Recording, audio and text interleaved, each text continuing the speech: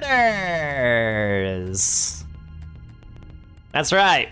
We have murders today. Maybe. Or at least investigating one. How are y'all doing? How are you?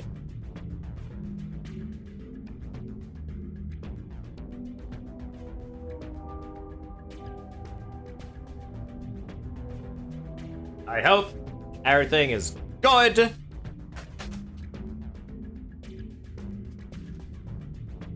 That your time zone's good and the weather is good and hopefully not dangerous and killing people.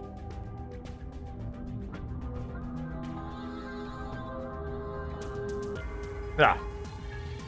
Sorry, I'm eating cheese as well.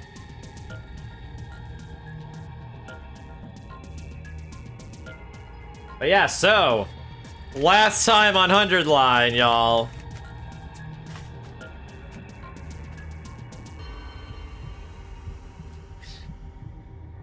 I'm telling y'all. Hey, Aiden, how you doing? How you doing, bud? Glad to see you here. So yeah, last time on 100 line, man. I'm telling you. The comedy route. Where everyone went crazy, more or less, but it was also extremely funny, and no one died except Ato. Oh, you're playing Battlefront and getting ticked off? Ah, sorry to hear that, Aiden. But you know what? It's okay, though. You got this. You got this. You got this.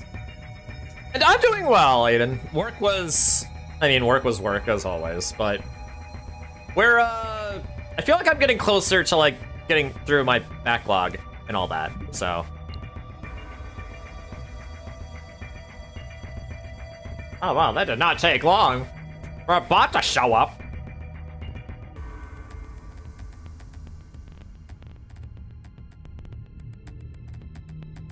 But yeah, I feel like I'm getting through, like, the backlog a little bit.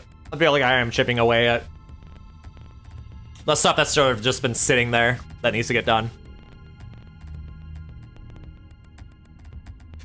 Which is good.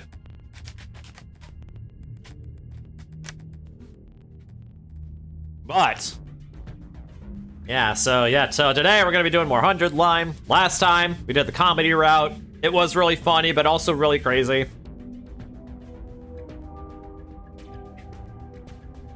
And everybody lived, asterisk. So, but still hardly what I would consider a golden timeline, though, because, well, Ava was still brainwashed, which means Camille still probably died, so that's still not ideal. So what?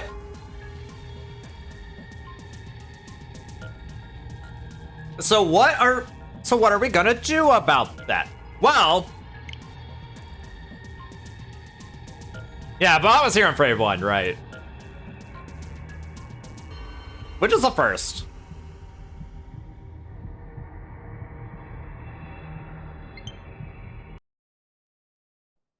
Stop the Zero Escape music.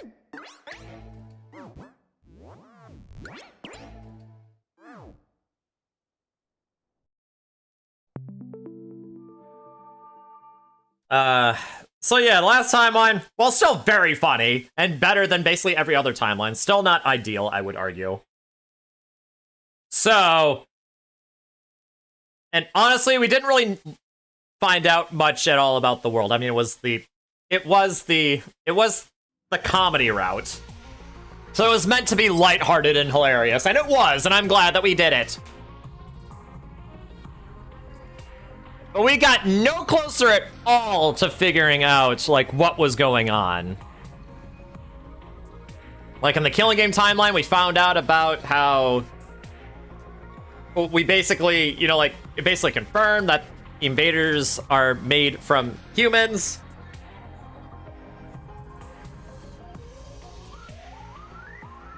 And yeah.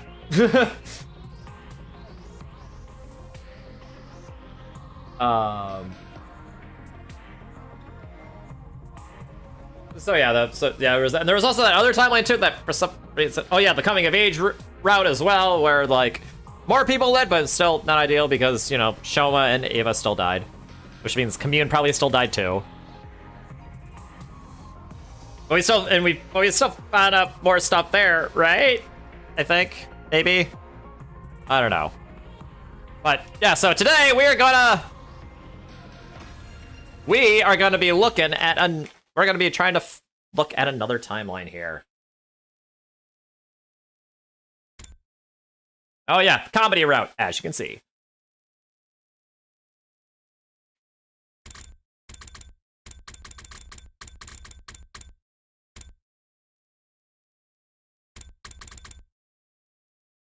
And look at that! Look at everyone still being alive, asterisk.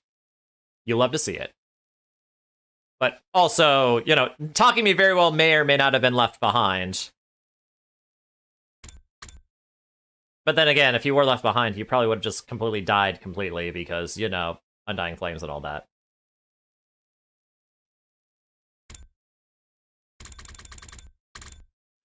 But alright, so...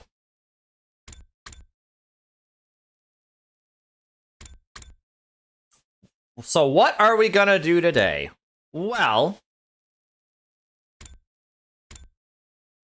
we need to figure out... I think it is time that we return to the timeline that branches off to the killing game route. You know, the one that, yeah, it was very tragic and all that, had a lot of bad things happen.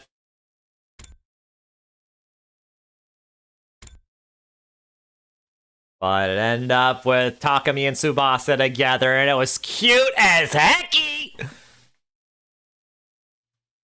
But who knows what not joining the Invader Hunt will do. So, yeah, nobody died in the comedy timeline. It was great, just not golden. True. But also, Takemi did get like a debilitating condition where, like, every time he made like a quip or something, there'd be a 3% chance that he would blow up and basically lose 10 days. And you know, that's that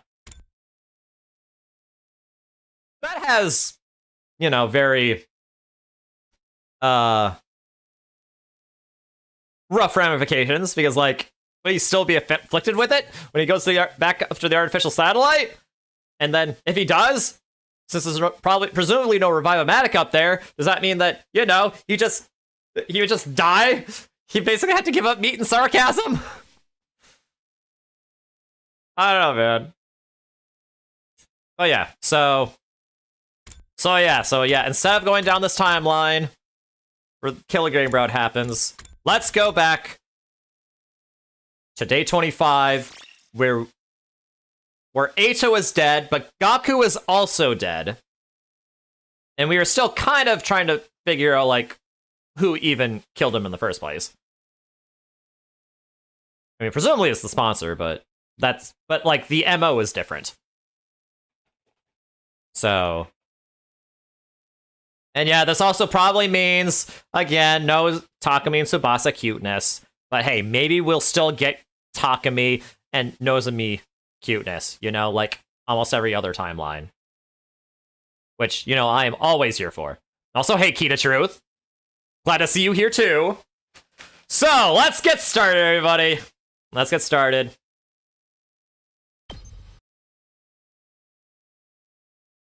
You did say it only happened in the school, so we'd probably be fine. Day 25. Well, maybe? But presumably he still caught something. Troops, time to rise and shine! Get ready for your 25th day of active service here at Last Defense Academy! Prepare. After waking up to the usual morning announcement, I walked out of my room straight into Tsubasa. Morning, Takemi. Heading to breakfast? Yeah. Hey, can I ask you something? What is it? You know what happened to Ava's mask? Ava's mask? Yeah, that thing she was wearing on the battlefield before she revealed her true face? Oh, that! It's being kept somewhere in the garage. Great, thanks. I'll go grab it later. Immediately after saying that, the door to the stairwell flung open and Kyoshka came charging over. She quickly ran over to us with a strained look on her face and said, Something disturbing has been discovered in the classroom on the first floor! Something disturbing? You must come immediately! Everyone else is already on their way!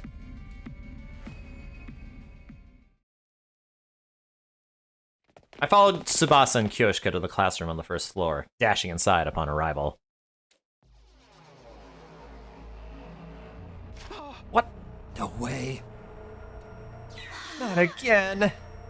It was a repeat of day 4. Somebody had used red spray paint to write something on the digital blackboard again. The only difference was the content of the text. This time it said, "Let's play a killing game." Who found it first? 'Twas I. Upon discovering this foul scene, I immediately set off to inform everybody of it. What were you doing here in the first place? Yes. Well, I had wished to retrieve Lady Kuroda's mask before breakfast. It had been left on the ceiling catwalk since you flung it there yesterday? Oh yeah, that happened. Haha. Kyoshka, you shall pay for this later! Kuroda was already wearing her mask. She must have retrieved it before the rest of us came running in. Who would write something like this? Isn't it obvious? The same bastard who wrote the last threat. The same one who killed Gaku. Are you sure? The handwriting seems a little different. My dear sister's sharp perception pierces through everything. So someone else wrote this? Who? Wait, could it be Ava? No, I don't think that's possible. When I delivered breakfast to her just now, her cage was properly locked. Who has the key? I do. It's the only copy in existence. Also, there is a special IC chip embedded inside that makes it impossible to duplicate. We can think about the author later. I'm more curious what this killing game is supposed to refer to. What's a killing game? It's so hard to understand! It's a game where you kill or be killed! Still doesn't make sense. Who plays? What are the rules? Where? How? When? Why? Suddenly, Shoma raised his voice. Everybody look! There's something on the teacher's desk. This looks like a tape recorder? I guess we should listen to it. I pressed play and an eerie sounding voice came out of the recorder. The game has officially begun. Like the blackboard says, let's all play a killing game together. The name of this game is The Invader Hunt. The message continued. Anyone willing to participate should gather in the leisure lounge at 7 p.m. All who refuse to join the game will be eliminated. That is all. With those eerie words, the voice stopped. Silence prevailed. You could have heard a pin drop. We were all frowning, although nobody said anything. The last note hadn't been a prank. Seirei was destroyed and Gaku was murdered. This note could have been written by the same person. His last words especially kept echoing loudly in my mind. All who refuse to join the game will be eliminated. By the way, Kako, you mentioned something about the handwriting of this message being different from the last. Maybe the culprit deliberately changed it. We should keep that possibility in mind. Too soon to be jumping to conclusions about two different culprits when the MO's the same. So, Gaku's murder is on the move again? Basically, this could be from the same person who killed Gaku. If so, we might be able to find their true identity by joining the game. But that option came with major risks. The monster who destroyed Seirei and slaughtered Gaku was behind it, after all. Join the game despite the risks, or try to keep everyone as safe as possible. We had until 7 p.m. to decide what to do, but it didn't seem prudent to delay our decision until the last minute. We had to stay united. All of us. For that to happen, I had to clearly express my opinion on the matter first as team leader. But what was our best option? Should we join the game or ignore it completely? I thought long and hard about what to say, and then I made my decision. Oh, here we go. Here the timeline diverges. But how much? Probably a lot.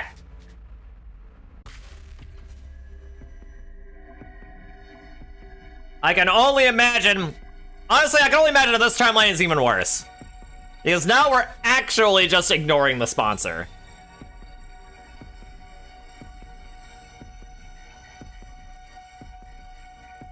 In fact, I don't know. I just have a feeling that maybe this will lead to a bad ending. So, let's see. Most interesting? Nah, for all I know, it's just gonna lead directly to a bad ending. Who knows? Guys, here's what I think. I'm not going to join this invader hunt thing. Right, of course not. A rational decision. I hope you can all follow my lead in this. I know I will. There's nothing to be afraid of if y'all reject it together. Hey, don't speak for everyone just yet! What, you mean you're joining? Of course! I'll never get a chance to live out my fantasies like this again. Besides, the name Invader Hunt makes the game sound like it's going to be an absolute blast! I'm with Takumi on this one. You'll find me playing that game over my dead body! I hope that's not foreshadowing. This Invader Hunt is just the culprit trying to trick us into believing it'll be fun, but it's clearly stated on the blackboard that this is a killing game. The recording said as much too. I'll follow Takumi's lead as well. It's against my artistic principles to kill for entertainment. This message don't make any sense anyway. Sponsor said those not in the game will be eliminated, but we'd still get eliminated sooner or later if we did join. Don't be stupid! Nobody has to die if we win, right? Right? Takumi, are you listening to yourself? Huh? You're taking this I love killing games persona a little too far, aren't you? I am not! I'm just saying what I really think! Takumi's pigtails swayed as she vigorously shook her head in denial, but there was definitely some uncertainty in her eyes. What about you, Hideko? You haven't said anything yet. Either choice is fine with me. What do you mean? I'm not interested in this game at all. I am, however, interested in finding out the sponsor's identity. They'll make their move eventually, whether we join this silly game or not. That's when we'll swoop in and bring that sicko down, right? That's more or less what I was thinking. Then we have an answer. Yes, we're not going to join the Invader Hunt. Takumi, you don't mind, do you? I do mind, but it's not like I can play a killing game on myself. Fine. Fine, I'll go with the majority.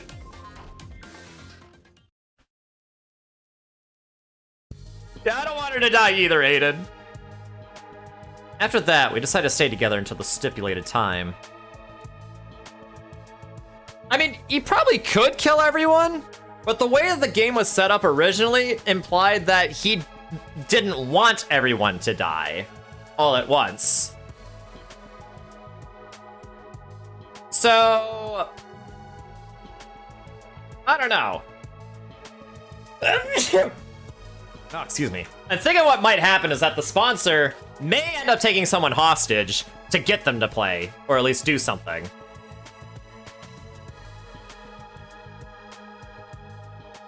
But I guess in the end, we still don't really know why the sponsor did it.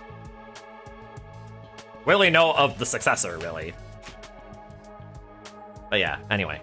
We didn't know what might happen, and there was always the possibility the sponsor was actually one of us. Staying together meant we could prevent the sponsor from trying anything. I didn't tell anyone about that second reason, though. They all seemed convinced the sponsor was an outsider who had infiltrated the school. Well, they were acting like they thought that way anyway. The sky turned dark as we whiled our time away. Finally, it was 7 p.m., the time mentioned on the voice recorder. That was when I threw the door to the leisure lounge open.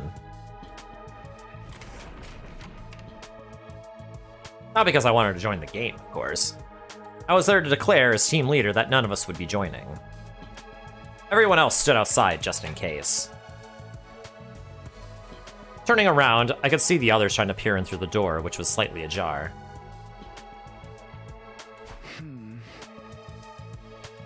There was nobody inside the room, not even a faint presence. After looking around, I lifted my head to the ceiling and shouted, "Hey, are you there? Can you see me? I'm here to tell you none of us will be joining your stupid invader hunt!" No response at all? Have it your way. That's all I wanted to say. Have a bad night! After that cold farewell, I turned around and stepped out of the leisure lounge.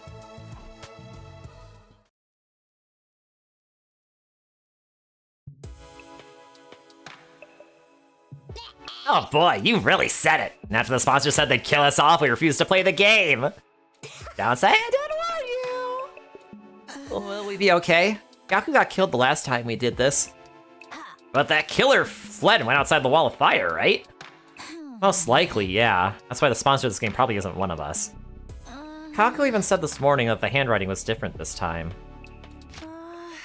I can't be completely sure because they use spray paint. If the sponsor wasn't the one who killed Gaku, there's also the possibility this entire thing was just a prank. So we need not be unnecessarily shaken. That's if the sponsor wasn't the killer. The truth of the matter remains to be seen. Everybody fell momentarily silent after that. Meanwhile, the sponsor's in his diving suit under the pool water. You know what? True. It certainly looks the part. Question: what's the plan for tonight? Plan? Our sleeping arrangements. Where should we all spend the night? I'm definitely sleeping in my dear sister's room. I'll stay with Takamaru. No way. What? You don't trust Takami even after he saved my life. You and me are through, man. Whoa. But... Skillmo twins aside, why don't we sleep in our own rooms like normal? Just lock the door and you'll be fine. I agree. There are 13 people here. Making everyone sleep in pairs would leave one person out. Alright, but why not put that person with one of the other pairs? We should avoid having 3 people in one room. It's too risky. Risky? Why? Ugh, not again. Our team's already discussed this to death, and now I have to repeat myself? Despite her complaint, Hiriko carefully explained to those from the other academy why we decided having 3 people in a room together was a bad idea. That does make sense. We should all go back to our own rooms then. No! You just triggered the mother of all death flags and you don't even know it! Well, anything to spice things up around here. That decided, we all returned to our own rooms to sleep after dinner.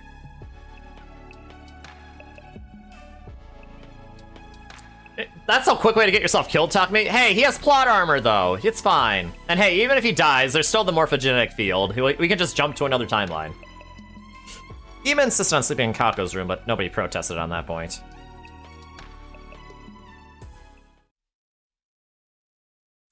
Day 26. Does the Holy Jumonji sword count as a third? You so right. Probably. Up and at 'em, troops! Time to rise and shine! Get ready for your 26th day of active service here at Last Defense Academy. Prepare, be ready to give your... In the morning, I headed to the cafeteria for breakfast, only to find that everyone else was already there.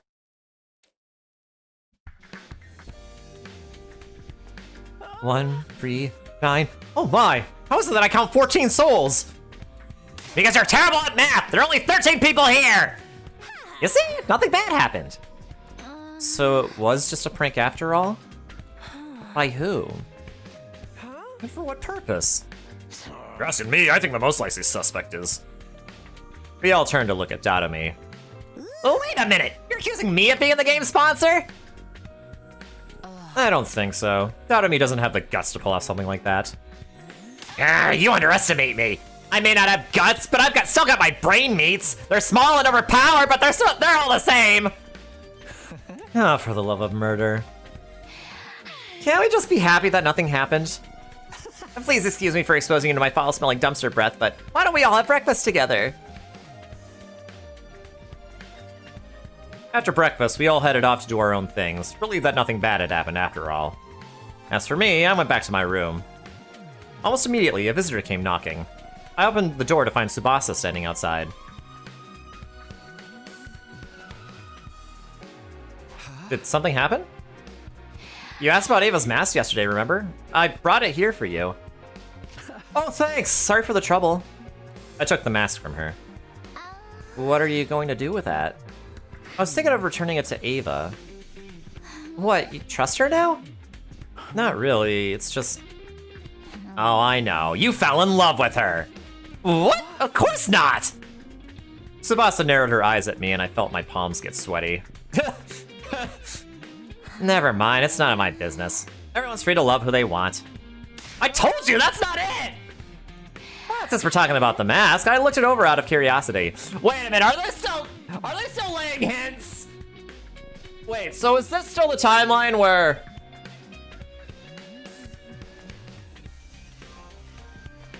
Wait, is this still a timeline where, like... Takumi made that promise to her that made her say, ooh, when did you become a Casanova all of a sudden? Or is that actually in the Killing Game timeline? I don't know, man, but okay, I start. Anyway, since we're talking about the mask, I looked it over out of curiosity and found something pretty interesting. That mask isn't an ordinary accessory. It actually comes installed with a bunch of high-tech features. Infrared night vision, zoom functions, organic life detection. There's even a miniature air tank inside that allows it to turn into a gas mask. Using that air tank, the wearer can survive completely shut off from the outside world for as long as 30 minutes. That's amazing. I know, it sounds like it would be a waste to give it back to Ava. You wouldn't be able to use it, Takumi. It's custom made to fit a specific shape. Ava's the only one who can wear it. Guess I might as well give it back after all. Oh god, as long as they're so doors, oh yes! Even with the best technology in the world, she can't possibly harm any of us from inside that cage, right? Tsubasa thought about it for a while before nodding in agreement. By the way, when's she gonna give us more information about the enemy? She did promise to be useful if we spared her life. I actually think it'd be best if we could get her to join us as an ally. An ally? Yeah, so that she can fight in defensive battles along with us. We'd need some kind of safety measure before allowing her to cut loose, of course. Like a collar with a bomb, maybe. Like in ZTD! That should put everyone at ease, right? If she tries to run or do anything funny, all we have to do is stop her, press a button, and activate the bomb. A bulb lit up in my mind as Tsubasa was speaking. Tsubasa. Let's say there is already a self-destruction device in Ava's body. Would it be possible for someone else to activate it? Depends on how the bomb was built. Actually, and as we know in the other timeline, she does have a bomb inside her. It depends on how the bomb was built. If the detonation mechanism was designed to be triggered remotely, then maybe. In that case, your plan might actually work. Oh yeah, okay, so Ava already told him. The detonator's on a joint in my left-hand pinky finger. Moving it in a particular motion triggers an explosion. Wait, you're being serious? You were just speaking hypothetically? Do you think that's something you can do? You want me to create a detonation device for the bomb inside her? Yes, once it's done, we'll have the perfect safety measure. And then we can allow Ava to join us, huh? Alright, I'll give it a shot. Awesome! I'm counting on you.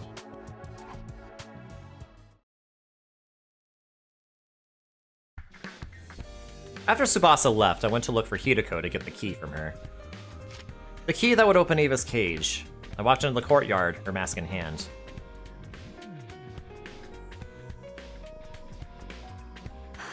Takumi. Here you go, as promised. That's my mask! Sure is. I opened the cage using the key Hideko gave me.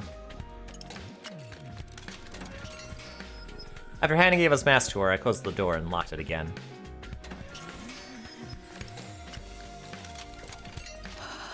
Thank you, Takumi. I don't know what to say. No need, just keeping my promise. Well, I'll be seeing you. See, Takumi? It wasn't that hard, was it? Giving the poor, nice, sweet lady her mask? Come on! I turned around, giving a casual wave as I walked away.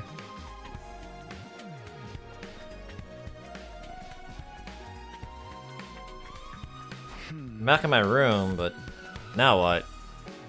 There's nothing for me to do here. I may as well go take a walk around school.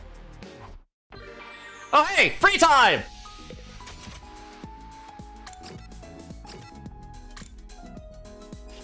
Bum bum bum bum bum bum bum. Bum bum bum bum bum bum bum bum. Bum. Ba-da-da. What are you reading? Yep, we've seen that one before. Book with animals. Or book about animals. Bum bum bum bum bum bum bum bum bum bum bum. Oh hey, Hideko again. Bum bum bum bum bum. Hi, Donomy. Don't you know people are suspicious of you? If you keep this up, you'll be the next one killed for sure, Takumi. Better start looking for a scapegoat before it's too late.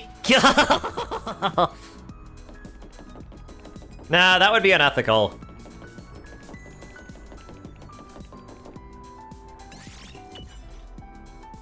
Hideko, what are you doing here? I'm meditating. I wanted to release some of my mental exhaustion. Oh, yes. You did have a lot going on in the other timeline, yes. That's true. I meditated with Hideko. Yes, but even so, he knew where the mask was. He could have just taken it out of the garage and given it to her like she asked.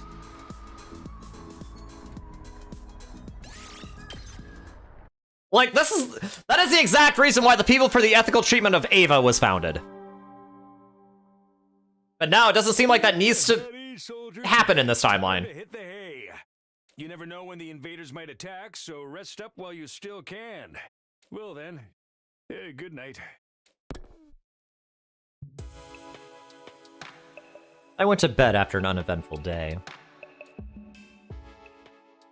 No, it only seemed uneventful. Something may have been brewing behind the scenes without me noticing. And since I had no way of ascertaining that, I decided to simply go to bed and embrace sleep for the night.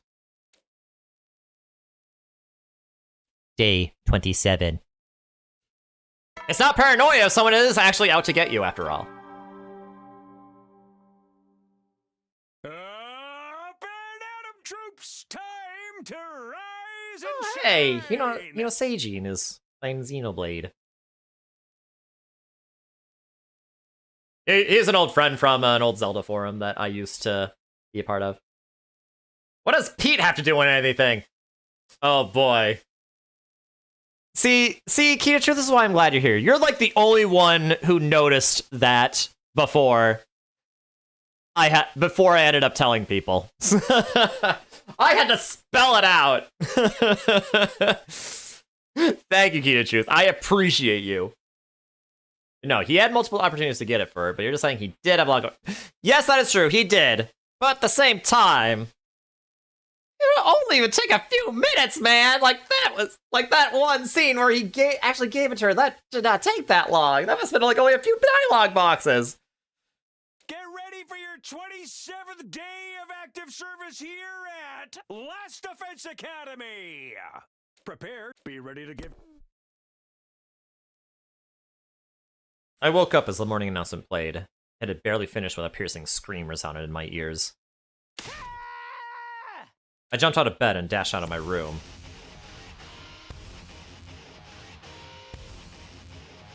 Hideko, Tsubasa, and Takamaru were out on the roof already. Was that Shoma just now? Yeah, I came running out when I heard it. I was already here when she came out. The scream came from the back of the building! Are you sure? Trust me, I've got a dog's hearing. Okay, let's go. We made our way down the stairs as quickly as we could and headed for the back of the school. It didn't take long for us to reach our destination, where we saw... Ah!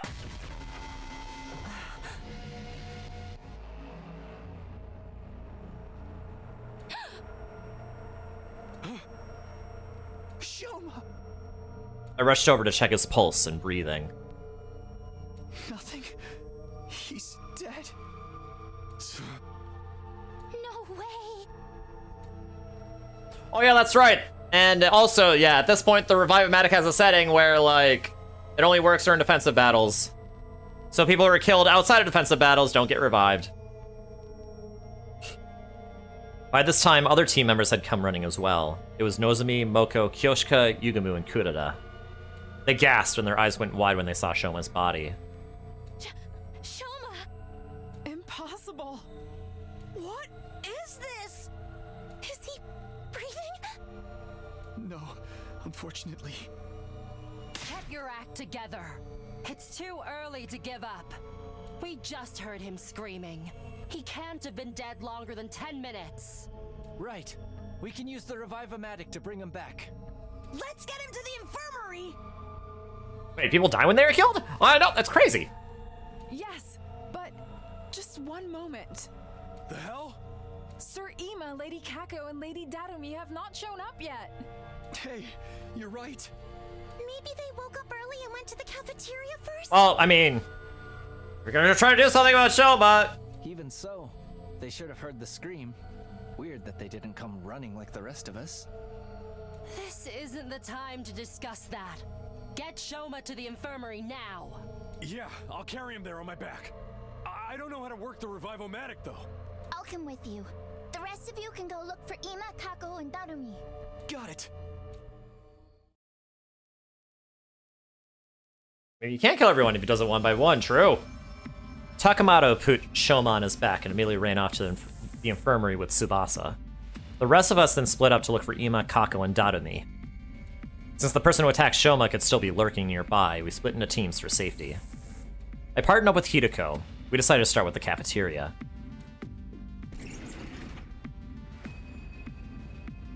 We made our way there as soon as we could, but there was nobody else inside. Ima! Kako! Darumi! Anybody there? No response. Looks like they're not here. Yes, let's try somewhere else. Turning around, we dashed down the hallway toward the gym. But when we got there...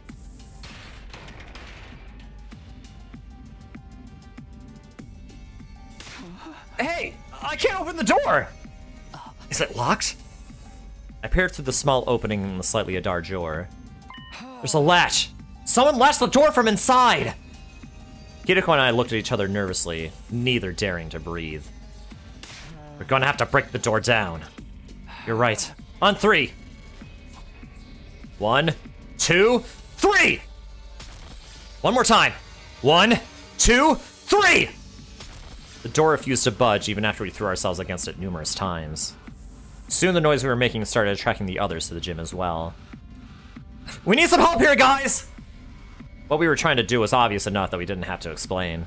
Everyone nodded, took a couple of steps back, and prepared to charge the door. Ready? Go!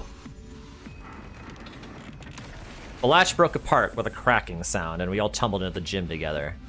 And lying on the floor in front of us...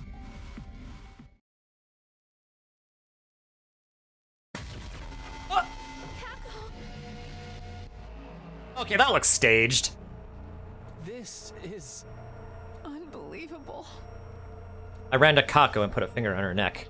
There was no pulse. She was deathly cold. Hideko came from behind me and started examining Kako's body. And no, my fellow Charger player is dead! Once she had finished, she turned to look at the others and silently shook her head. But it's okay. She couldn't have been dead for too long, like Shoma. Then we should take her to the infirmary now! Yeah. Nozomi ran over to Kako and lifted her up. As she did, something fell out from Kako's right hand. It was a bottle. What's this? A medicine bottle? By the time I noticed it, Nozomi had already run out of the gym, carrying Kako's body. As the rest of us started to leave, Hideko suddenly spoke up. Wait! Yugumu, you go with Nozomi. Boko, Kyoshika, Kurada, continue looking for Ima and Darumi. And Takumi, you stay here. What? Why? Just do as I say for now. I'll explain later. Alright. She punched herself too hard. No! Kako punched herself too hard! Oh! Man. Let us be off at once. The others nodded at each other and then ran toward the hallway, leaving only Hideko and myself at the scene of the crime. Why only me? There's only one exit here, and it was latched shut. I turned to look at the exit. Lying on the floor nearby was a mop that had been broken into 3 pieces. The mop handle had been used as a makeshift latch. It would be impossible for someone to latch the door like that from the outside, which means this incident happened in a locked room. Oh boy, a locked room mystery! So either the culprit is inside the gym still, or it was a suicide. Yeah, but why, cock? I know. Assuming this is true, there are two possibilities I can think of. Can you guess what they are? Yeah, that either one, it was suicide, or two, that the culprit is still in the room. I answered hesitatingly. The first possibility is that, as much as I hate to say it, Kako killed herself, right? Yes. Look at the bottle that dropped from her hand. What does the label say? TTX. That's an abbreviation for tetrodotoxin. Wait, isn't that the toxin that's like in pufferfish? It's extremely poisonous. Swallowing just 1 or 2 milligrams is fatal. Are you saying Kako drank this? I don't know, but we'll have time to think about that later. The other possibility is the more pressing one. Because if Kako didn't take the poison herself, it didn't take me long to make the connection. The killer's still hiding somewhere in the gym? Yes. If there is a killer, that is. That's why I told you to stay behind. Alright, let's look around! Hideko and I searched the gym as cautiously as we could. Despite leaving no stone unturned, we didn't find anyone hiding anywhere. This makes it clear that Kako took her own life. Does it, though? Shoma was found sliced up at the back of the building around the same time. Don't you find it strange that somebody killed him while Kako killed herself? No, there's something strange about that if Kako had been the one to kill Shoma. After stabbing him to death, she ran to the gym, blocked the door with the mop handle, and ingested the poison to kill herself. I decided to state my opinion objectively, even though I really didn't want to say those words out loud. Bakana! It is present in pufferfish and other assorted variants of underwater mochis. Gosh dang it! Wait, so I was right that it is present in pufferfish. Wow! How did I know that little tidbit?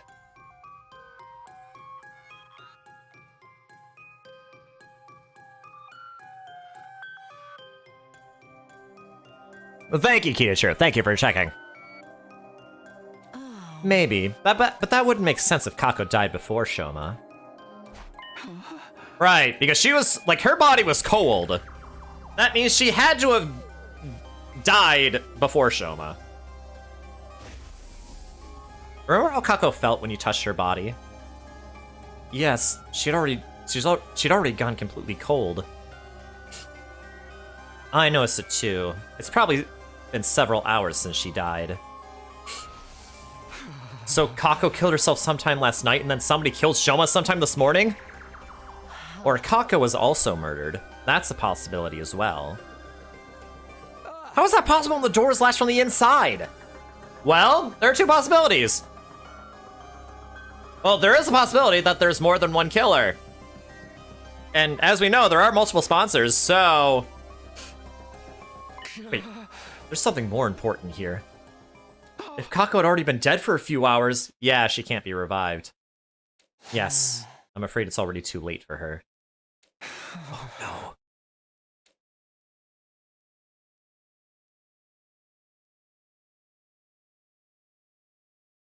Tsubasa, Nozomi, and Yugumu were in the infirmary when Hideko and I arrived.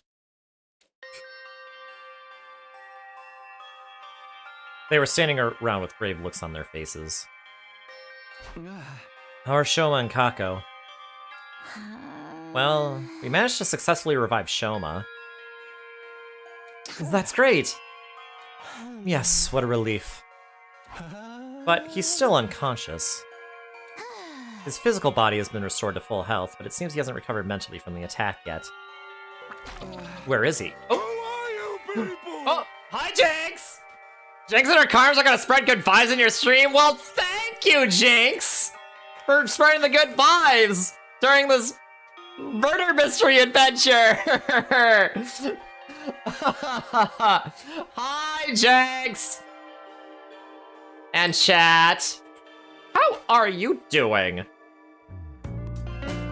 What were you up to? You're playing Hollow Knight again. How is that going?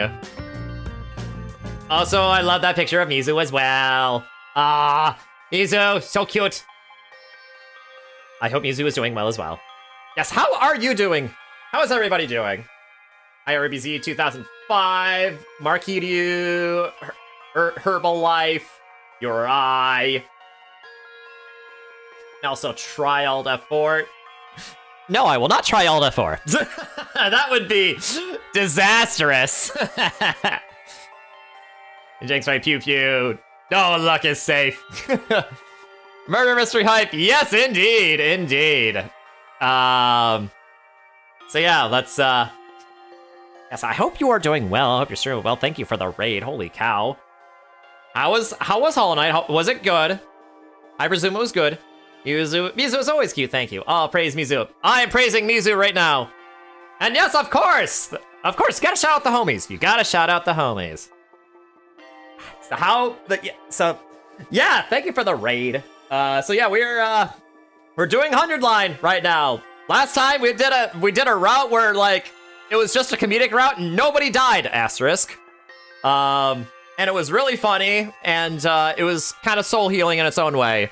But now we've jumped to another timeline that's somewhat adjacent to the Killing Game timeline, but we are solving... Now, people are just getting murdered, and we don't know who's doing it! And, yeah, we need to try to find out the mystery! Your Hollow Knight was good. You think you're near... Oh, like you're near endgame? Oh! Nice. I still need to play that game, man. I do love Metroidvanias. I do love Metroidvanias. They're good. They're a very good genre game. I love them. And it's been on my to-do list for like the longest time. I need to just play it, man.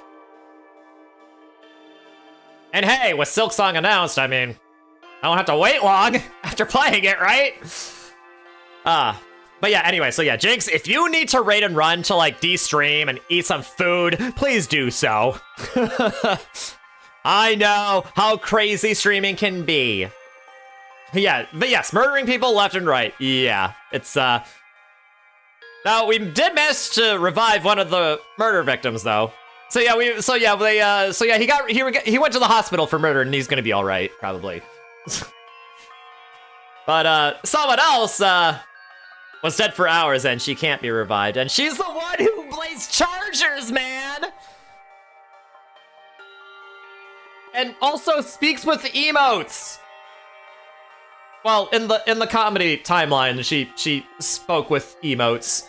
Because, you know, there was a point where everyone, like, ended up becoming mute and had to communicate through text and all that. And there was this one time, and then everyone got their own tablet and then started texting each other and Kako just kept using emojis. And it was really cute. And well, she's dead now because she died to poison. Yeah. Funnily enough, you just discovered Metroidvania, the word Metroidvania from a streamer, and you're just like, oh, that makes sense. Yeah, actually. Exactly. Coming from both, you know, like Metroid and Castlevania, two series that kind of like sort of pioneered the genre, you know, and Metroid, of course, you know, being kind of the first one. Or at least one of the most notable. Besides Castlevania. And honestly, it's just great. I do love Metroidvanias. They're just so good. And of course, you know, Metroid and the Castlevania lineage of games are like, you know, they're held in high esteem for a good reason. All right. Oh, have a great stream. Oh, thank you, Hound Foxcut as well, and also hi. And hi, I hope you have a great rest of your night as well. So, yeah. So yeah, Metroidvanias are great. But yeah, again, I don't want to keep you if you have to de-stream and like get some foods or drinks and all that. But yes. Oh yeah, and also, we are in spoiler territory for 100 Line, so if anyone ever plans on playing this game, this is your spoiler warning now. At least for this timeline. So, Yeah, this is consider yourself warned. So yeah, let's continue this murder mystery, shall we? Oh, where is he? Sleeping in his room. Takamoto's taking care of him. And what about Kako? Oh yeah, also, the characters look like Danganronpa characters, don't they? Well, that's because... Well, I mean, you know, the art was done by the same guy who did the art for Danganronpa, but also, like, the two main writers for this game, each one of them wrote the Danganronpa series, and the other one wrote the Zero Escape series. Two of my favorite visual novels. Okay, so you will go eat. So, yep, you're Lurky. Thank you for the warm welcome. Of course, Jinxie. Of course, of course, of course. Enjoy your foods and enjoy your lurks. I thank you again for the raid. So yeah, so for this murder, for this series of murders so far, Gaku died many days ago, like on day 4. So it's been like 20-some days or something, or has it been? No, it's been no. It's been later than that. It's been later than that. But now for this one, Shoma got stabbed to death, and Kako got poisoned. But they were able to get Shoma back to the infirmary in time to revive him. Because yeah, in this game, if you die, generally you just get put in this thing called a revive-o-matic, and you just turn out fine.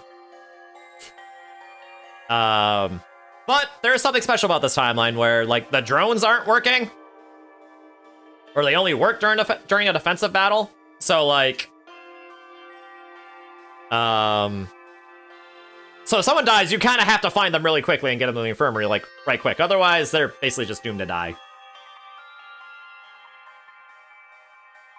So it worked for Shoma, but since Kako had been dead for hours, she's not coming back, unfortunately. We did put her body in the revive-o-matic, but alas. Oh, poor nose of me. No, best girl, don't cry. Best girl is too good for this world. Hideko and I went behind the revive-o-matic to look at the monitor. What was written on the screen made our hearts sink. Cause of death: respiratory paralysis-induced asphyxiation. Estimated time of death: day 27, between 1 and 4 o'clock a.m. Traces of TDX poison detected in body. Oral intake of TDX presumed to have led to respiratory paralysis-induced asphyxiation. No external injuries found on a body. Too much time has passed since death. Impossible to revive. So yeah, so I guess TDX in this case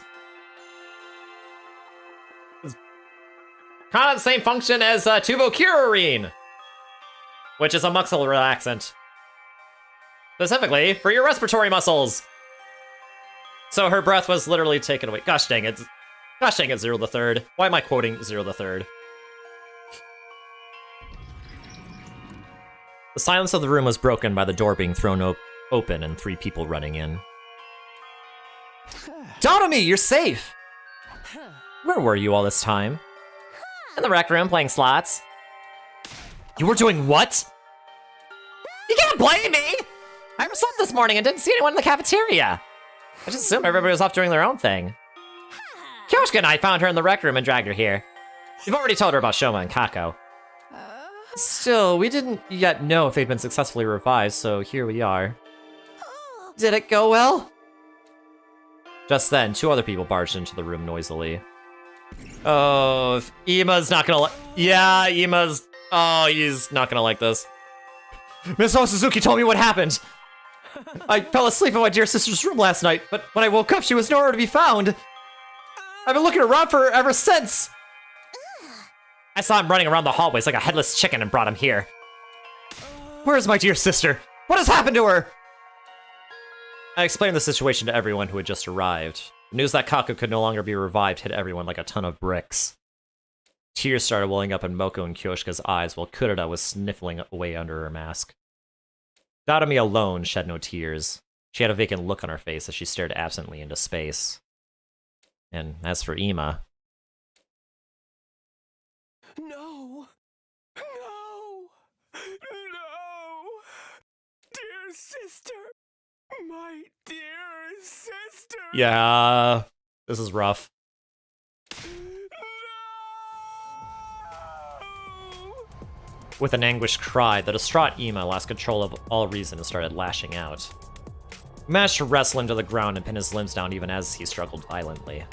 Wait here while I go grab the gamma feel. What's that? I'm guessing it's an anesthetic? Or a tranquilizer? Powerful anesthetic. We have some in the biolab. Yumu dashed off as quickly as he could. He came back a while later with a gamma file, which he then injected into Ema.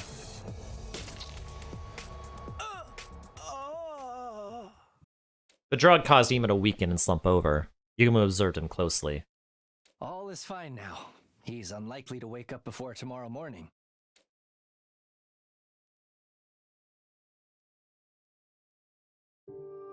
We moved the unconscious Ema to his room and assigned Mocha to watch over him. After that, we took Kako's body to the morgue.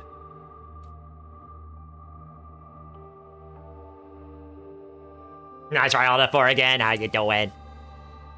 There are now 3 bodies lying on tables in the morgue. Kako's body was the smallest. I kept staring at her. When I closed my eyes, I could still see her innocent smile. I couldn't believe the girl I had thought of like my own little sister was now gone. An indescribable ache spread through my chest at that thought. Unable to stand the pain, I forced myself to look away.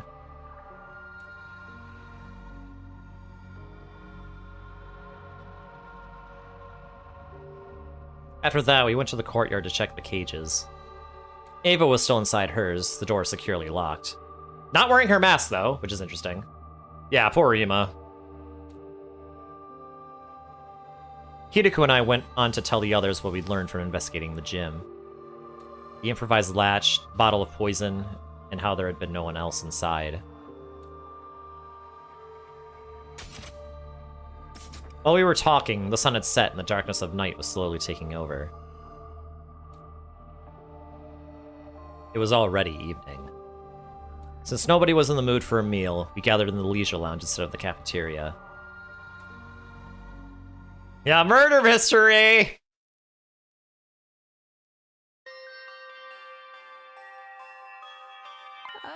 Sir Takamaru? Were you not supposed to be attending to Sir Shoma? Yugumu took over. Shoma's still out cold, but he's physically fine now. I just don't understand why Kaka would kill herself. As I've already explained, we don't know for sure that it was suicide. We haven't found a suicide note, not in the gym, on her clothes, or in her room yet. But the door was latched shut from the inside. You didn't find anyone else in there, correct? Yes, but I find it hard to accept Kaka would kill herself, when Shoma was clearly killed by someone else. Why would she even do such a thing? I won't be fully convinced until a clear reason surfaces. I think she was murdered too. Or that sponsor was trying to get us to join the invader hunt. They did warn us this would happen. We all heard what that recording said, remember? All who refuse to join the game will be eliminated. All who refuse. That means the rest of us are targets too. Telling us that sponsor wants to kill us all? The first threatening message said something about everyone dying too. It sure did.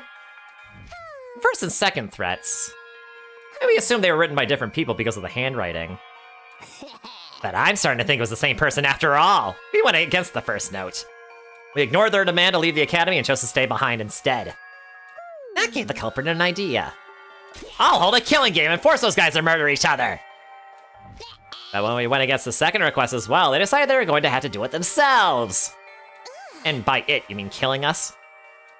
Yep, it all makes sense when you think of it this way, doesn't it? That would mean the perpetrator has already murdered 4 people. 4?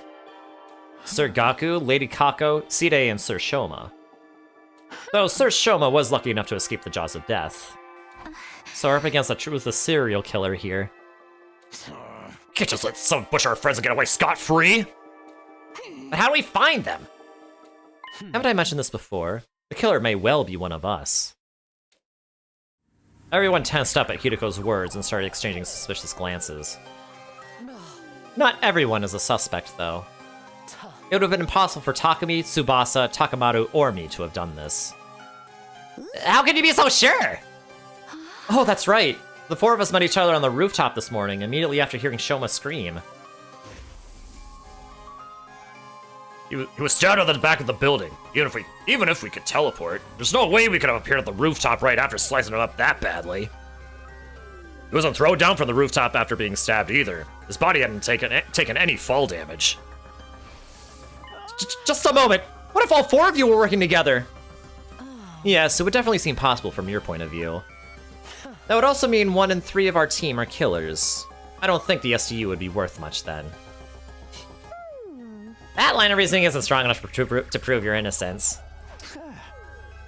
Anyway, what were the rest of you doing at that time? I remember those who came after us were Nozomi, Kyoshika, and Kurada. Moko and Yugumu too, though they aren't here right now. Where did you guys come from? I ran from the entrance hall. I simply found myself in a group as I was heading to the back of the building. How did you know to go there?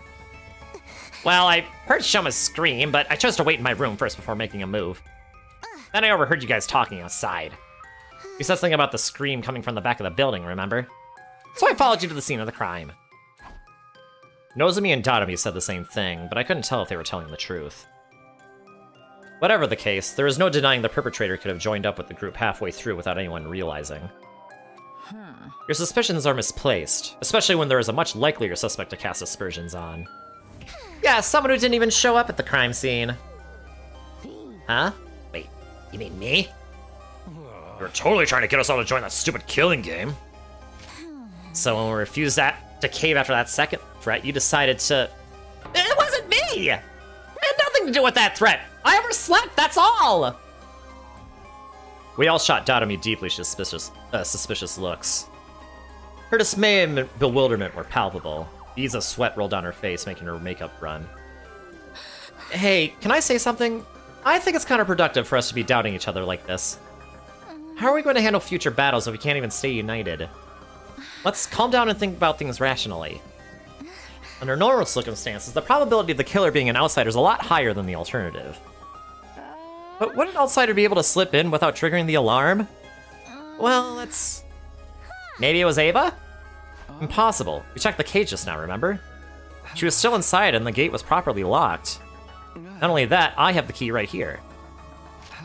This is the only key and it can't be duplicated, as Hiriko said. Also, I locked my door last night so nobody could have stolen the key from me while I was asleep. What if you were working with her?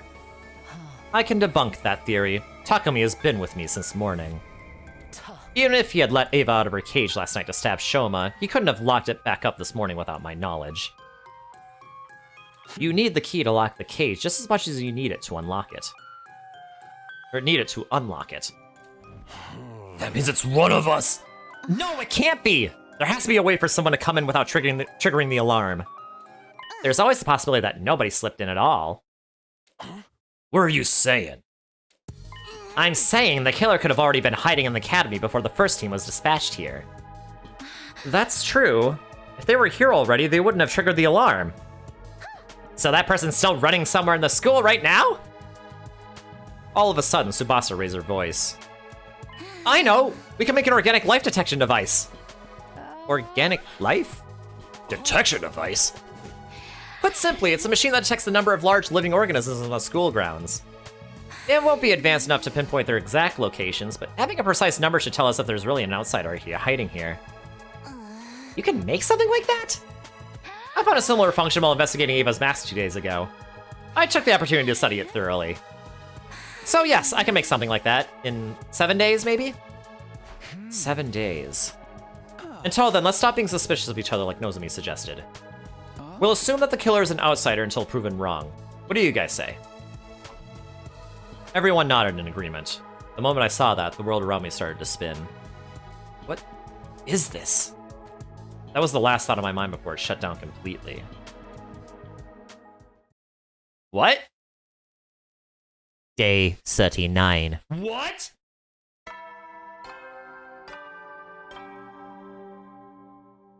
Up and Adam troops! What the heck? Time to rise and shine! Get ready for your 39th day of active service here at Last Defense Academy. Prepare to be ready to give your... I woke up to the now all-familiar sight of Nozomi sitting right in front of me. It was deja vu time. She noticed right away that I was awake, and...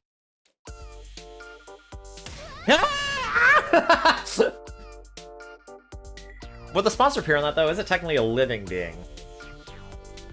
I guess it depends on the technology, I guess.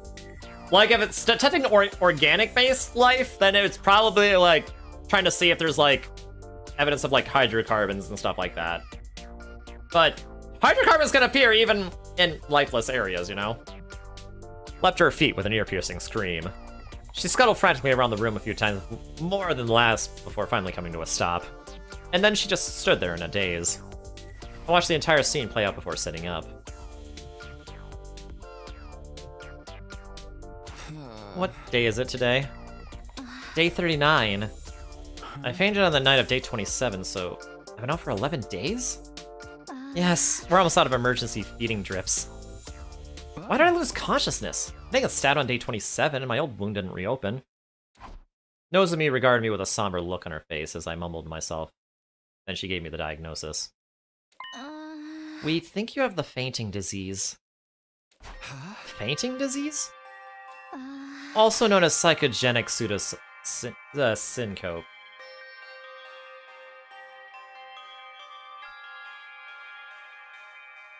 What?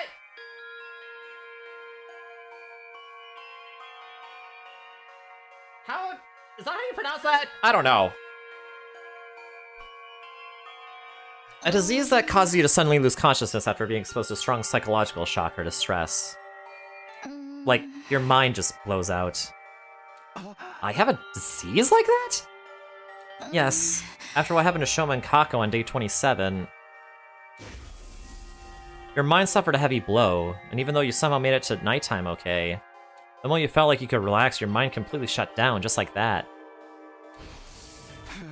How could you tell I had this disease? We have plot pox! Oh my god, you're so right! This is the third time you fainted out of the blue, right? And it always takes you a long time to regain consciousness. This didn't seem like normal behavior, so we decided to scan your brain, using the Revivomatics diagnosis function. I don't remember contracting any disease like that. This is what the machine's analysis said. Traces of treatment found on damaged parts of the brain. Fainting disease likely developed as after effect. Treatment on damaged parts of my brain? I don't know what exactly happened. At any rate, the damage isn't life-threatening and doesn't affect your cognitive functions or your judgment. So that part's nothing to worry about, at least. Easy for you to say. This means I could faint again if something stressful happens, right? Yes, but I'm sure it'll be alright. As long as we make sure nothing too stressful happens again. So, has anything changed? Changed? Like, have you guys learned anything about the killer while I was out? No, we haven't made any progress in that area. The unknown killer remains at large, and we don't have a single clue to follow. No one's been attacked since then, so we're still alive at least. What about Shoma and Ima? Yeah, what's all these made-up effing things? You know.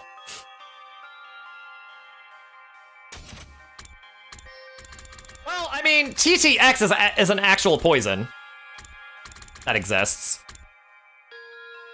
So, actually...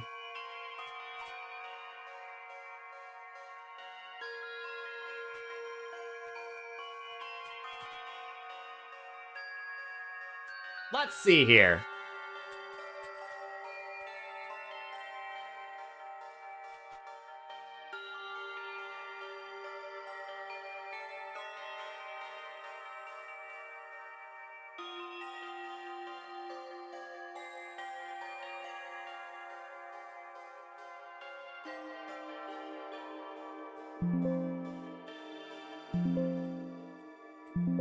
Oh.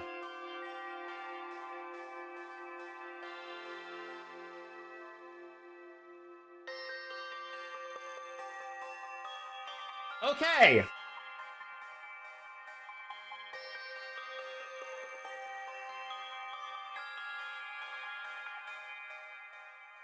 Syncope. Oh, syncope. That's how you pronounce it. Okay, so it's probably Greek. Okay. So, psychogenetic pseudosyncope. Okay. So according to Wikipedia, it may exist. Actually. I don't think it's actually made up. Actually.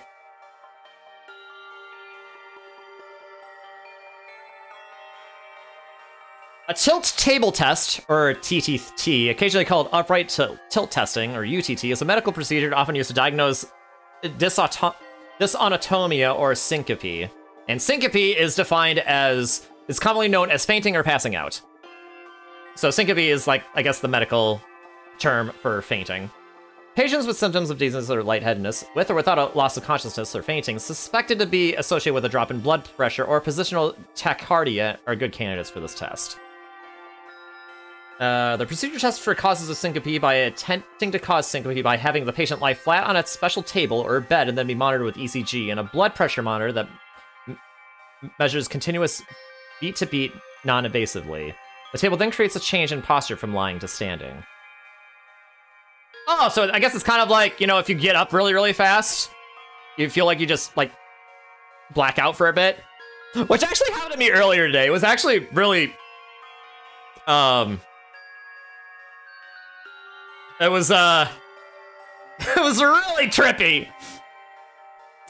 And indications. TTT may be indicated when the initial evaluation for syncope fails to provide a definitive, highly probable, or potential diagnosis, but instead raises clinical suspicion of reflex syncope, orthostatic hypotension, postural orthostatic tachycardia syndrome, or psychogenic pseudosyncope. TTT can help further investigate these conditions and aid in establishing an accurate diagnosis. So I guess based on the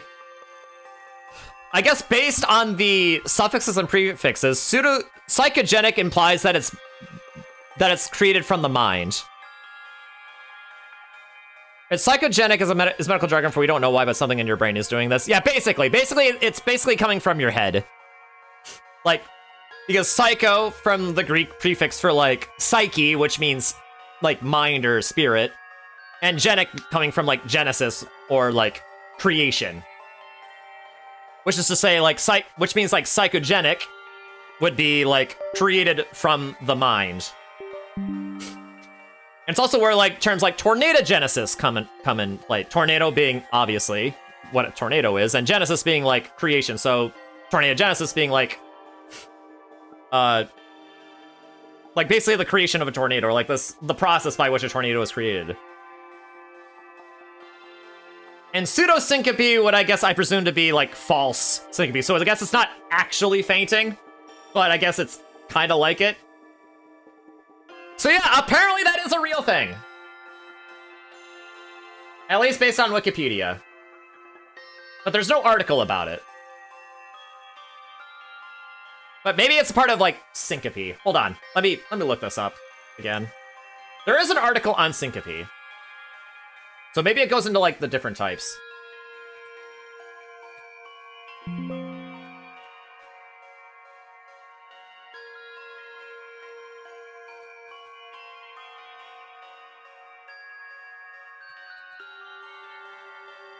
Okay, it doesn't really... Okay, so the syncope article doesn't mention psychogenic pseudosyncope, but... my presumption that it is... still that. You're happy with plot pox? Okay, you know what? Fair. I'm happy with realistic plot pox. But anyway, what about Shoma and Ima? Shoma's regained consciousness already, but he said he doesn't know who stabbed him. You can ask him about it for yourself later. And Ima? He's barricaded himself in his room and hasn't said much to us. Just a word or two when we deliver food to him. Needless to say, he didn't fight in the defensive battle that happened on day 33. Ima, Shoma, and Dadami set out the battle as usual. Are those three still suspicious of me?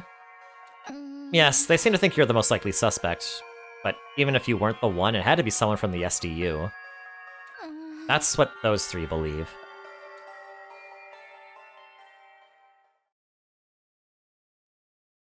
Nozomi and I headed to the cafeteria together, where everyone except Ima, Shoma, and Dadami were gathered. When they saw me, they said things like, "You're awake!" or "Thank goodness!" Everyone was quietly rejoicing about seeing me on my feet again. The reactions were a lot more subdued than before. I could hardly blame them. This was the third time I've woken up after losing consciousness for several days. At least, that was what I thought. Turns out they had another reason to be despondent. The dark and gloomy aura that hung over the group indicated there was something more at play here.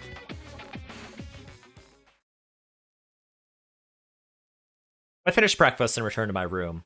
Soon after, Tsubasa came knocking.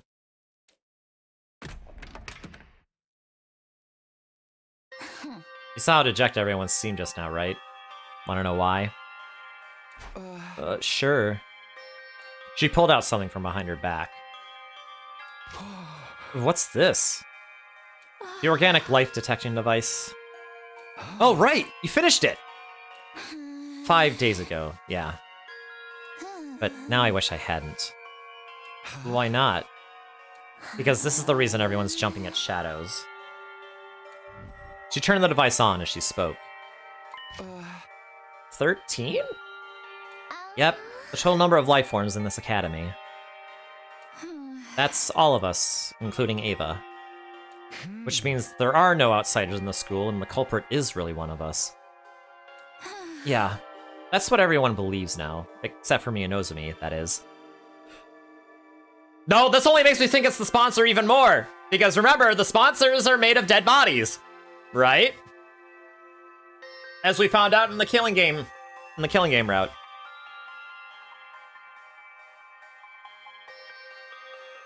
You still think it was an outsider? You two still think it was an outsider that did it? I don't know, but the killer could have fled outside after stabbing Shoma, right? The possibility of that happening seemed low to me, but I forced myself not to voice those doubts. Anyway, that's why everyone's so down. Basically, it's because they're all suspicious of one another. This isn't going to end well. Without trust, we won't be able to put up a united front during the next defensive battle. Can't you do something, Takumi? I'll do what I can to help as well. Just tell me what you need.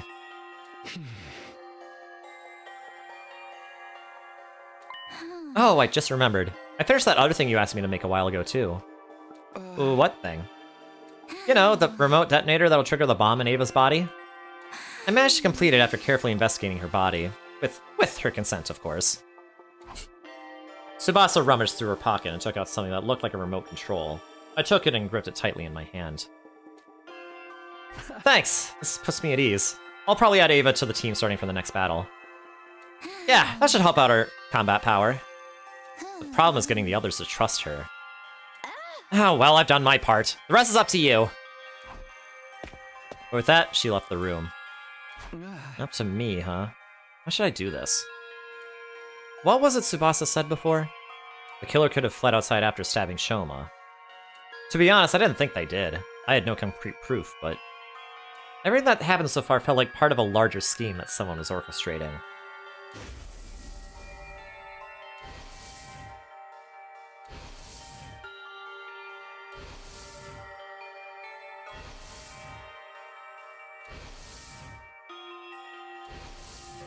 At the very least, I was convinced the culprit wasn't going to stop at Shoma's stabbing. In that case, including myself, the killer must be one of the other 12 students at this academy. No, wait. Shoma was a victim. If Hideko, Tsubasa, Takamaru, and Ava were also innocent, that leaves just 7 suspects. Darami, Nozomi, Kyoshika, Yugumu, Moko, Ima, and Kurada. I never willingly choose to treat any of my friends as suspects, but as it turns out, I don't have a choice right now. I won't gain everyone's trust until I identify the real culprit. And if I don't have their trust, the SDU would fall apart and everyone would be annihilated by the invaders. The only way to prevent that from happening is to reveal the identity of the killer. You must solve this future case yourself, Takumi. That was what the boy with the Undying Flame said. He must have known something like this would happen. At any rate, this was the only way of resolving all this that I could think of. I have to find the culprit no matter what. Actually, why doesn't it say 14? Because, because of, the baby in the defense room, right? feel like it's because sponsor can't show up on there because it's not an organic living being. Yes, exactly. I clenched my fists and resolved to devote myself to the investigation. Bum bum bum bum bum bum. All right, let's start with Ema, even though I rang the doorbell. No answer. I tried the doorknob, but it was locked. Ema, I know you're inside. Can we talk? Hey! I'm trying to track down the culprit, but I need something to go on. At that, a voice called out from the other side of the door. You're awake, Mr. Sumino. Unfortunately, there's nothing I can tell you. Come on, there's gotta be something. You see, I'm suspicious of you too. I think you may have been the one who killed my dear sister. What are you talking about? I didn't kill her. And in the first place, Kako, she... killed herself? Is that what you were trying to say? A preposterous suggestion! There's absolutely no reason for my dear sister to do such a thing!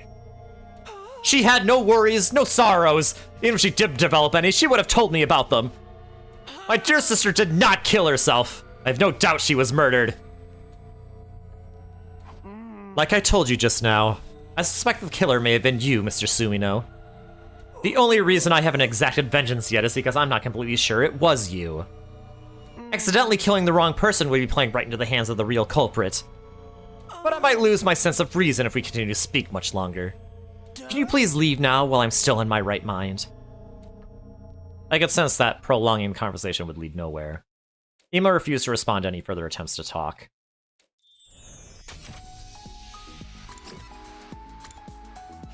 Well. Yeah, he's taking this about as well as you can imagine. No, no! I didn't want to leave. Press the wrong button.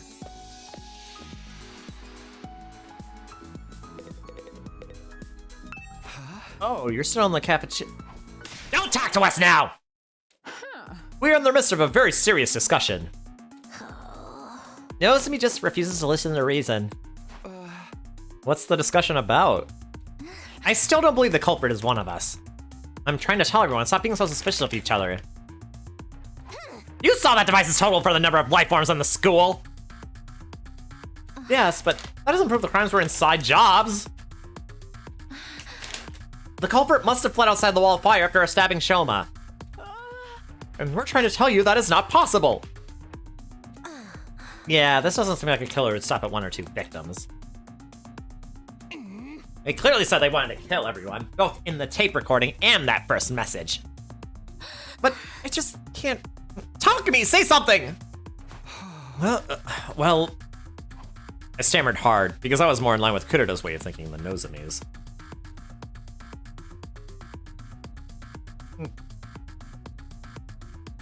Sorry, I was thirsty. I did feel bad for Nozomi, so I decided to simply avoid committing for now. Sorry, I just remembered I have something I needed to do. Gotta go, bye! Oh, wait! Takumi! Hey, come back here, please! I ignored Nozomi's pleas and quickly bolted out of the room and into the hallway.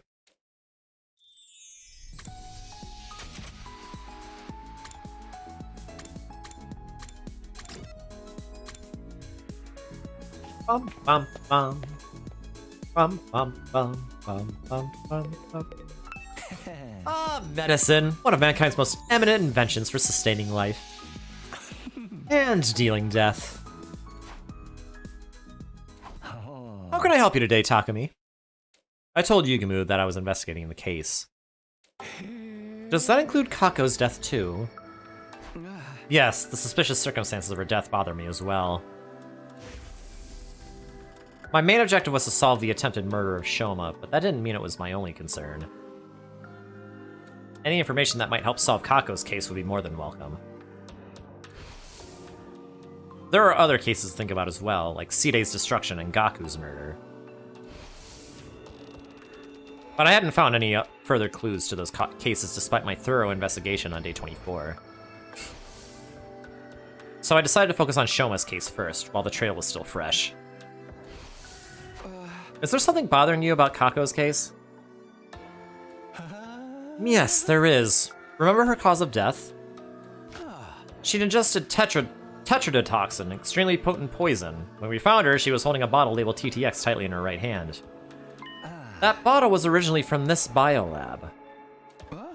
So, the poison was taken from here? That would appear to be the case. Whether by Kako, who then killed herself with it, or by someone else who used it to kill Kako. Is this room open to everyone? Sure is. And there's no lock on the door, and the cabinets are unsecured, too. Anyone could have taken anything at any time. Somebody also stole some gamma file plus syringes and needles to administer it. Gamma file? The substance used to knock Ima out on day 27? The very same. But if it's still here, it hasn't been stolen, right? There are multiple bottles here. Several are missing. It didn't happen recently, either. I first noticed the missing bottles on day 27. When I came here to get the supplies needed to help with Ima, I saw that there were already some missing. Why would the killer do that? We don't know for sure if the killer was the one who stole them. Thing is, at the proper dilution, the substance can numb the body's pain and emotional receptors without causing loss of consciousness. Perhaps that was what the thief wanted to use it for.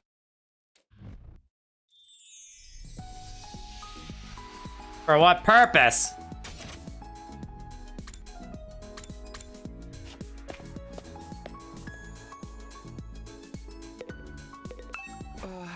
Hideko, you were here the other day too. What's so interesting about this place? I wanted to investigate Kako's body again. What about you? I'm here to investigate the case as well. As if your clumsy brain could ever bring us closer to the truth. Oh, be quiet. Hideko decided to repeat herself in a hushed voice. As if your clumsy brain. You know that's not what I meant! Anyway, have you already looked at Kako's body? Yes, and the other two as well.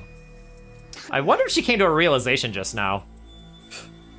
Eito and Gaku too? Didn't I already check Gaku's body on day 24? Yes, but something happened to make me realize I needed to check it again. I discovered two surprising facts after re-investigating Kako's body. Surprising facts? The first concerns her cryptoglobin. Her body's been almost completely drained of it.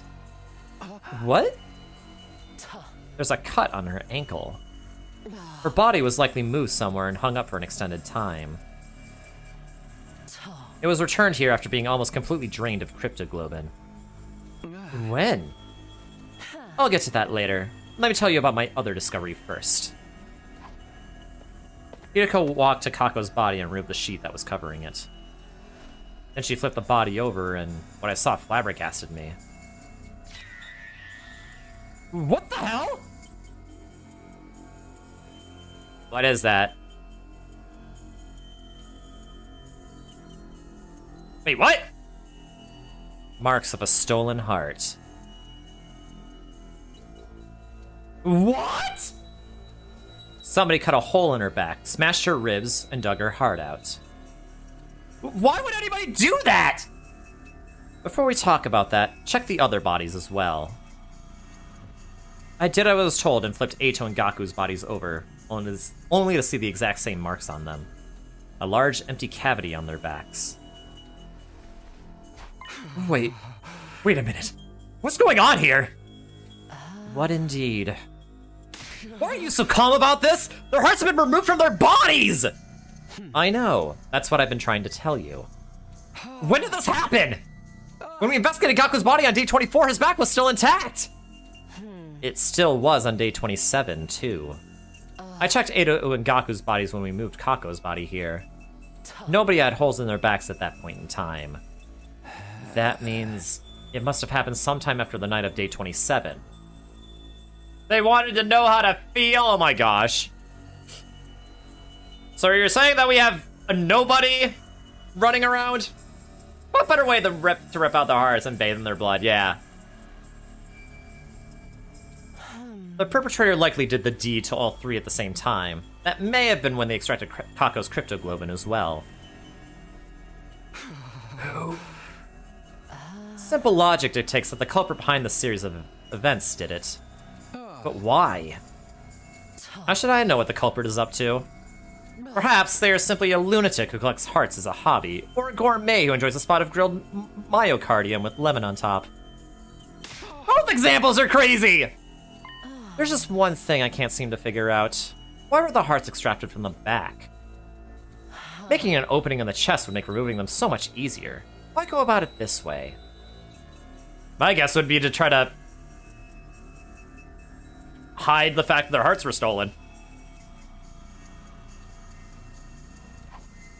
Neither of us could come up with anything feasible, so we decided to investigate the bodies again. But there was not a single further clue to be found. Alright, back to the happy Academy music! Bum bum bum bum bum bum bum. Takumi! Long time no see. I heard you were out cold for a while. I woke up all of a sudden for some reason. I'm glad you did. Is there something I can help you with today? There was no point asking Ava about the case, so I decided to talk about something else. Do you remember what you told me before? It was bothering me that much. I had to choose between lying to you and eventually killing everyone here, or telling you the truth and joining your side. And then you said you decided to take your chances with us, right? Yes, I will no longer try to self-destruct in everyone's presence, for the reasons I previously explained. Then, will you fight with us instead? What? Veshness, the one who betrayed you, is still alive, right? By joining us in battle, you can personally take revenge against her and her underlings. Is that why Tsubasa asked to conduct a thorough investigation of my body the other day? So that if I ever tried anything, your team would be able to detonate the bomb inside my body remotely? Using the device she made? Yes, but I just want to make one thing clear. I didn't ask for the device because I'm suspicious of you. It's just something that's needed to put the others at ease. Ava thought for a while about what I said. Alright. You saved my life, so if there's anything I can do to help you, I'll do it. Thank you! Unfortunately, you'll still have to wait for a while before I can let you out of here. I need to clear with the others first. Understood. I will wait. Yay! I love Ava being there, not being brainwashed. I just love Ava in general. She's so nice and kind. What are you guys doing here? If it isn't the serial killer Takumi! You're awake. I'm not a serial killer, so stop calling me that. Anyway, I'm investigating the identity of the culprit right now. Do you mind if I ask a few questions? Whoa, can you be any more shameless? Criminal's role-playing this detective now? I'm not talking to you, I'm asking Shoma. Oh, you want to know about the person who stabbed me? I told the others a bunch of times already, but I didn't get a good look at him. Wait, I thought you were sure Takumi did it. Yes, but it's not like I have any proof, so... Does that mean you didn't see the culprit when you were stabbed? No, I did see someone, but they were wearing a mask.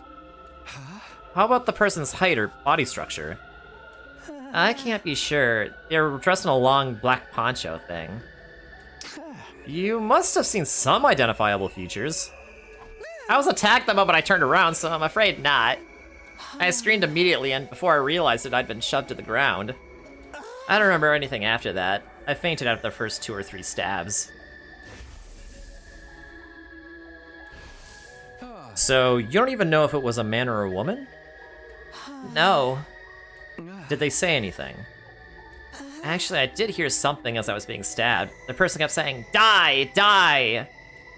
Then you should have been able to recognize the voice. The thing is, I didn't. Why not? Their voice had been changed with a voice changer. A voice changer, huh?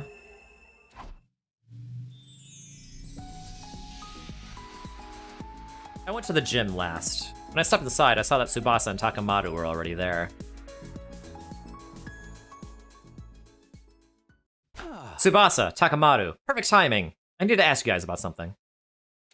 What is it? Remember the voice changer you showed me in the garage the other day? Is it still there? Shoma told you about the culprit using the voice changer, huh? Yeah, he did. You guessed right, Takumi. The device has gone missing. I knew it. The culprit stole it, huh? I think so. When did you realize it was gone? On day 28, the day Shoma regained consciousness, I went to the garage to check after hearing a story, and... The voice changer was already gone? Yeah, without anyone realizing. She showed us the voice changer on the afternoon of day 24. So it must have been stolen between that time and the morning of day 27, before Shoma got stabbed. What are you two doing here, though? I did a lot of thinking for myself while you were out, and I just don't believe Kako killed herself. Me too. At first, suicide seemed like the only possibility based on the situation. After listening to Hideko, though, I started to realize how unnatural the whole thing seemed. When she was killed, how'd the culprit get away? That's what we needed to figure out.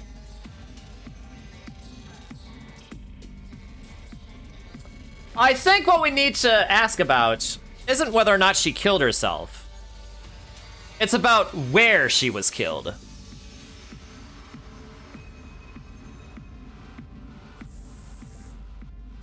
Remember from the Killing Game timeline. Apparently the sponsor has power over like dead bodies, right? Kako's body was locked in that locked room. So it had to have been a locked room in there.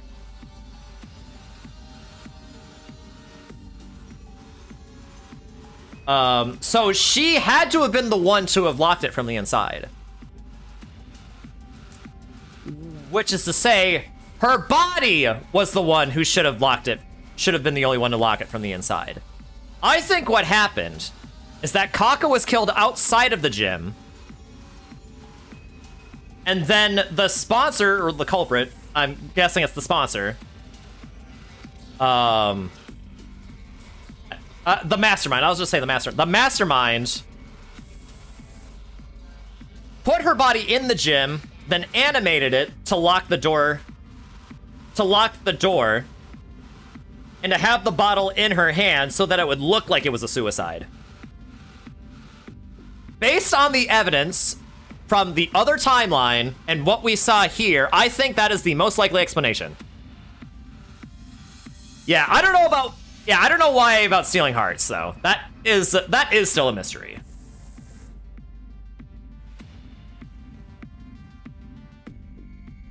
But I think that ultimately accounts for like how Kako's body ended up in that locked room. When she was killed, how'd the culprit get away? That's what we need to figure out. And so here we are. Maybe there's a secret tunnel or something here that we completely missed, you know? We're all here to do the same thing, then. You mean... Yes. Kako died under such mysterious circumstances that I can't stop thinking about it. Let's check the place out together. Yeah! I mean, trust each other since all three of us here are safers. Safers? Those of us that can be safely removed from the list of suspects. Safers! That's true. And thus we began to investigate the gym. We went around knocking on walls and floors to check for hidden doors. Some time passed before Takamaru shouted at us from the stage. Hey, come over here! I found something crazy! Oh, he must have found the thing to the escape pod, like, room. He was standing at a corner of the stage. Tsubasa and I hurried over. What in the world? No way. There really was a hidden tunnel. Or should I say a hidden ladder. I checked this place before, but I found nothing. What did you do? Told you I got Doc's hearing. I knocked on the floor and knew right away there was an empty space underneath. Then I groped around the surface and what do you know? A rotatable handle came flipping out. Grabbed the handle, pulled it, and there you have it. Well, let's go see what's down there. Yeah. And in the other timeline, Tsubasa was the one who found it. We slowly made our way down the long ladder. Eventually, I felt my toes touching solid ground. What I saw there was... Isn't this... You know this thing? Yeah, remember I told you before? This is the escape pod that deploys on the last day. Huh? No way! Damn! Does that mean if we can get inside, We can go to the artificial satellite? We ran to the entrance of the pod and checked the door. There was a note pinned to it. The door to this pod automatically opens on day 100. No manual override available. Despite the note, we kept looking around for a way to open it manually. However, we were unable to find anything. Nope, this thing can't be opened from outside. How about we use a crowbar to pry it open? Then the pod becomes useless because outer space is a vacuum! So we have no choice but to wait until day 100. We'll have to give up on the idea of boarding the pod before then. Shit! By the way, have you guys forgotten why we came down here in the first place? Of course not. We were trying to solve the locked room case, weren't we? Yeah, Hideko and I thoroughly investigated the gym after discovering Kako's body. But if the killer had been hiding in the storeroom or the ladder shaft at that time, you couldn't possibly have found them. Then after you and Hideko left the gym, the killer got out and walked through the exit like nothing ever happened. Which means Kako really was killed. We don't have concrete proof of that yet. However, this does disprove the previous notion that it couldn't possibly have been murder. Wait. Assuming for a moment she was murdered, wouldn't that also prove the killer was an outsider?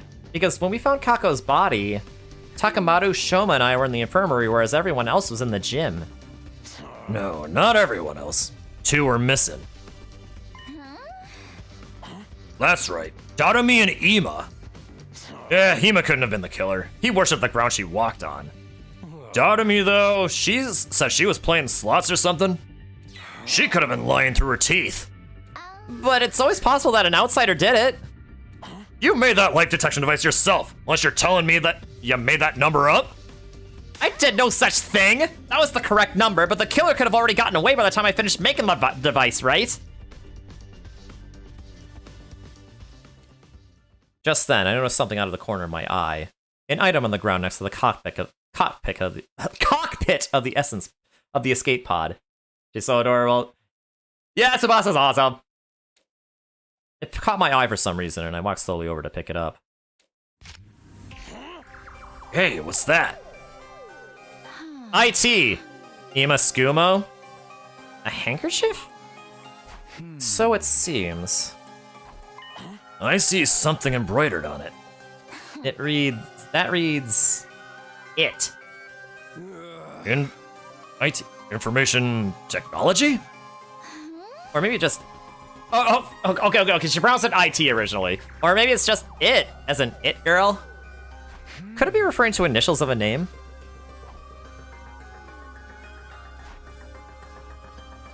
Ima.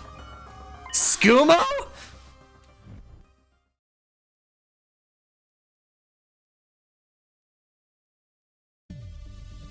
When we exited the gym, we saw that it was already nighttime. I asked Takamaru and Tsubasa to gather the others before heading to Ima's room myself. Come out, Ima! I need to ask you about something! Somehow it felt like he would keep hiding if I told him about the handkerchief, so I decided not to say anything for now. We found a clue that may lead us to Kako's killer! I made that assertion even though I had no solid proof she had been killed because I wanted to get him out of the room. A short while later, I heard the door being unlocked. And then Ima appeared from behind it. You believed me about my dear sister being murdered? Yes. Can you come with me? Slowly but surely, Ima nodded in assent.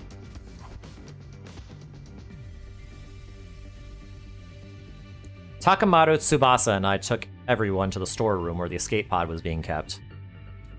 We told them how we had found the place and how the pod could only be used on day 100. After climbing back out, we all headed to the cafeteria.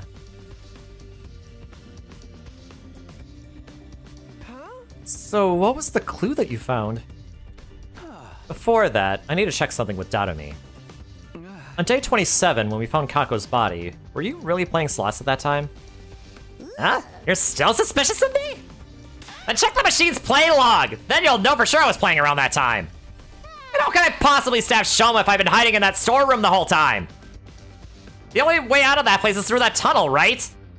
I wouldn't been able to get out of the gym until the coast was clear? Mayhaps you clambered out of the escape pod's elevator shaft.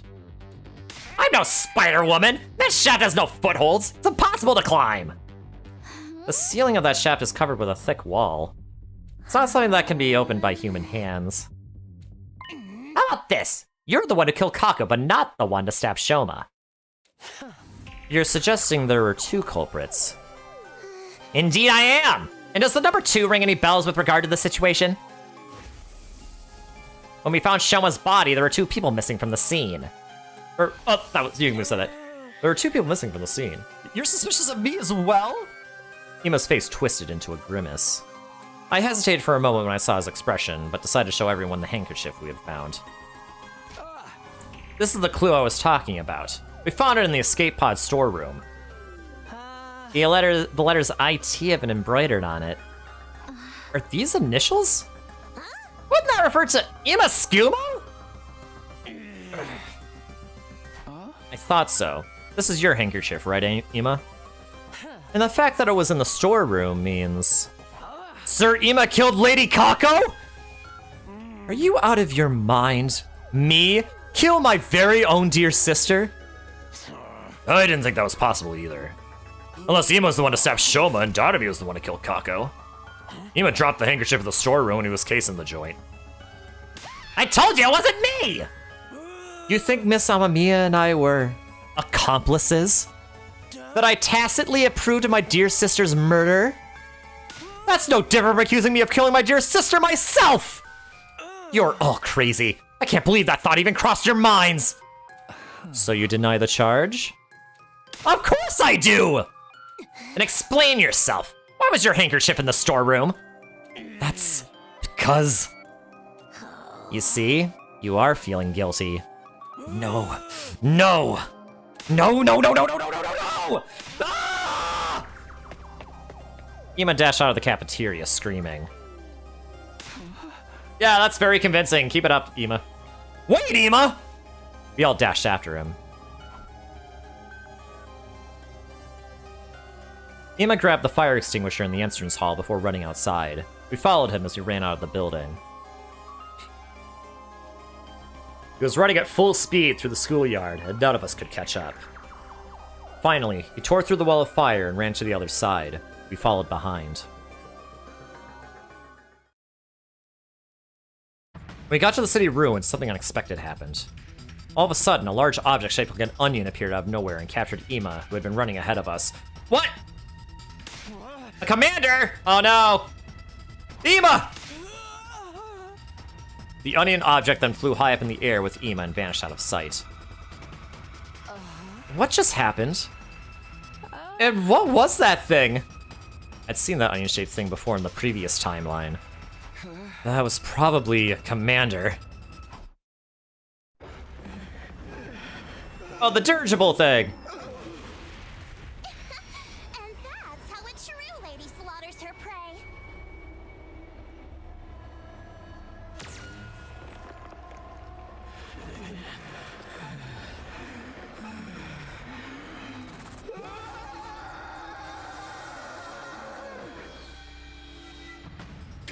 You know he has a knife from the other timeline, so he could have killed Choma.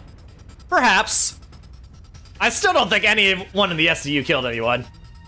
Are you serious? He was been captured by the enemy? No way.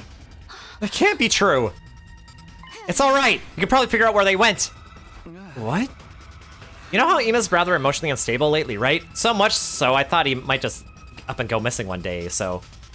I secretly planted a transmitter in his body when bringing food to him. We should be able to see where they took him from the war room.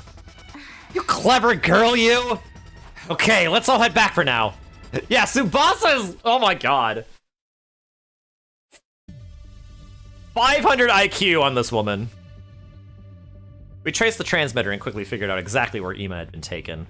It was the enemy relay station we had visited in the previous timeline. We immediately started making a plan to get Ima back. After some discussion, we decided to split into 2 teams. Rescue team, me, Hiroko, Takamaru, Tsubasa, and Kurada. The defense team, Nozomi, Moko, Kyoshika, Yugumu, Shoma, and Dadami. Must we rescue him even though he may very well be the killer? It's not set in stone yet. What if it was all a mistake? Could you ever live with the fact that you abandoned an innocent friend? I knew you'd say that.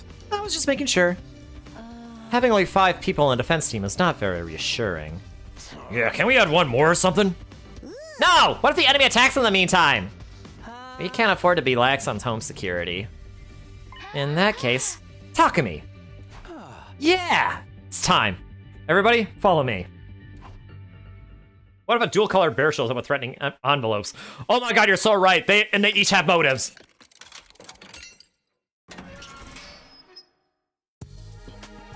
And hey, you can also bribe you with $1 million, even though the currency is yen.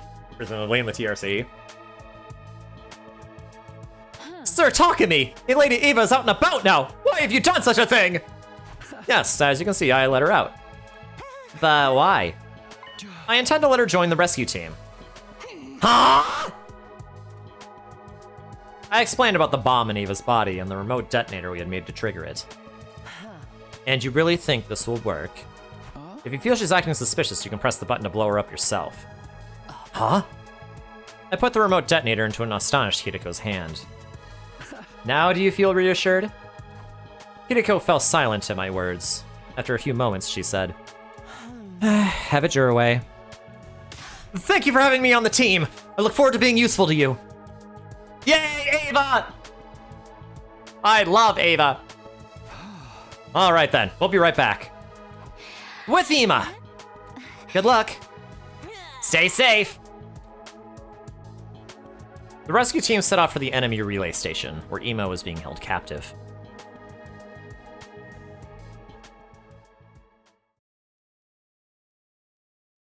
Day 40. By the time we got close to the relay station, the sun was just starting to rise. We got off the bus and climbed up a small hill to survey the relay station.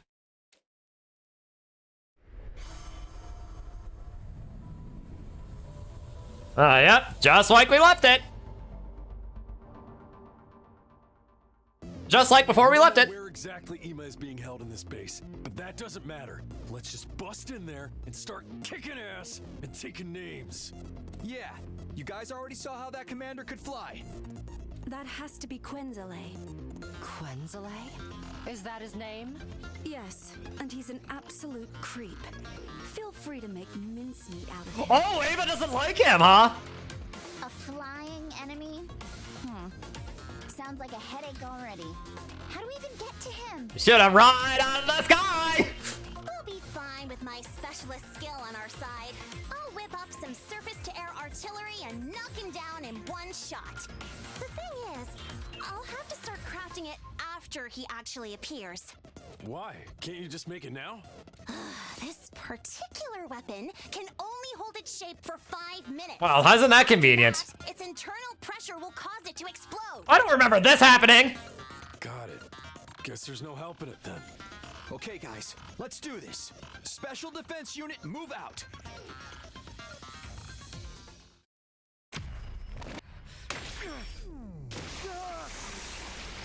Oh boy, it's a Mega Man!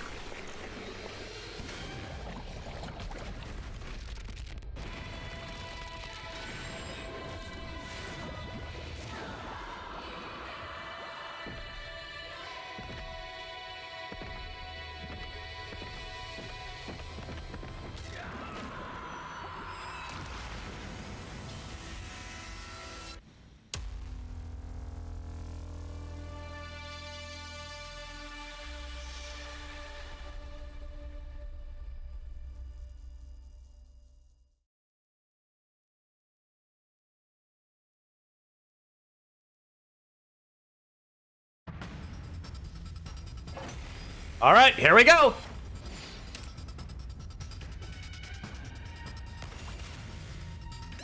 No. I'm ready to go.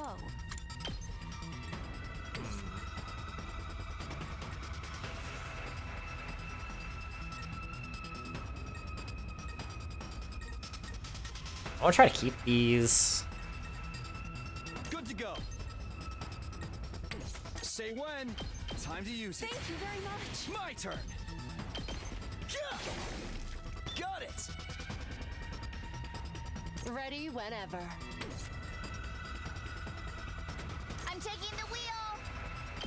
Just a quick appreciate it. Ready when you are.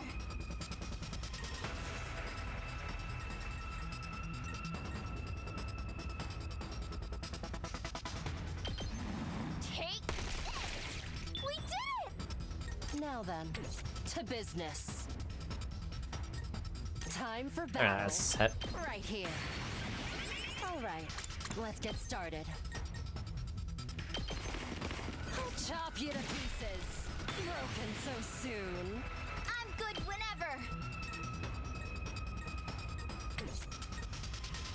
I'm fully prepared.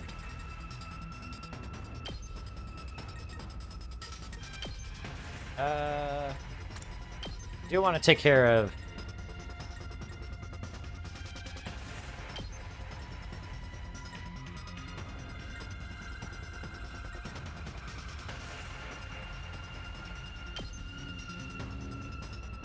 Do want to take care of that. Die! This is what you deserve! Leave it to me. Have spots to take care of this. Let's keep it locked and loaded. Ooh. Rev it up! Of course, I can only use 5 minutes after building, otherwise we wouldn't have a Deus Ex Machina. It wouldn't be a video game without one of those. True. Let's freaking go! True.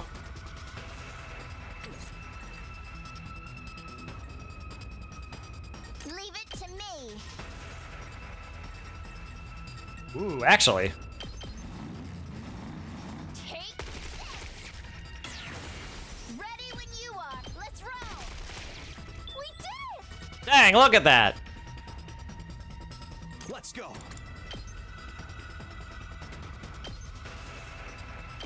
Yeah! Understood. Be gone!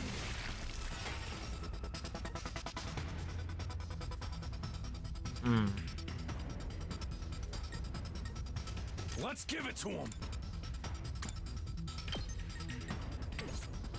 I'm good whenever. How's this? Locked and loaded. Okay, I am actually Time to move. All right, let's get started. I'm all worked gonna up. get another AP. Time to move. Take this. Woohoo! I did it! I won one round of the first wave without blowing those up.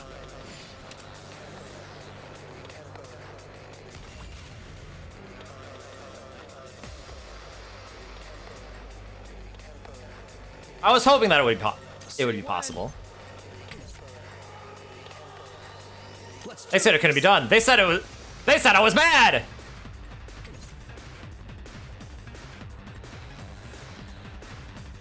Ready when you are.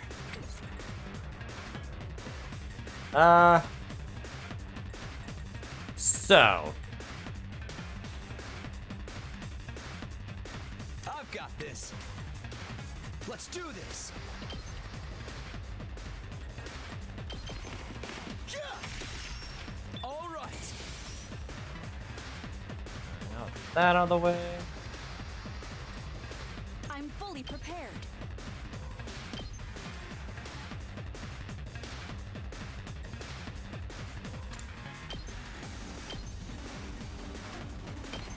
You're in the way.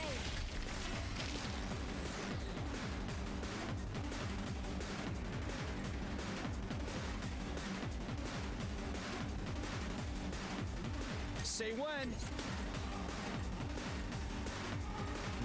Ready when you are.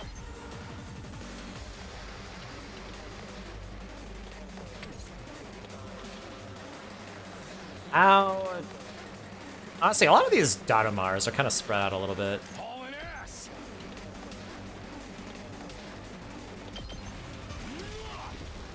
Gonna make it a little tricky. Understood.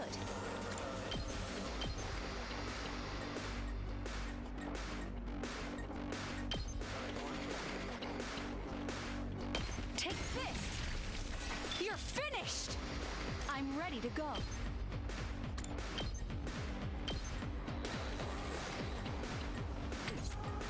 Good to go. There! Got it!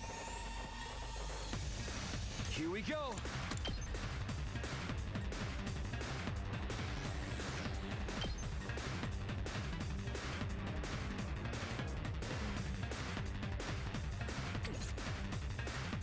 I'm taking the wheel.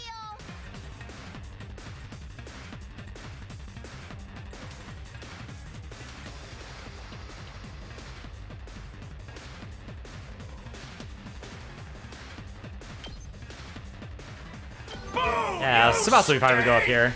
Also, hi, Orville. It's kind of funny that what is Kudo's main contribution in the whole game is just casually be done by Nozomi whenever. Yeah, exactly. That's also true. Like, how did Nozomi figure that out, by the way? Let's go. I want to know that. I mean, it also makes Nozomi even more awesome than before, but... Here we go. My turn. Also, how are you doing, Orville, by the way? And thank you for telling me that I stink.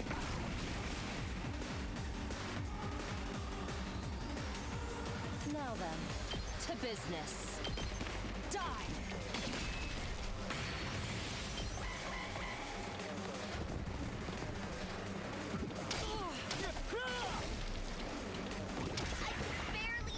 Eek. Okay, Tsubasa did quite a bit of damage, but you know what? That is fine. My turn.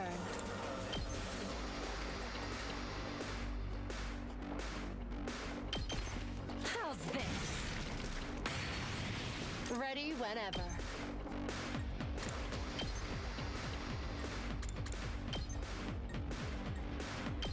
Take this. So unsatisfied. Now then, to business.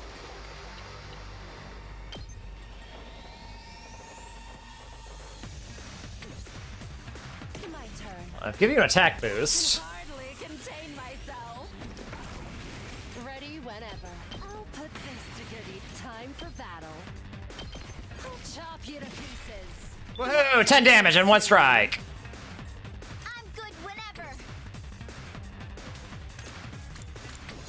Full throttle.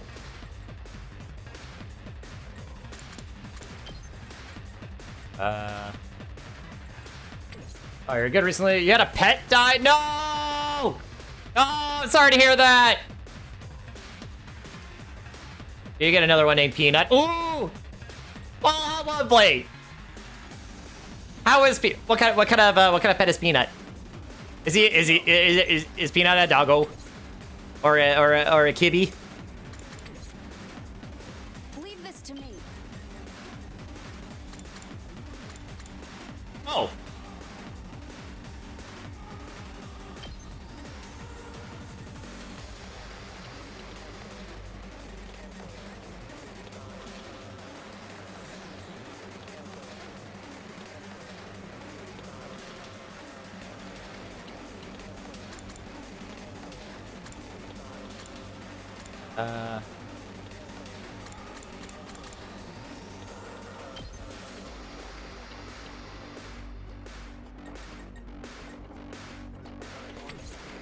Leave it to me.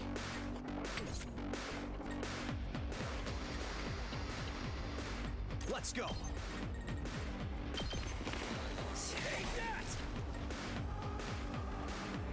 My turn. All right, let's get started. Honestly, Hideko should probably get rid of this one. Out of my way. I'm taking the wheel. Leave it to me. This should slow them down. Locked in. I really want to get rid of this thing.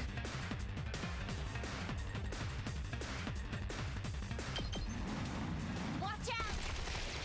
Let's keep it up. I'm fully prepared.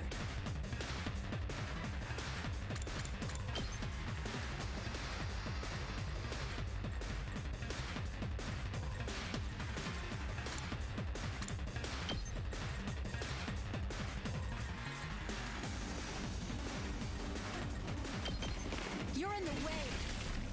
This is what you leave this to me.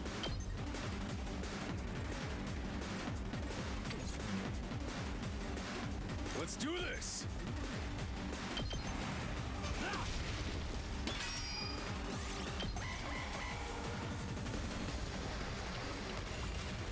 Oh, they're just making a beeline. Ready whenever. Take this. Okay, we should be able to just clean out the stragglers.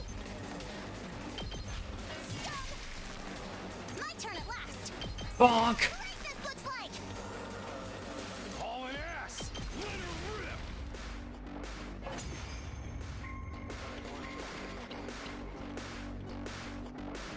Oh, Peanut is a female bearded dragon? Oh, I would never betray so cool! Yeah, a bearded dragon named Jelly that passed away due to you forgetting to turn off your heating pad during the heat warning. Oh no, that really stinks.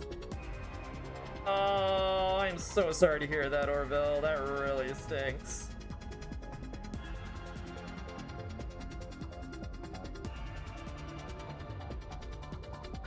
Yeah, that is really unfortunate. I'm sorry to hear that. I shall reserve judgment until this entire battle is over. Where's the commander? That Quenzile guy? He should be here any time now. Aha. Speak of the devil. I am the paragon of repulsion, Quenzile. I'll be sure to make it agonizingly painful when I kill you. Go ahead, scramble for your ugly lives. You won't escape from me.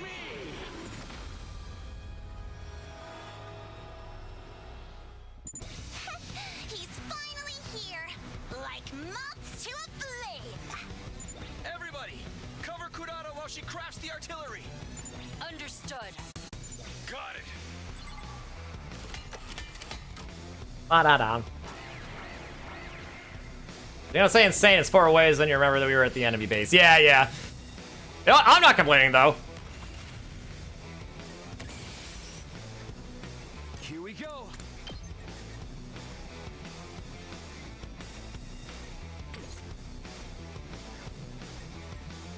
I'm fully prepared. Die! You're finished! Alright. Time for battle. Out of my way. Oh, it's satisfying. I'm taking the wheel.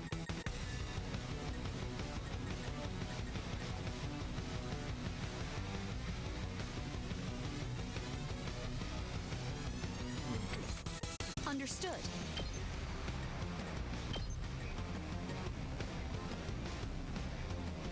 Here goes. This is what... Leave this to me. Die!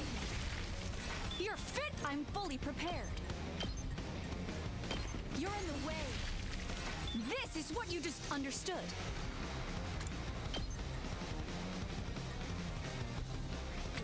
I'm ready to go.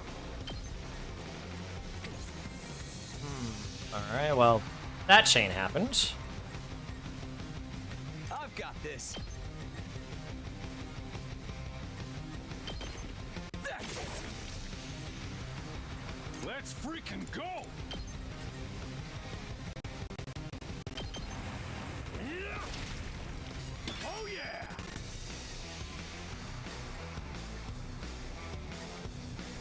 Locked and loaded. Alright, let's accelerate. Shifting gears. Leave this to me. Here goes. You're finished! I'm ready to go. My turn. I'm fully prepared. I'll give you an attack boost. I'll show you what I can do. Leave this to me. I'm ready to go. Leave this to me.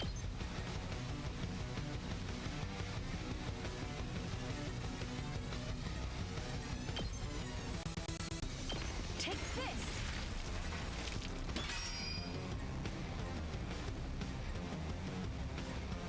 Let's give it Alright, let's see how many we can kill at once. Ooh, you got 4 enemies here? 3.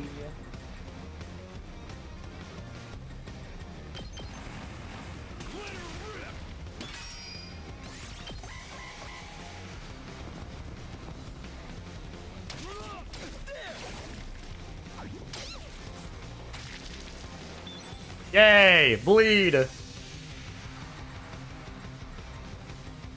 when you are. Don't try to stop me. Here we go.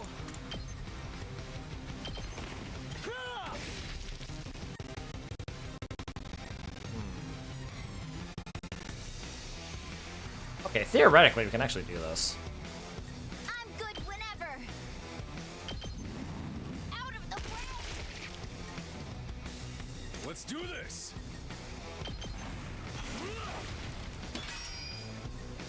I've got this.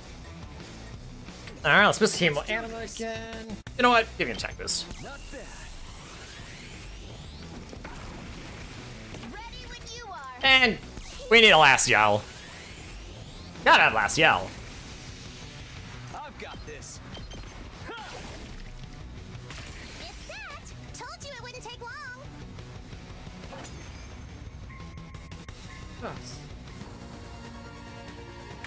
Yeah, dude, you're forgetting to turn off the heat pad. Yeah, I kind of figured it was overheating. I'm kind of surprised, though, that... Aren't, like, reptiles to be a little bit more, like, resistant? And that's how a true lady slaughters her prey. Are they, like... I mean, they're, like... Like, they're exothermic, You know right? what that means. Slaps and dabs. Gosh dang it, Orbill.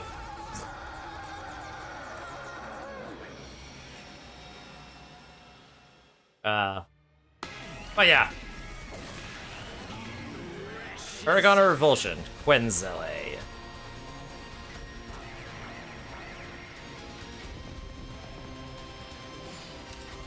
Wait, I just realized all the things, like all the things are gone. I didn't blow up like a single one of those traps. Locked and loaded.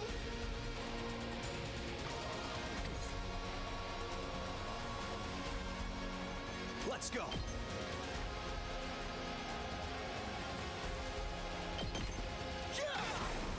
All right, here we go. Got it. Ready whenever.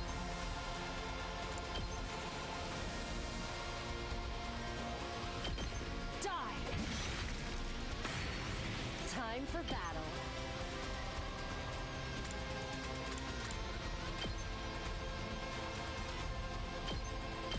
How's this?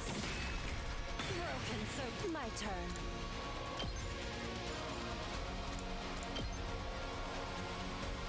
Out of my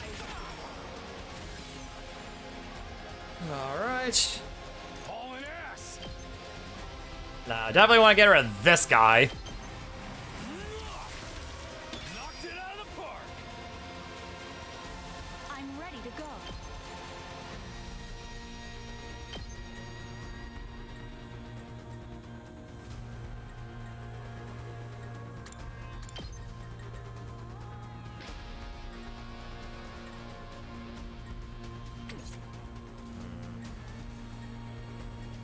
Ready when you are.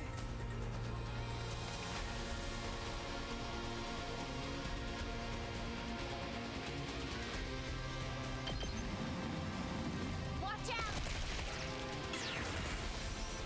I'm fully prepared.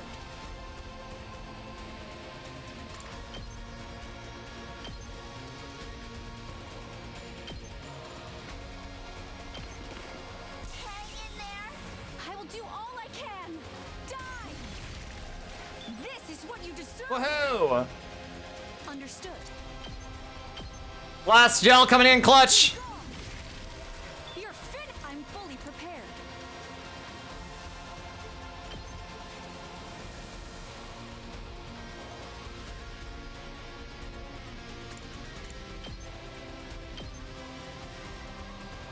Die!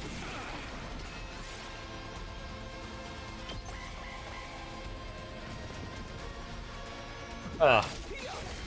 Wait, what? Wait, what?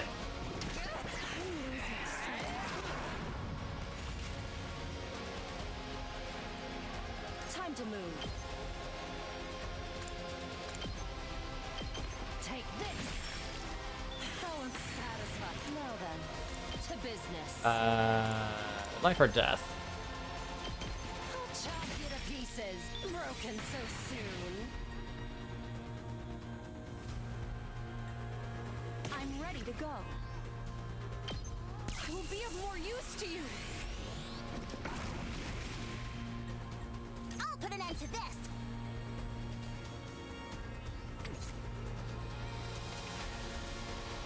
You know what?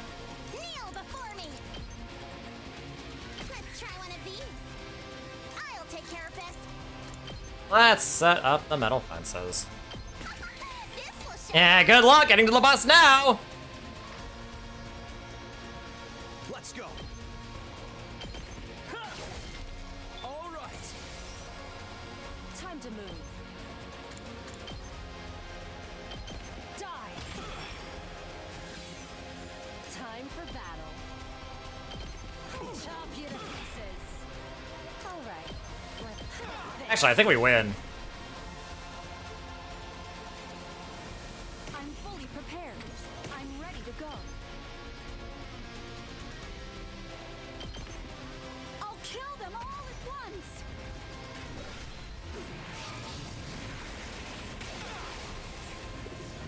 I've used up all my strength. Locked and loaded.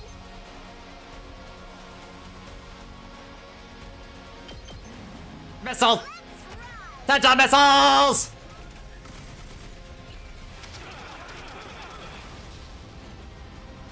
You can take it from here. My turn. Oh boy. And, G.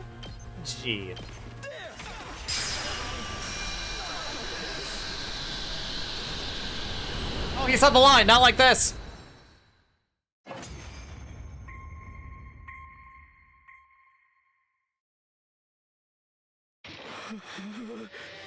The pain. It hurts. Why do this? What has prompted this cruelty? Serves you right, Quendele. You're Ava. I noticed you were here a while back, but does this mean you've switched allegiances? Yes. It's not as if I had any future in the Sovereign Army anyway.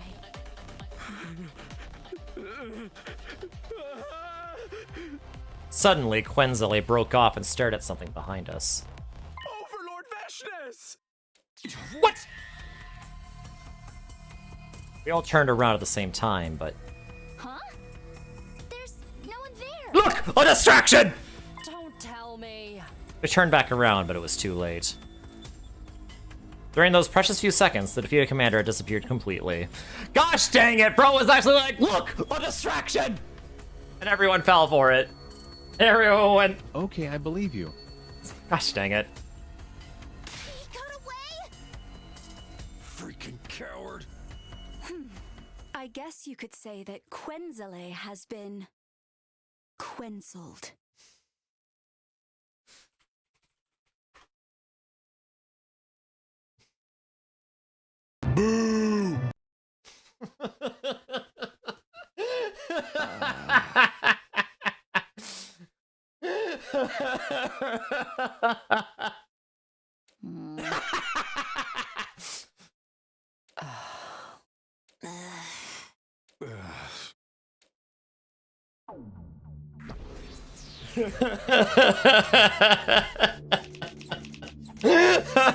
New atoms frequently lose electrons when they fail to keep an eye on them. Gosh dang it, you're so right. Atoms need to do a better job of looking after their electrons. It's funny. Which one, her pun or the Patrick? Boo!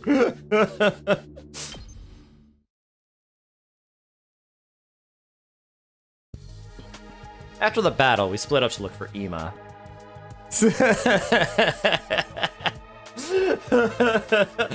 No! Ada, no! You don't! Oh, you stink! No! Do not blow up Ava! No! She is a sweet lady who only wants to make sure that her daughter grows up to be big and strong. No! Don't do it! No! Bad Aiden! I'm spraying you with a spray bottle. No, bad Aiden, bad. After the battle, we split up to look for Ema. It took a while, but I eventually found him locked up in a cage. Ema, are you all right? Hold on, I'll get you out now. Mr. Samino! I swung my sword down on the lock and it broke apart with a loud noise. I opened the door and quickly guided Ema outside, but then I saw something flashing out of the corner of my eye right next to the cage. A bomb? The next moment,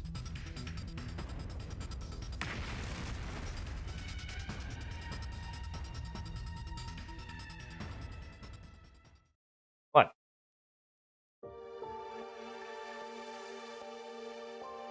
I instinctively grabbed Ema from behind. The snap action meant my body shielded Ema from the brunt of the blast. Scalding pain ripped through my back. I choked down a cry of pain and asked, Ema, are you okay? Yes. But what about you? Yeah, don't worry about me. As long as you're fine. Huh? Mr. Samino? Mr. Samino! Mr. Samino!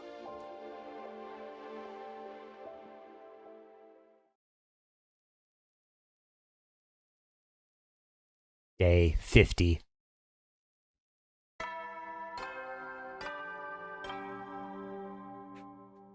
Up and Atom troops, time to rise and shine! Get ready for your 50th day of active service here at Last Defense Academy. That's right, folks, you're halfway there, like a lizard on a chair. You're stepped in blood so far, returning would be as tedious as to go o'er. There's no turning back now. In honor of the occasion, your commander would like to hand out some presents, but if you're hearing this recording, it means your commander is no longer with you. So, no presents for anyone today! Too bad, so sad, try not to be mad. Let me guess, Nozomi is in the room with him. Yep! And also, she's probably gonna, as soon as she notices that he's awake, she's gonna be like, ah! And then start running around the room. I woke up to the expected sight of Nozomi sitting right in front of me. This time, she wasn't shocked at all. Instead, she looked at me with a gentle softness in her eyes. Morning. You're awake now? Oh, wow, okay, so they're not doing the running gag, okay. Yeah, he has plot armor, man. You can't time travel otherwise? Well, I mean, presumably, if he does die, which he would in some bad endings, presumably, he would jump to another timeline before dying completely.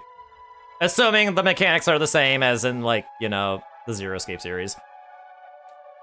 I didn't have to ask about the day since it was mentioned in the announcement just now. It's day 50 today. Yeah. Oh, don't worry about the feeding drips. We went to the second academy and brought a whole lot back. Oh. Thanks as always. You should thank the others too. They were the ones who actually got the drips, and I wasn't the only person taking care of you while you were out. I sat up in bed. For some strange reason, I wasn't feeling any aches or pains. You seem fine physically. The truth is, your external injuries weren't as bad as they seemed. Which means the real reason I was out for such a long time was because of the fainting disease? I think so. Has anything changed? If you mean the murder cases, we haven't made any progress. Ema and Dadomi are still denying they were working together. Tsubasa and I don't believe they did anything either, but the others... Oh, something else has changed though. Ema's been taking part in the defensive battles. What? You shielded him back at the enemy relay station, remember? He said he's joining the fight for you. I see. That said, he's still as reticent as ever, and hardly ever leaves his room otherwise. Who can blame him, though? Other than Tsubasa and me, everybody's suspicious of him. But he did say he was willing to tell you and only you everything. Really? Yep. So, go find him later, okay? Later? Are you expecting me to not act right now after what you just told me? I jumped up and dashed outside immediately.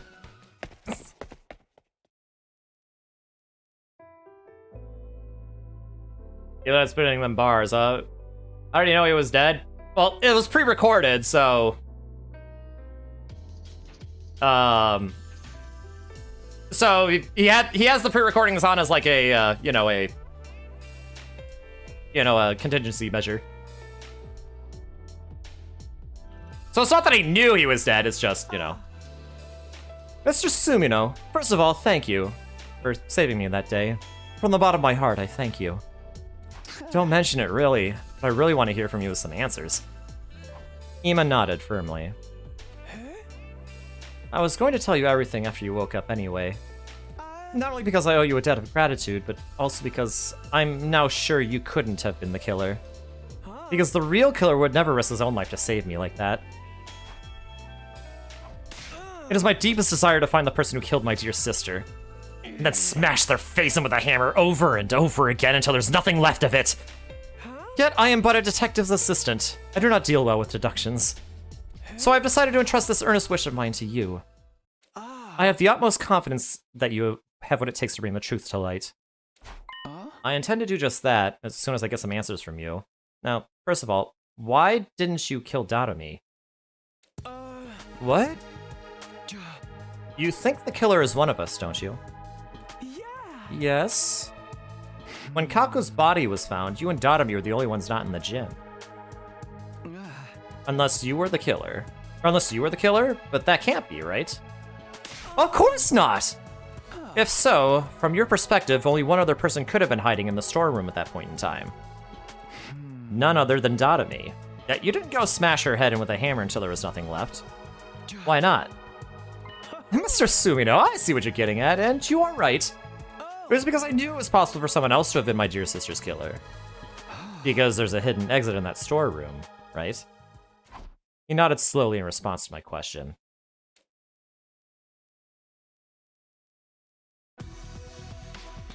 Opposite the cockpit section of the escape pod lay a heap of metal containers. When we moved the heap away, we found a large ventilation shaft. Yeah, I don't remember this being revealed in another timeline. This is interesting. I know I should be sitting there resting and respecting Ima's privacy. I'm gonna use my powers team leader to go. I respect your privacy by knocking, but asserting my authority as your team leader by coming in anyway! Is this it? Yes. It's big enough even for Takamaru and Moku to pass through. You are quite right. Have you ever gone inside before? No, sir. I stuck my head into the shaft but couldn't see anything in the pitch black darkness. When did you realize there was a storeroom here? About day 10, I would say. My dear sister found the entrance first. She was the one who brought me here. After that, we would secretly visit this place together whenever we had some free time. It became something a secret hiding spot of ours. Okay, so they discovered it before Tsubasa did, presumably. Why didn't you tell anyone? I did not tell you before because I thought you were my dear sister's killer. I did not tell the others because, well, promise me you will not get angry. Yeah? Because my sister and I had intended to flee this place together in that escape pod. That's not possible. The door can't be opened manually. We thought we could do something about that by tinkering with the control system in the war room. I sighed and continued the conversation. But you kept this place a secret even after Kako was murdered. If you told us about it, we'd have been able to accept your assertion that Kako hadn't killed herself. I promised, my dear sister, that no matter what happened, I would never tell anyone about this place. She had tears in her eyes when she made me promise. I want us to live together in the Tokyo residential complex again, just the two of us. But we have to get out of this place first. We'll be killed one day if we stay here. I believe I may have dropped the handkerchief at that time. When I was putting it back in my pocket after wiping my dear sister's tears away. Yeah, an escape shaft, yeah, interesting. This place was our sanctuary. We didn't want anyone else invading our space. Even after my dear sister lost her life. It felt like I would be desecrating her memory by allowing someone else in. This is why I told nobody. Large tears started rolling down Ima's cheeks, and I wordlessly held out his handkerchief to him. Ima accepted the handkerchief and clenched it tightly in his hand, squeezed his eyes shut, and for a long time after that, his shoulders trembled nonstop.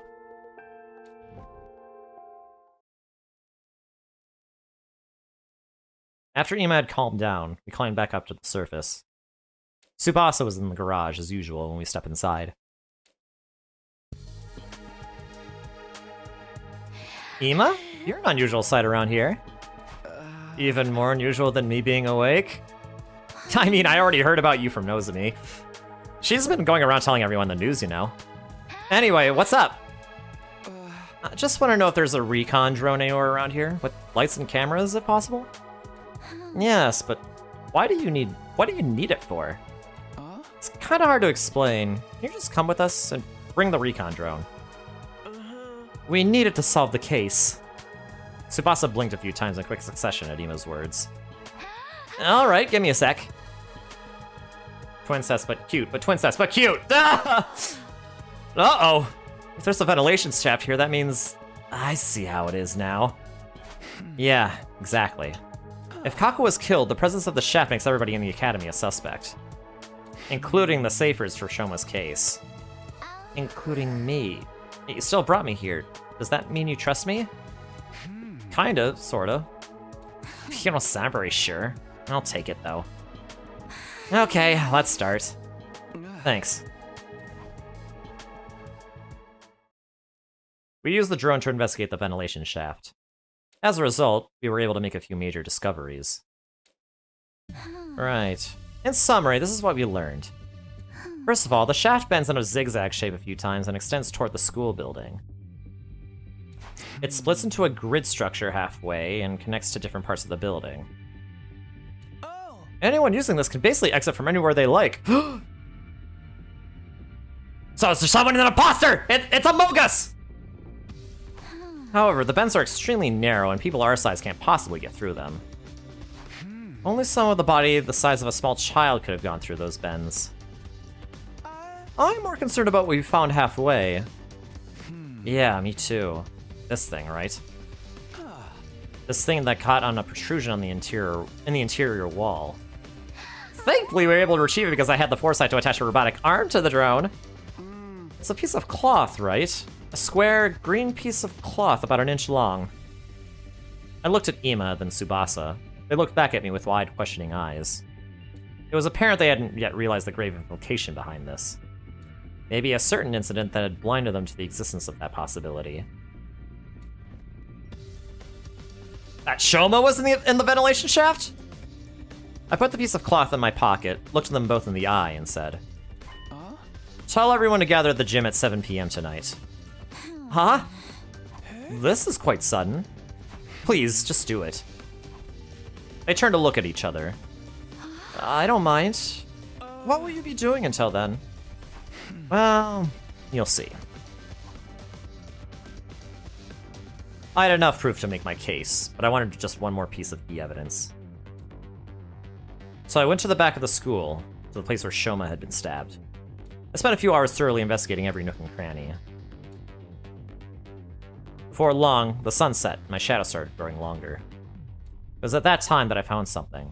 A faint trace of blood on a corner of a rock. It was maybe 30 feet away from where Shoma had been stabbed.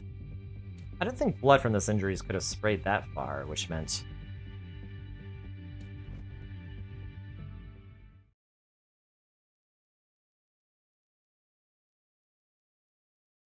It's you! Hi, Monokuma!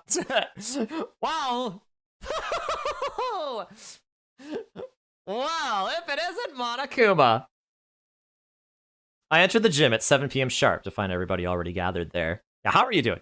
I did not kill him, I am Monokuma, your headmaster! Yeah, that's against the rules. It would be against the headmaster is not allowed to harm the students. For no reason, basically. I'm pretty sure that was a rule in Danganronpa 2? Or was that Danganronpa 1? I'm pretty sure... Actually, it was probably both of them, honestly, because it made it so that, you know, they could never accuse Monokuma of being the killer. It had to always be one of them. But anyway. How you doing, Monokuma?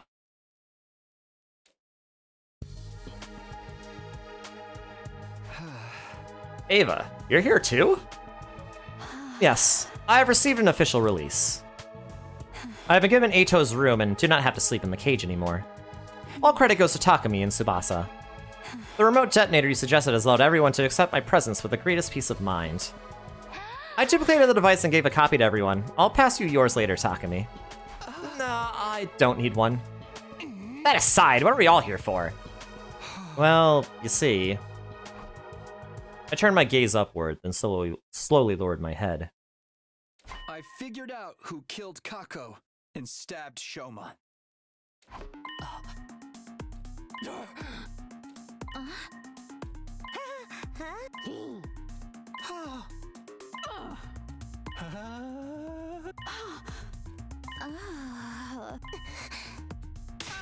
Mr. Sumino, wait a minute, please.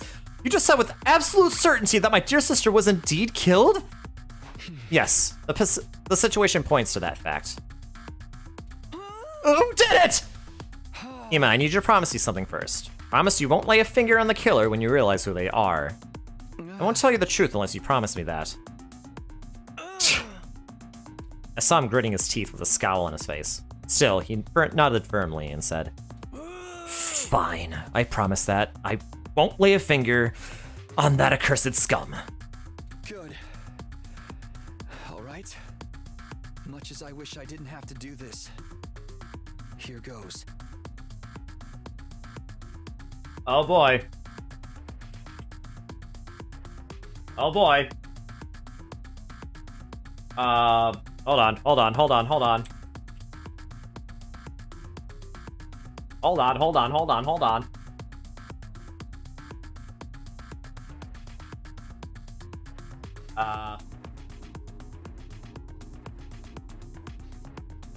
It was Mochi. No, it wasn't. The person who killed Kako and stabbed Shoma.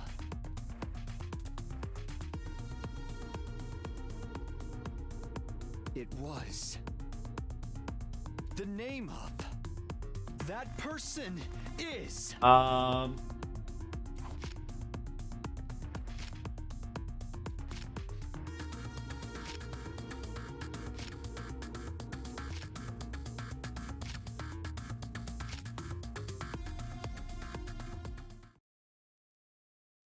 The person who killed Kako and stabbed Shoma is...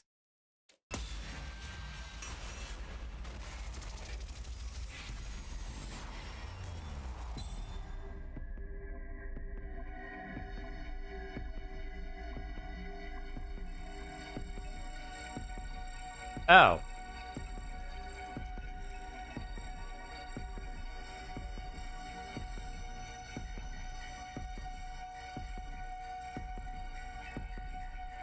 Well. I know they're asking me to go Shoma, but there's got to be like a third option, right? Or it was nobody.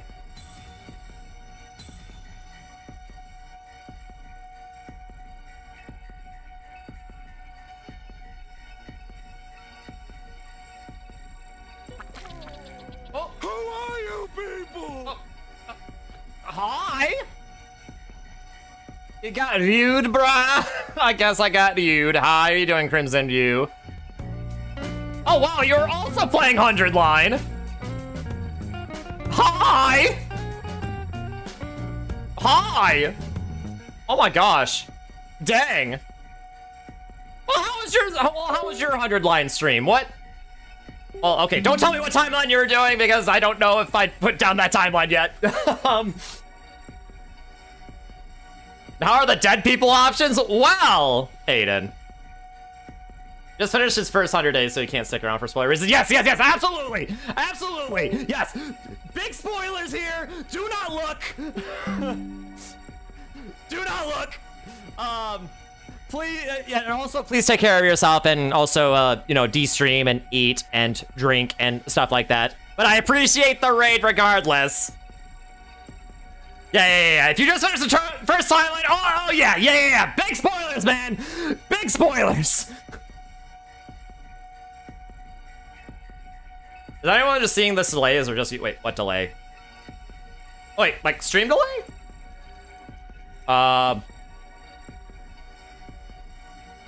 What stream delay? Or is there a stream delay? Oh, I hope there isn't.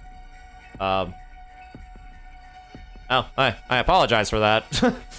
I mean, things look green on my end, but... Alright, but anyway, so... Okay, so yeah, anyone who wants to avoid spoilers, I imagine would be probably a lot of you, because, you know, you're watching his first 100 days. Oh, but thank you for the follow, Crimson You. I appreciate you.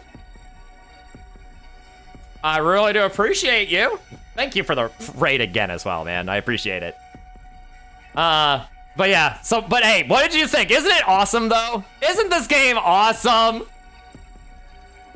This game isn't... I love this game so much. It's Danganronpa and Zero Escape and Fire Emblem in one, and I love it. It takes a while for chat message to pop up on the stream and for alerts to go up. About 30, 45 seconds. Yeah, that's definitely a stream delay. It shows up, like, it shows up instantly for me. So maybe it's just an issue with the messaging system, actually. Okay, I can't hear or see you, but I hope you have a good rest of your stream. Yeah, thank you, Crimson.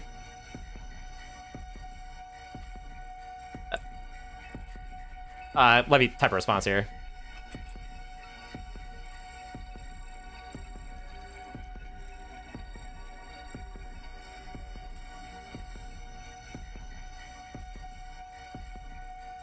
All right, anyway. You played 100%, so if anything, you hold all the spoilers around here, but why spoil? The best to spare is the unpredictable kind. Exactly, Monokuma! Exactly! Exactly, you think of the game as awesome? Oh, yeah! Yeah, I love it. Heck yeah! Oh, but I have to ask, Crimson. Also, I have to ask. Best girl. Who is best girl? It may have... For me, it changed like multiple times, but I have settled on someone finally, and I wonder if anyone else had the same experience. But you know, if you, I don't know, if anyone can answer that. Yeah, they really cooked with. They really did. It's fantastic. It is absolutely fantastic. Absolutely love this game. I mean, both Kodaka and Uchikoshi co-wrote it, so I mean... Two of my favorite visual novel writers in one game? Yes, I have to ask, who is best girl? Who is... Mochi changed like 4 times. You're expecting a Dangan-type game with one ending? Oh, no. If Kotaro Uchikoshi is co-writing this game, oh man, you better believe there are multiple endings. And not only that, you probably have to play them all in order to get the true ending. Because getting a true ending probably depends on getting information from other timelines before progressing to a later one. Just like in the Zero Escape series. Okay, must go for really this time. Okay, sounds good, Crimson. Thank you for showing up. Thank you. Thank you again for the raid, Crimson.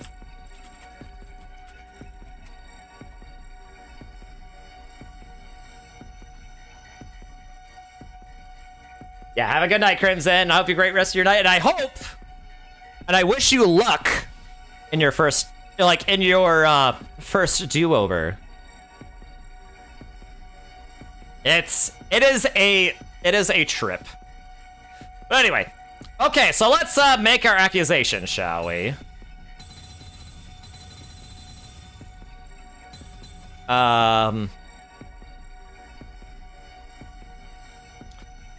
Now,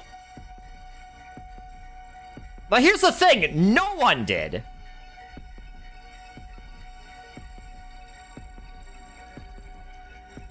I know this from another timeline, or basically from another timeline. How many endings have I gotten? I've gotten like 5 or 6. I'm actually on your favorite route right now. Oh, heck yeah. I think we've seen like 6, actually. And only like, and only 2 of those were bad endings. Oh, okay, yeah. I guess not counting the original timeline.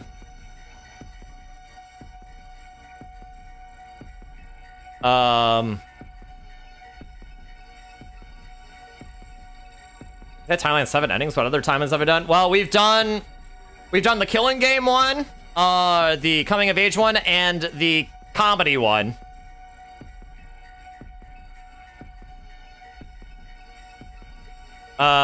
Which, by the way, the Killing Game one, oh man, that romantic subplot with Tsubasa and Takumi. Oh, I love it so much. I love it so much. I love it so much. And also the comedy route was, you know, obviously it was peak comedy, of course. Yeah, so here's the thing. It couldn't have been Shoma. I know that's probably what the game wants me to think.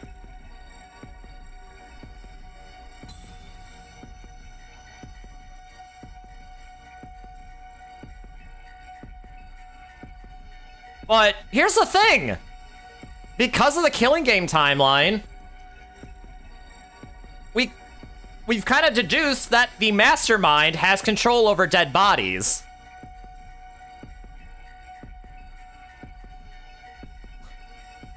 Wait a minute, that's what they're getting at, I think.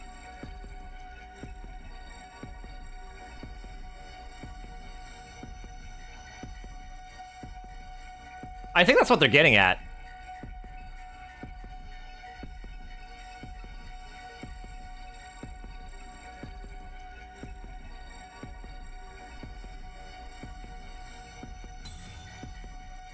You know what? Don't speak of comedy. Yeah,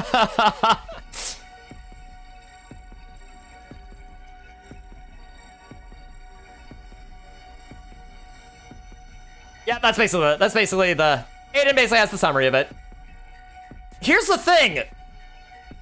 I know they probably want me to go Shoma because of the they probably want me to go Shoma because of the fact that, you know, he is small and could probably fit in those vents. And because of the green cloth. But I'm still using this information from the other timeline to inform my answer. And also, hi, JXST Wolfie. Takumi and Tsubasa are adorable. That's why she's bad.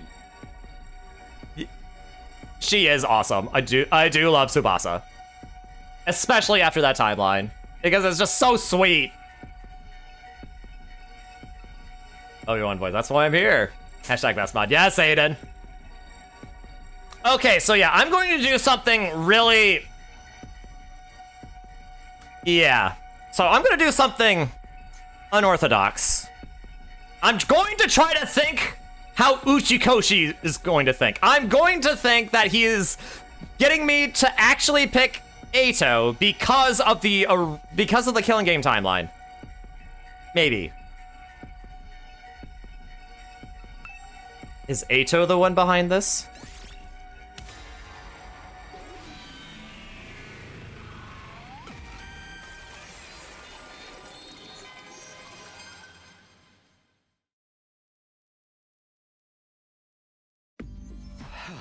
The real killer is him!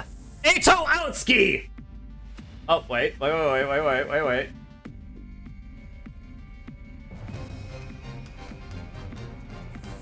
It was him!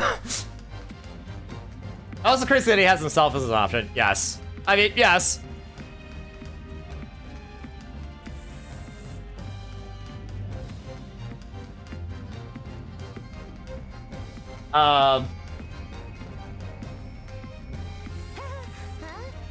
Sorry, what? Huh?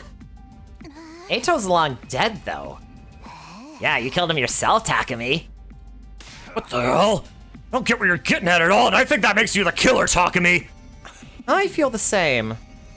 Indeed, he's behaving very strangely. One after another, the others started voicing their agreement, and I found myself unable to offer any rebuttal. You leave us with no choice but to lock you up.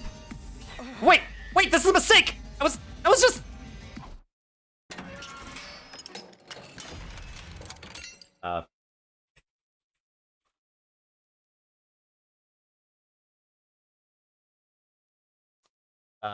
well, I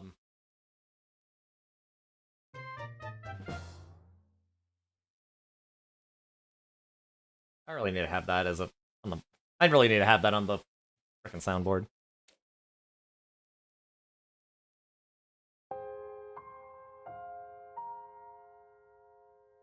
In the end, I was detained by the others and locked inside the cage in the courtyard. What possessed me to even say that? I couldn't remember. It's the morphogenetic field, man, trust me. But it was too late for regrets. I had no strength left to even sigh. Only a little while later, my consciousness fled from me.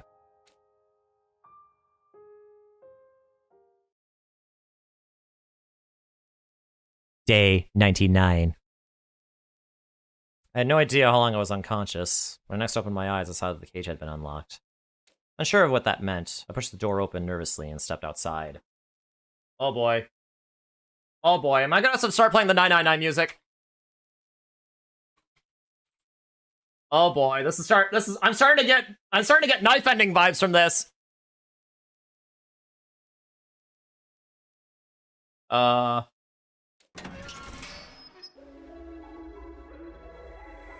It was eerily silent all around. There were no signs of life anywhere. Wondering where everyone had gone, I decided to walk around the campus and search for them. I went to the garage on the ground floor first. I opened the door and I stepped inside, where I found... Takumi.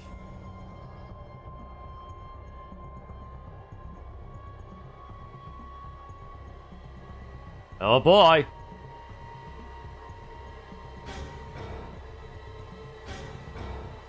Here we go!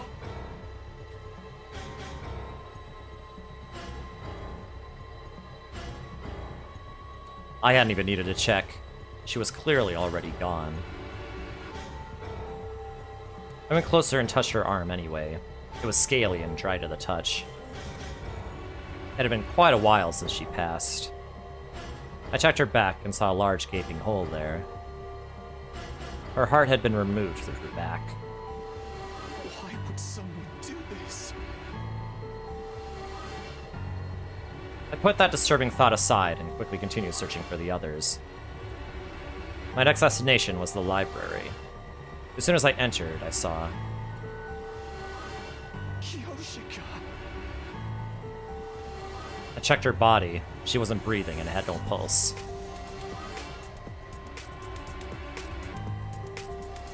Wait, Bluebird Lamentation? No, that's supposed to be for, like, very sad stuff. This is just... This is like life or death... Matter of life and death creepy. Judging from how cold she felt, I knew she had died a while back as well. I flipped her body around gingerly. Her back was still intact. Her heart hadn't been stolen. I decided to search all the classrooms thoroughly. Then I checked the first floor, second floor, and third floor. I even checked the roof. There was nobody to be found. My last destination was the gym. The moment I opened the door, I could hardly believe my eyes. What happened here? I checked everybody's bodies. They were all cold to the touch, just like with Dadami and Kyoshika. No, wait. Maybe. Clinging to a ray of hope, I moved everybody to the infirmary. But...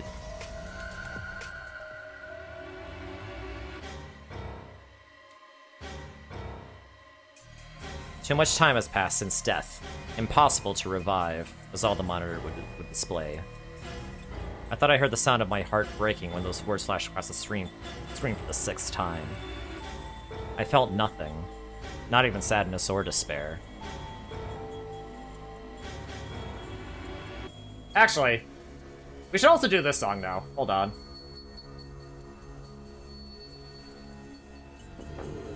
Chillin' rigor, baby. I simply turned over their dead bodies mechanically and emotionlessly. Hideko, Tsubasa's, and Ima's hearts had been dug out from their backs. Kuroda, Moko, and Yugamu's backs remained intact. But I was no longer capable of reasoning this through. The mental faculties had been taken over by a thick, impenetrable fog. I left the building and walked around the back. What greeted me there was a familiar sight.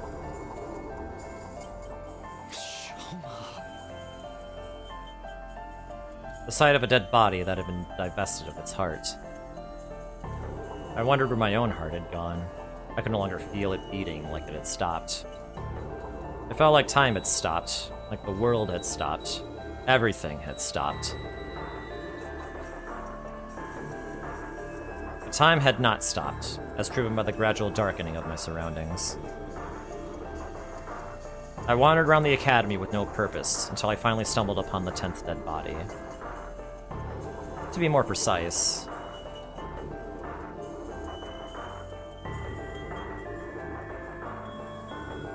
the 10th and 11th dead bodies. Takimaru. Ava.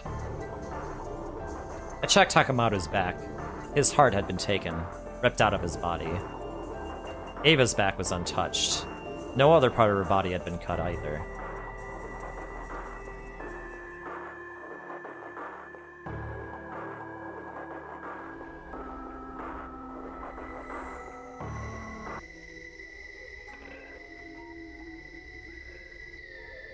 Okay, that's enough for that bit.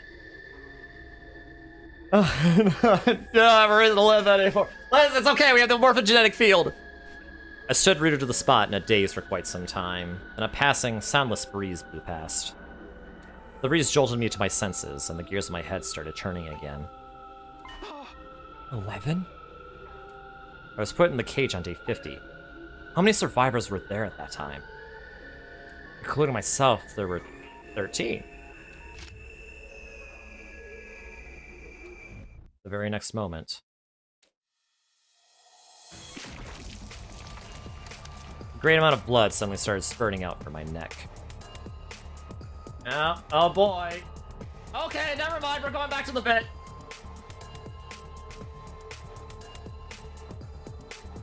We're going back to the bit.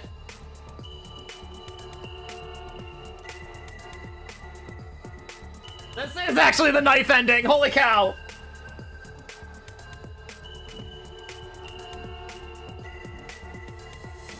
I understood for the first time in that moment that I was still alive.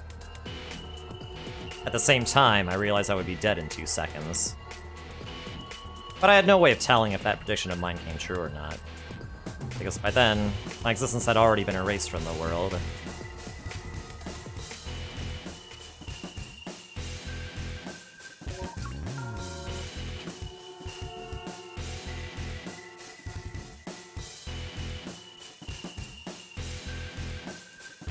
Well, okay, I may have made a boo-boo.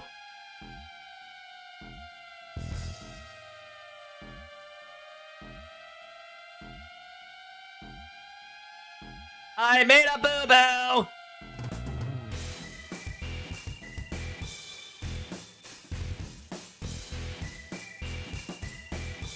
All right, well. All right, back to the almighty flowchart. Who was all right? Who was actually the secret CEO of their pharmaceutical company? Fast up. Exactly. Someone had to have done it, and they had to have been. And what's the pharmaceutical company called? Cradle Pharmaceutical.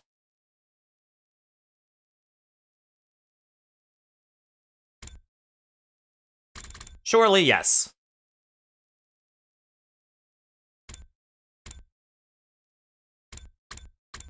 Okay.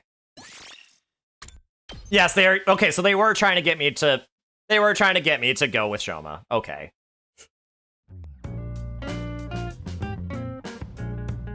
Also, hi, Yui.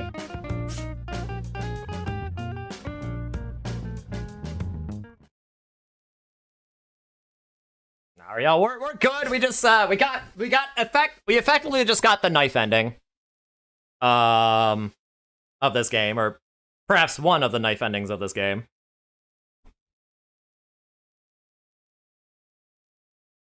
And yeah, so we're jumping back. We're jumping back to before we made this decision, so we can actually go with the intended route of picking Shoma, I guess. I knew they were trying to get me to do it, but I thought, wait a minute, what if they're just trying to trick me here? Because based on the other timeline, I still don't think it was Shoma. But anyway.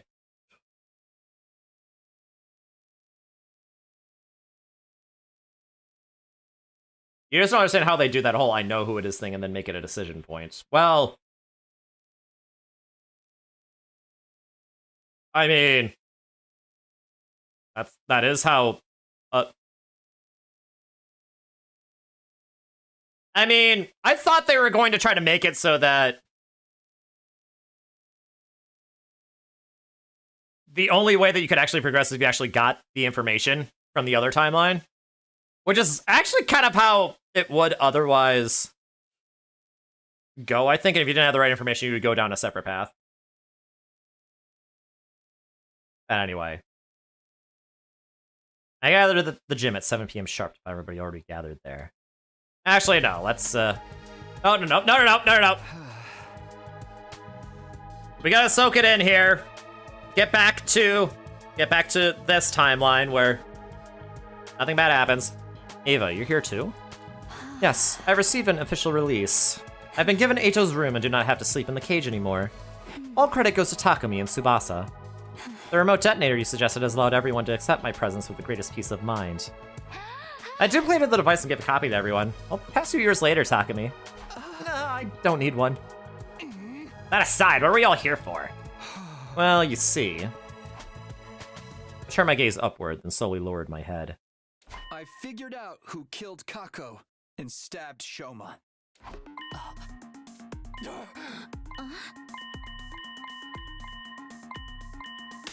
Mr. Sumino, wait a minute, please! You just said with absolute certainty my dear sister was indeed killed? Yes, the situation points to that fact. Who did it? Ima, I need you to promise me something first. Promise you won't lay a finger on the killer when you realize who they are. I won't tell you the truth unless you promise me that. I saw him gritting his teeth with a scowl on his face. Still, he nodded firmly and said, Fine. I promise that I won't lay a finger on that accursed scum. Good. All right. Much as I wish I didn't have to do this, here goes.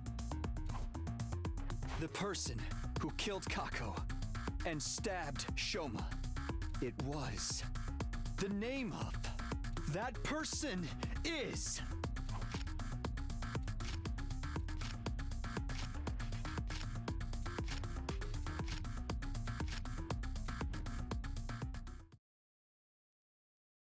The person who killed Kako and stabbed Shoma is...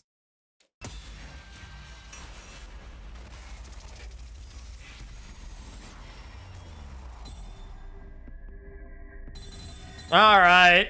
Do this the intended way.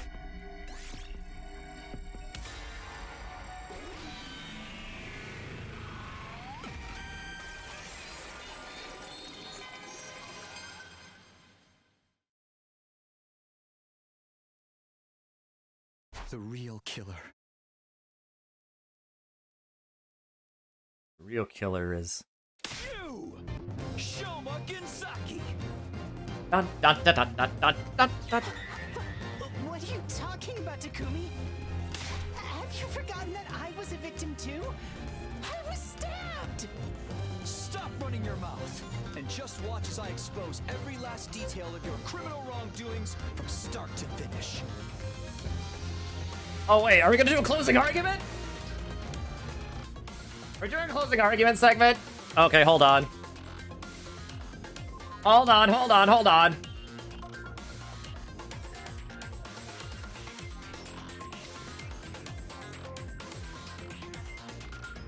Okay, hold on.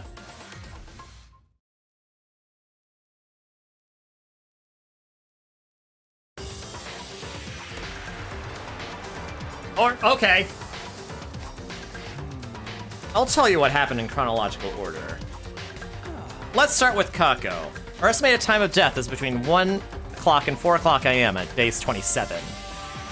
You met up with her before that on day 26 to tell her to come to the gym during that period of time. So she showed up at the gym as asked, where you made up some reason for her to swallow that thing.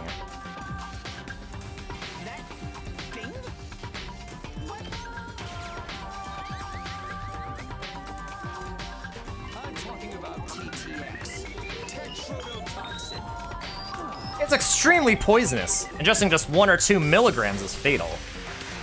That's how you poison Kako to death! After poisoning Kako, you put the bottle of TDX into her right hand. Then you block the gym door using a mop as a latch. I think you can make her death seem like suicide with all that nonsense. Once that was done, you climbed down the ladder at the corner of the stage into the escape pod storeroom. You already knew that shaft was there, because you'd seen Ima and Kako going into the trapdoor before. You did your homework and went down to check out the storeroom as well before carrying out your plan. That's why you also knew about the ventilation shaft. And you used that vent to return to the school building. That's the main reason causing me to single you out as the culprit. The main reason?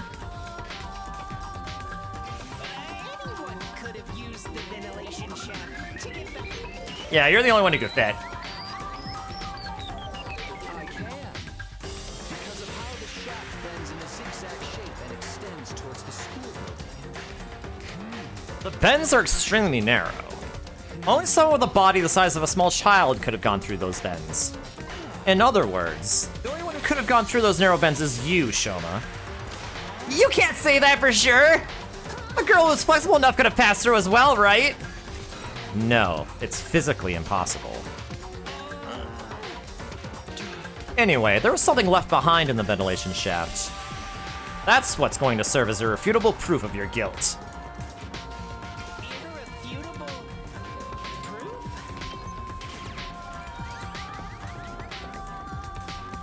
Here it is. This square piece of inch-wide green cloth. Out of all of us, only Kurita, Takamaru, and Shoma wear something green on them. But Kurita's tomato mask isn't made of cloth, so this scrap can't be hers. The shade of green on Takamaru's jacket is less vibrant than the scrap, too. Shoma, turn around. Why? Just do it! I just checked. Part of Shoma's backpack has been torn. The torn part perfectly matches this cloth strap. Indeed, I too witnessed it and have concluded they are a perfect match. You couldn't have passed through the narrow bends of that shaft while still wearing your backpack. But you couldn't leave it in the shaft either. So you tied the shoulder straps to your feet and pulled it along as you climbed up. That's how the backpack got caught on a sharp edge protruding out of the inner wall of the shaft. This cloth strap got torn off because of that. No, no, no! This is fake evidence planted by the real culprit! Someone's trying to frame me!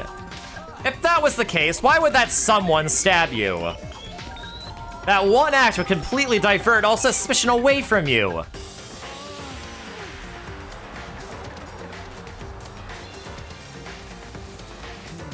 Now this next part is all just conjecture. You know what? Okay, I'm stopping the bit. I'm sorry. Sorry. I'm sorry. I love doing the musical bits. It's like part of my soul, I guess. Now this next part is all just conjecture. Shoma, you were actually intending to kill Ima as well, weren't you? That plan went awry because Kako showed up to the gym alone. So you had no choice but to kill only her. But that made things difficult for you because Ima knew about the storeroom as well. What's more, he also knew about the ventilation shaft. If you told anybody else about the shaft, this would no longer be a locked room case. And if we pursued the case as a murder, we would eventually close in on you. So you wanted to kill Ima afterward. but it was almost dawn by the time you crawled out from the ventilation shaft. That left you with no time to do anything about Ima. So you panicked and started thinking about ways to remove yourself from the suspect list. That's how you ended up deciding to kill yourself. If you could make everyone think you had been mutilated by the culprit, we would never even dream of suspecting you. You're being ridiculous! This is way too bold a plan for someone like me! Who would dare kill themselves just to make it seem like they were innocent? Revive-o-matic. Of course. Actually dying was never part of your plan. In fact, you were absolutely confident you wouldn't die, because we have the Revive-o-matic in the infirmary. But for that to work, you had to die in a way that allowed us to find your dead body quickly. After all, we wouldn't be able to revive you if too much time had passed. That's why you screamed, right? And right after the morning announcement, so that everyone could hear you. Then you stabbed yourself all over and temporarily ended your own life. I can't believe I'm listening to this. Please be realistic. No one in their right mind would willingly stab themselves that many times. It just doesn't make any sense. We're not talking about cutting your wrist. No, it is possible. If you inject yourself with a powerful anesthetic, like Gamma-File, remember what Yugumu said? At the proper dilution, the substance can numb the body's pain and emotional receptors without causing loss of consciousness. Yep, and I still stand by that. It does make sense. So you're trying to say that I used that drug to do the deed, right? But where would I even find a drug like that? You probably stole it from somewhere. Stole it from where? A biolab. From the biolab. That room isn't locked, and everyone has access to the shelves. Getting the drug from there wouldn't have been a problem for you.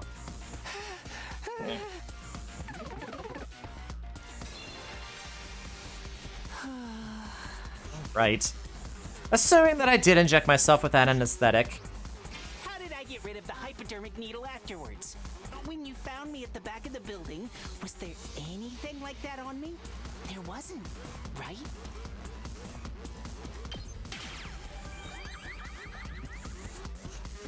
You must have tossed it somewhere far away when you were done with it. What about the knife? Where did the knife I used to stab myself disappear to? You tossed that far away as well, just like you did with the syringe. Did anyone find any of those things at the scene? No. But nobody searched the area nearby on day 27, the day of the incident. You could have collected those items the next day on day 28, after you woke up. But still, you're just guessing at this point. You've got no real proof. No proof that I threw the knife away after stabbing myself. I do have proof. It's not with me right now, but I did find something. There was something some 30 feet away from where we found you. What was it? What did... Bloodstain. I saw bloodstains. Just a little patch on the corner of a rock. In a place where blood from your injuries couldn't have reached. Those stains prove that the bloodied knife had been thrown over there. That's enough already! It doesn't matter what you're trying to say because you have no solid proof!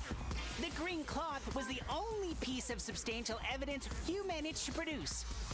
Anyone could have left that behind to frame me. All it proves is that I could have committed this crime. But it doesn't prove that I was the only one who could have done it. I think that was a bit the must. It's time you stopped playing dumb, Shoma. I do actually have another piece of conclusive evidence. What? The bottle of TDX Kako was holding. Your fingerprints were on it!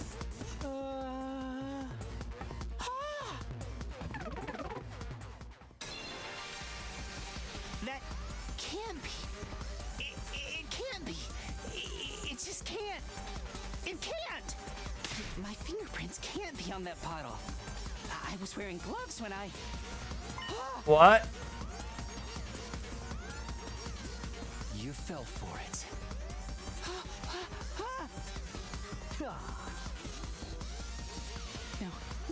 No! That was just a slip of the tongue. I mean, it was just, anyway, I'm not... Give it up, Shoma. I'll say it again. The person who killed Kako by making her drink TTX. It was none other than you! Shoma Genzake! Actually was show. No, I still don't think it was. I still stand by my hypothesis from before.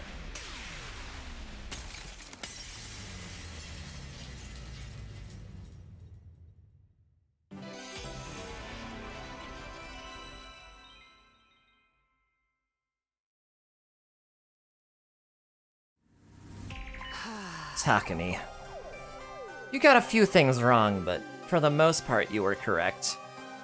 It was me. I killed Kako. Wait. Hold on. Wait. Hold on. Okay, now I'm starting to doubt my hypothesis. Is he actually confessing? Like, he's not under duress right now, so it's not a false confession, right? Yeah, he admitted to wearing... Well, he admitted that he was wearing gloves, but he didn't say the rest of that sentence.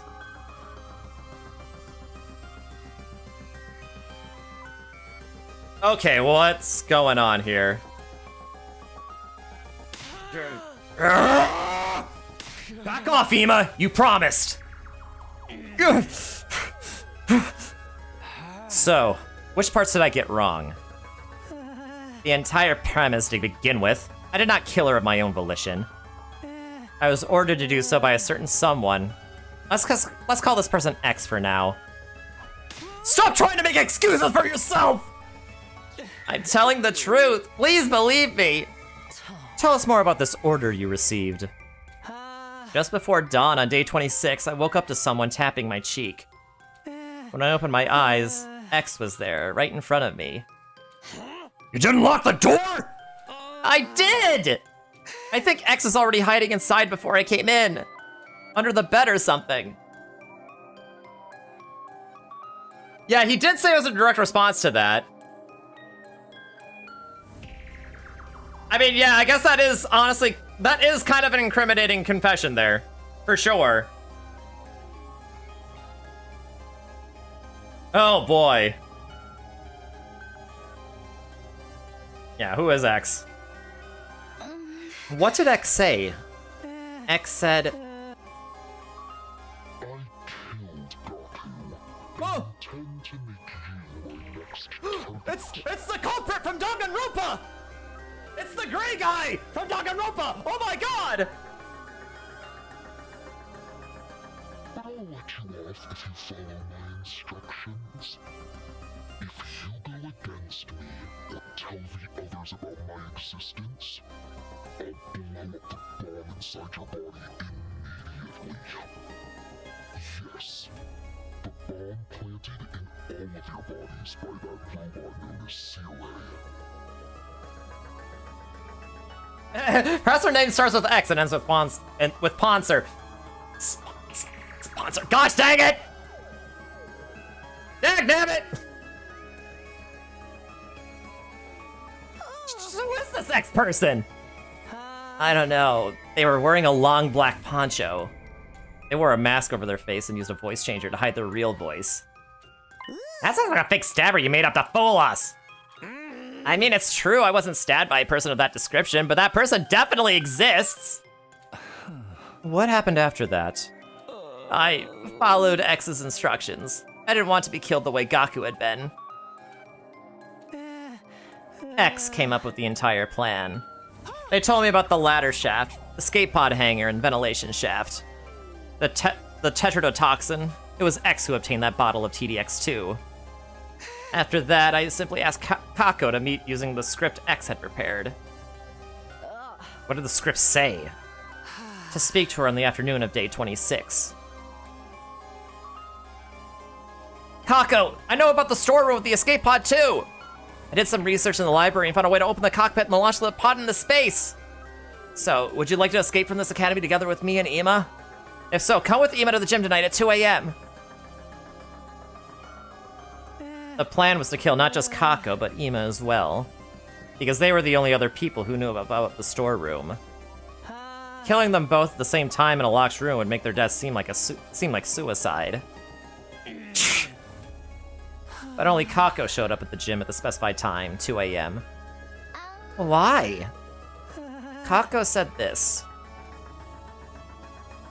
I haven't told my dear brother what you told me yet. First, I need to verify whether your information is authentic or not. If it's true, then we set off tomorrow. But keep it a secret from my dear brother, alright? I want to surprise him.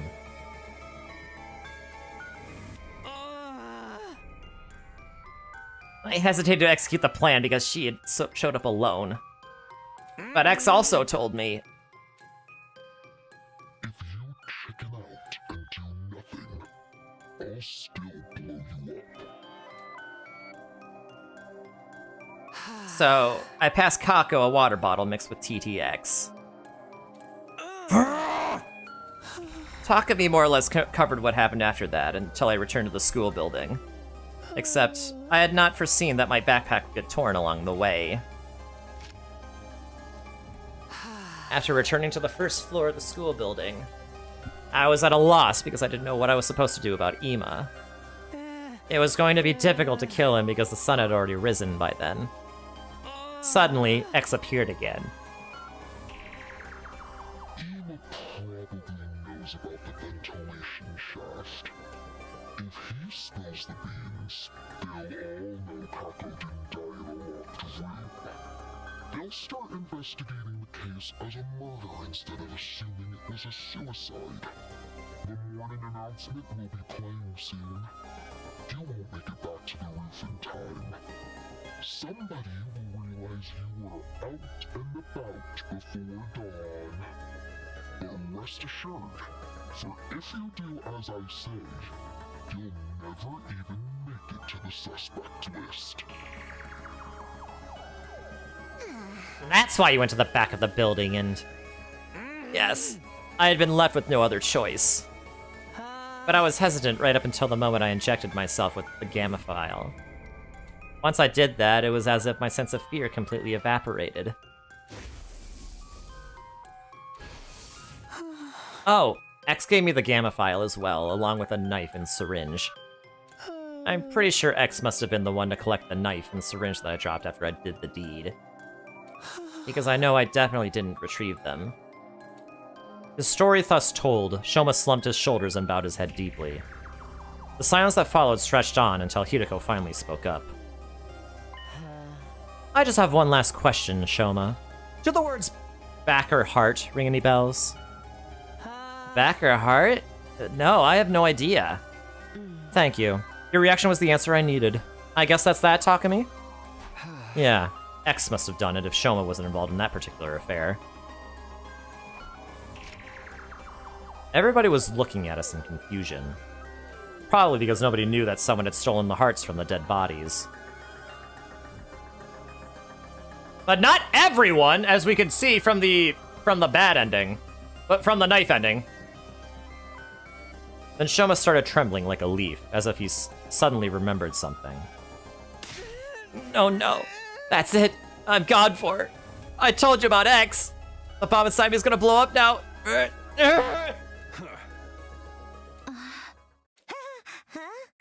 Nothing's happening. Did this X person lie to you? I think they must have.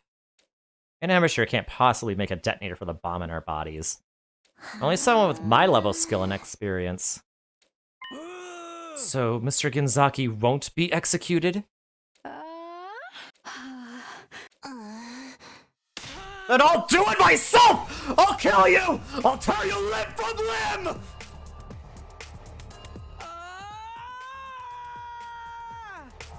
Ima let out a guttural roar and charged towards Shoma so quickly nobody had time to react. He shoved Shoma to the ground, clambered on top of him, and started strangling him so hard it almost seemed like he might rip his head off. Go to hell!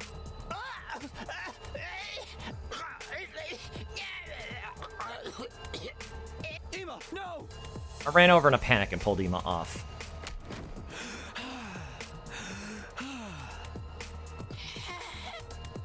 Shoma had fainted and was throttling at his mouth. Yugumu darted over and conducted a quick check.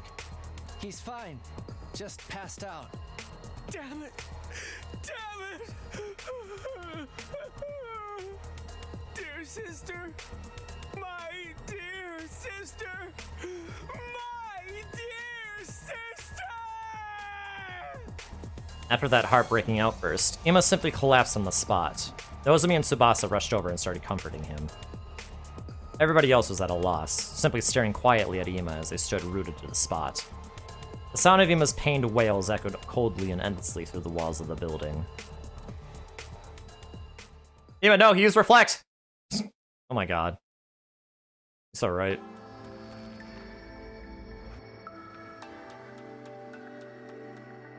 Still confused by that part. Wait, what part? We moved the unconscious Shoma into the cage in the courtyard and made sure it was properly locked. Once that was done, I shoved the key deep inside my pocket.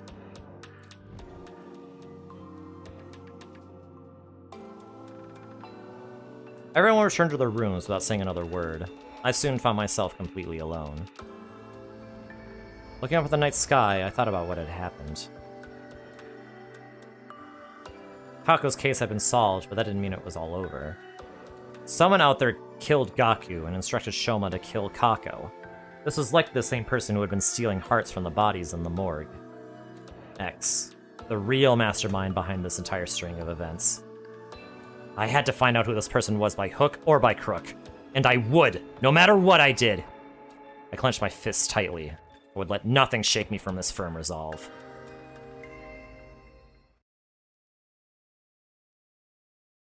Day 51. Oh, the stealing hearts part? Oh, yeah.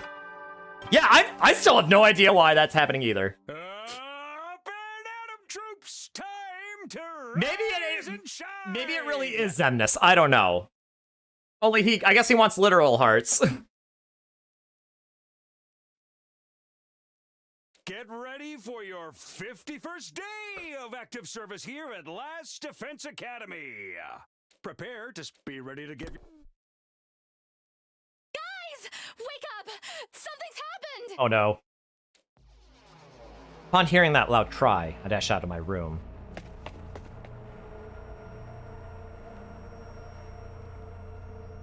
What happened? What's going on? I was up early, so I went to check on Shoma, and... Shoma, he... What happened to him? Just come with me, quickly! He blew up, didn't he? We all knew where we were going. Everybody made a mad dash for the courtyard together. We ran through the second floor hallway and burst into the courtyard, then ran toward the cage without stopping. There we saw...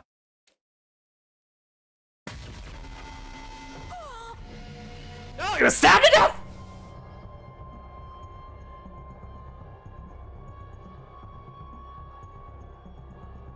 Wait, how did he even get in the first place?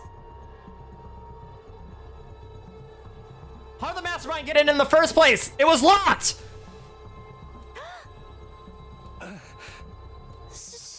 Shoma!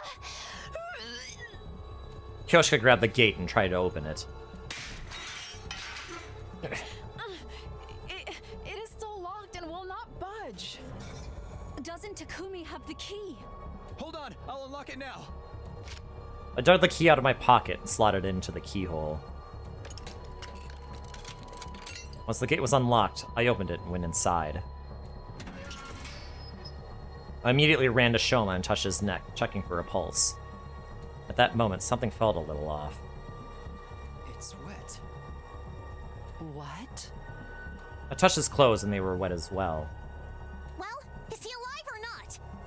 I already checked that. As you can clearly see, he's already... Maybe we can still revive him if we bring him to the infirmary like last time. Since I had touched the body, I knew already that too much time had passed. But I decided to go along with it anyway. Yeah, we should try that.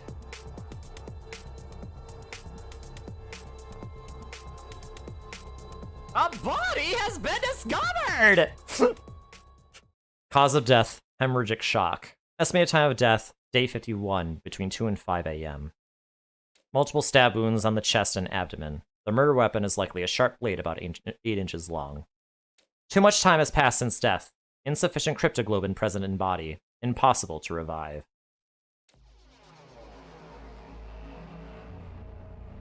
After everyone had a chance to view the monitor, the mood in the room became heavier. What's going on? How'd the killer get to Shoma when the cage was locked? Takumi, did you lock the door last night? Yes, I did, so nobody could have stolen the key from me while I was sleeping. And I know I'm repeating myself, but that key is unique. It cannot be copied. Well, that narrows down the list of possible suspects to just Takumi, right? Don't you ever get tired of my mindlessly repeating the same thing? Are we overlooking the other possibility? That he stabbed himself like before? This time in a way that would be impossible for us to revive him. I mean, that would imply that he had a knife in him. Or, like, a knife in the cage with him. But apparently you can't... the bars are too... Like, the space between the bars is too small for you to put your arm through. Apparently. I certainly don't look it, but apparently they are. And I can't think of any other reason why we'd wind up dead in a locked cage in the middle of the night. Well, then who supplied him with the knife? It had to be X, right? If it was X, they would have passed him some gamma file and a syringe.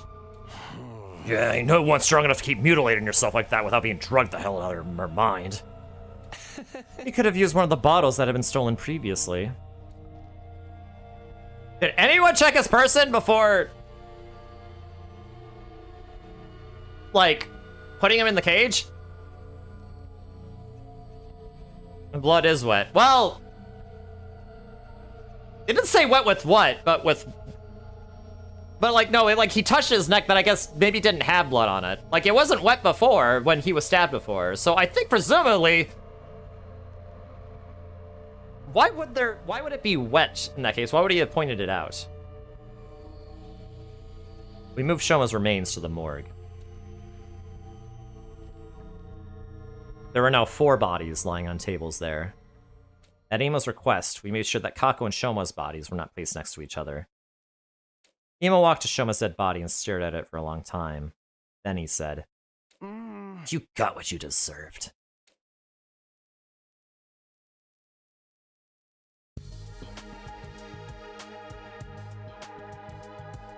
After that, we investigated the courtyard together. Despite combing over every inch of the area, we found no trace of a knife or syringe. The only thing we found was... a balloon? It was lying on the floor near Shoma's cage. Although I couldn't immediately figure out if it was related to the case, I decided to stuff it into my pocket, just in case.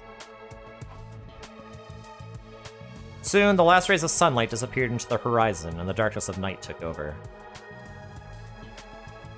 It was already way past dinner time.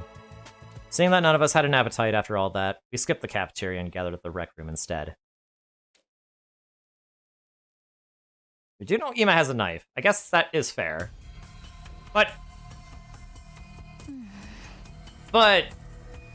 you wouldn't be able to kill him from the outside. I mean, I guess theoretically you could just throw the knife at him and, like, maybe it would hit him, but, like, he was stabbed multiple times. Once you throw the knife in there and hit your target, it's over, more or less. This makes it 3 people who have lost their lives because of X. We don't know for sure if X had anything to do with Shoma's case yet. Of course they did! We'd all be in serious trouble if it wasn't X. Because that would mean there are 2 killers of X's caliber running around free. X is caliber, like X caliber. Gosh dang it, Darby! So, who do you think X might be? Everyone falls silent. This was the question I was dreading the most. It seemed like the others felt the same. Ever since Shoma shared his side of the story last night, we'd all been avoiding that particular issue. But it was time to face reality. I steeled myself and turned to Tsubasa. Tsubasa, do you still have the organic light detection device? Yes.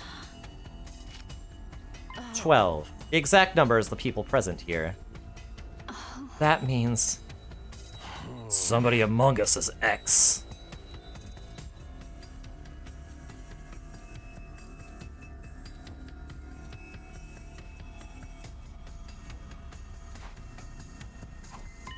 No, wait! It could have been someone who came in at midnight and left the school before the sun came up. Sadly, that's not possible. This device comes with a history log. At 4 a.m. last night, the number changed from 13 to 12 and stayed there. My god, Tsubasa thinks of everything. Aha, so Sir Shoma was murdered at 4 a.m. last night. Huh? Yeah? Miss Magadori, we are discussing something more important here. The number reduced by 1 when Shoma lost his life, but after that it neither went up nor down. Proving that nobody came into the school or left it, right? Yes. Or it means the sponsor is an organic life form. Yes! Which probably isn't right. Probably, yes. The thing is, we're all screwed if we don't do something. X tried to kill us all in that message, and they're doing just that. The more we put this off, the more people will be dropping dead one by one. Well, I agree with the part about doing something, at least. Hey, Takumi! You're the leader! Come up with something! Maybe. How about we make it compulsory to move around in groups of at least 3 during the day? Did someone mention before that 3 is a risky number? That was because your 2 other teammates could be working together. But the situation has changed. According to Shoma, X is just 1 person. That's right, so a group of 3 should be fine. What about at night? Feels like that's the main thing. So far, all of them were taken out at night. Then we should probably instate a curfew, right? Like in Danganronpa?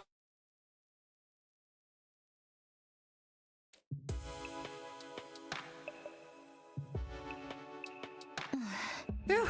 Done and done. Are we all going to be sleeping here from now on? How bland and boring. Getting evacuation center vibes here. Would you prefer bland and boring or dead in a ditch?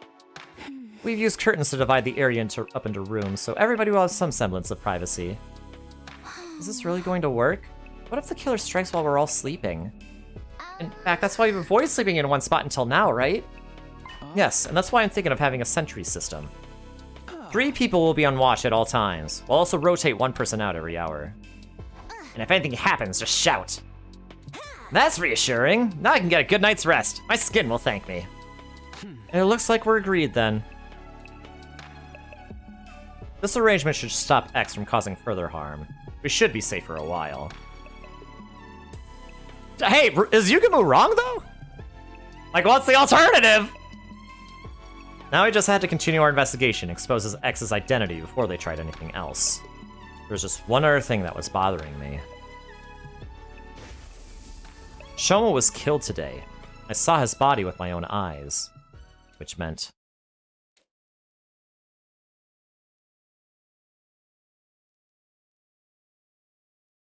Which meant what? Day 75. Hey, what?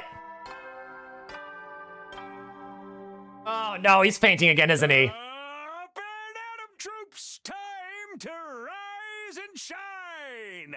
Get ready for your 75th day of active service here at Last Defense Academy! Prepare to be ready to give your... I woke up with the sound of the morning announcement. The first thought to cross my mind at that time was, not again, along with the sense of resignation. Looking up at the unfamiliar ceiling, it took me a few seconds to realize I was in the gym. I stood up from my makeshift bed, pulled open the curtain divider, and stepped outside.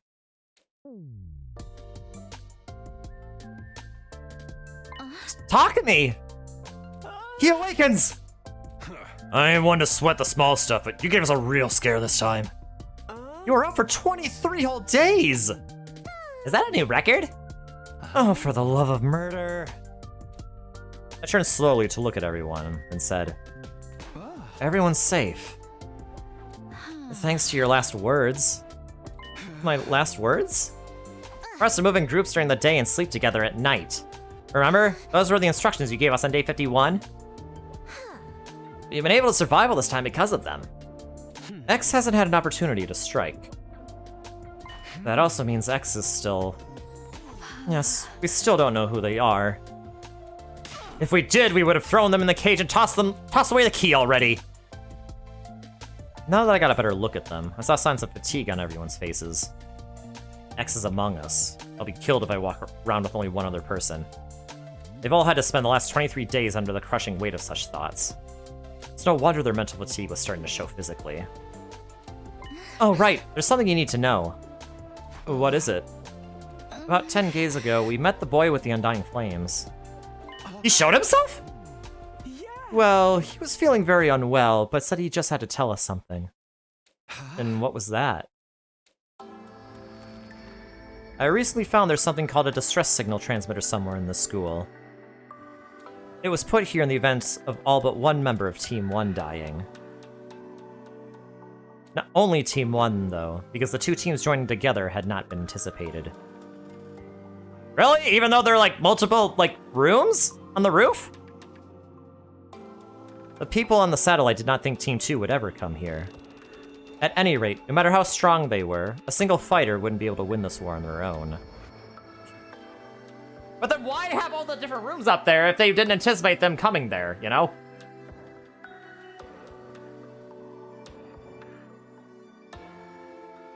Instead, that survivor would be extracted and put on standby while the people in charge put together a fresh team for a new attempt. Once the correct series of codes had been entered into the transmitter, it would, well, transmit a distress signal. Wait, that might be important for when we go to the artificial satellite. Well, wait, no. Would that have worked, though? Because what's happening on the artificial satellite is, well, we don't know what's happening, but it's crazy, right?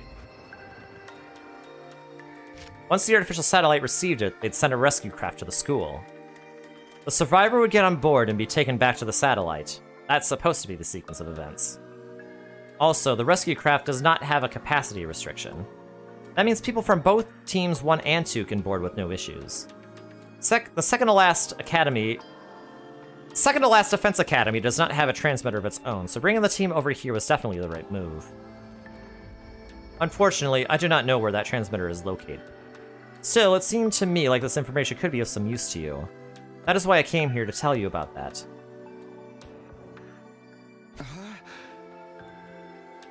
The stress signal transmitter. No, it's not a Deus Ex Machina. Deus Ex Machina is when something comes out of actually nowhere without, like, you know, basically just the gods come and, like, fix something that would otherwise be unfixable.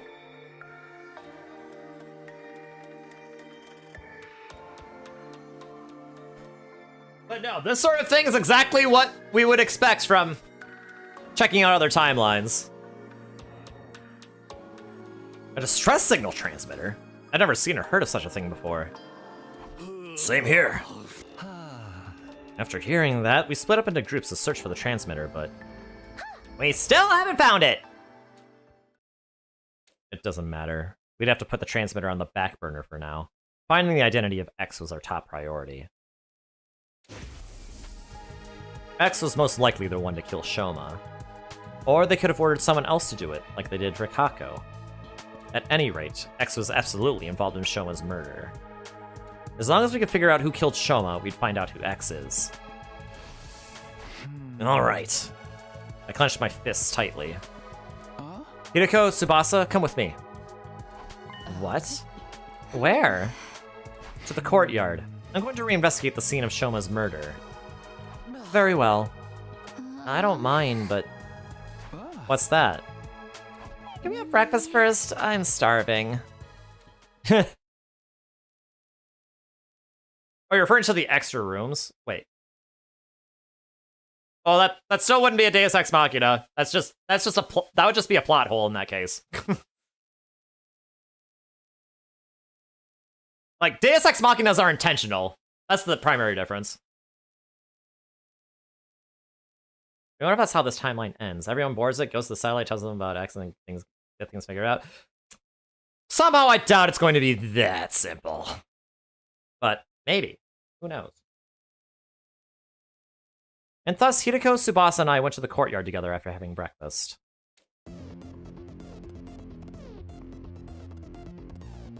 Why did you ask us to come along?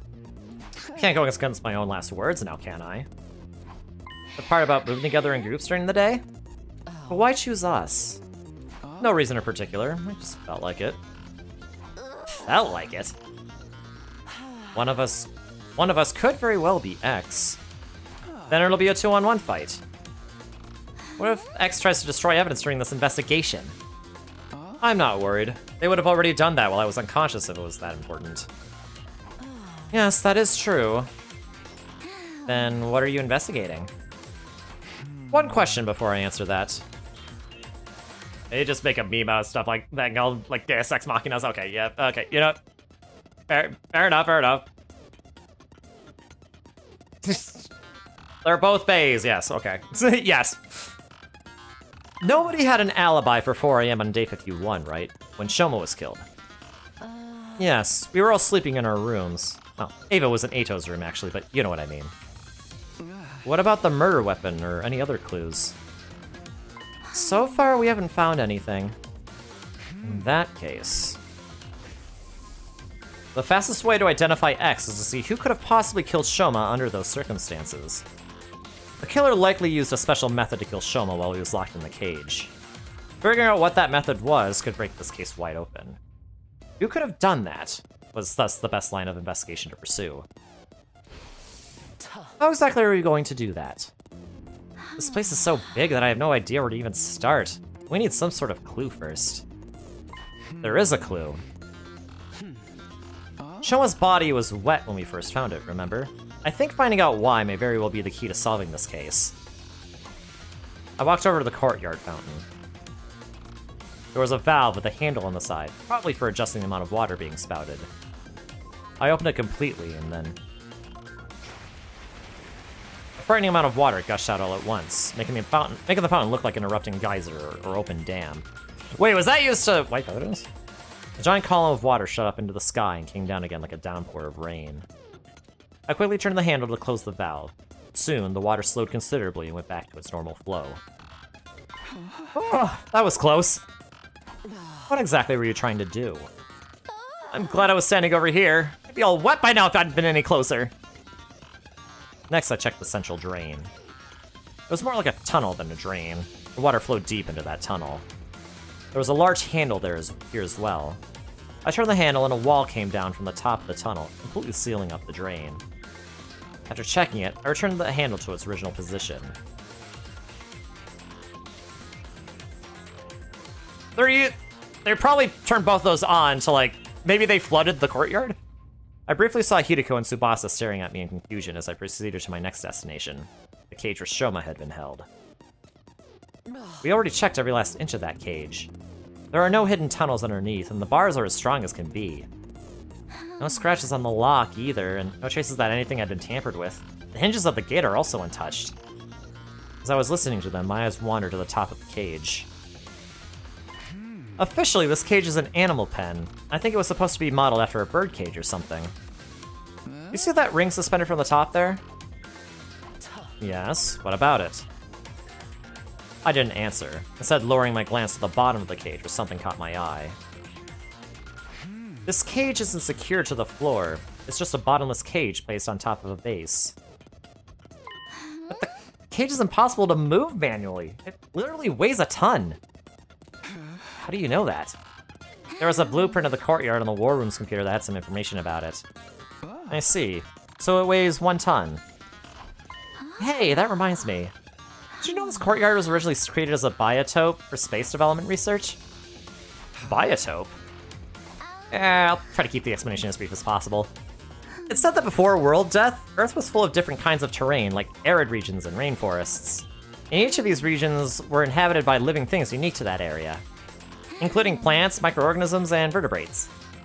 For research purposes, this place had originally been created as a perfect replica of the ecosystems those creatures had been living in. That's why there are blasts of hot air to simulate a desert environment. It can also withstand atmospheric pressures many times Earth's range. But wouldn't that amount of pressure cause the windows to break? What are you talking about? Those things over there aren't windows, they're all display screens, including the ceiling. Look carefully and you'll see the light flickering every once in a while. There's no way the sky could be visible from here. We are inside the school, after all. You might be right, but what about the exits on both sides connected to the hallways? Atmospheric pressure can escape from those exits when it gets too high, right? Those places were closed in the beginning, covered by partition walls, don't you remember? Oh, right. They opened up after C-Day released them. In other words, as long as the walls on those exits and drains are down, the courtyard is a completely sealed space. Completely sealed space. Are you done here? Shall we return to the gym? Not yet. There's just one more thing. This. A balloon? The one we found during our investigation on day 51. Why do you think it was found so close to the cage? I have no idea. I can hardly imagine it being someone's personal belonging. The more likely possibility is that someone made it using the Gift-O-Matic. Gift-O-Matic? We'll definitely be able to find a clue if we go there.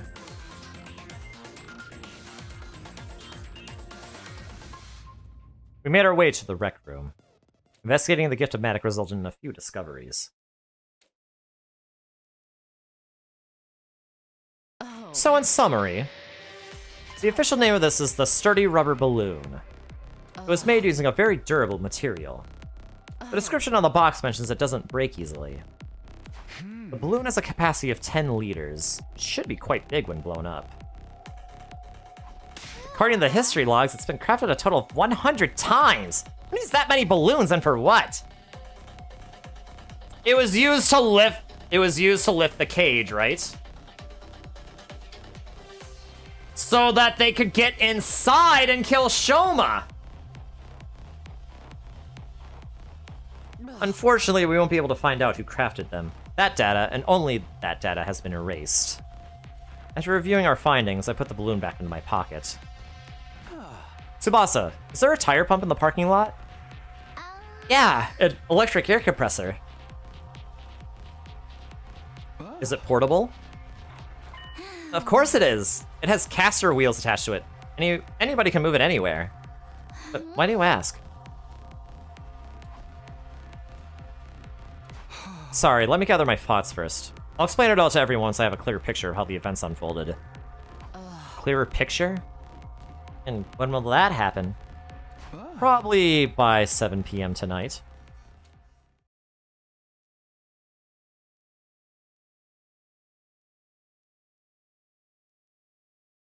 Plus Deus Ex Machina more... Well, we are not sure if you have seen this another time, so someone just happens to know this time. Yeah, kind of. Happens a lot in Uchigochi games. Yes, exactly, Key to Truth. Exactly.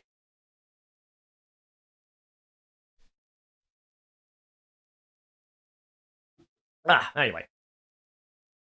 We returned to the gym together, where I immediately started sorting out my thoughts.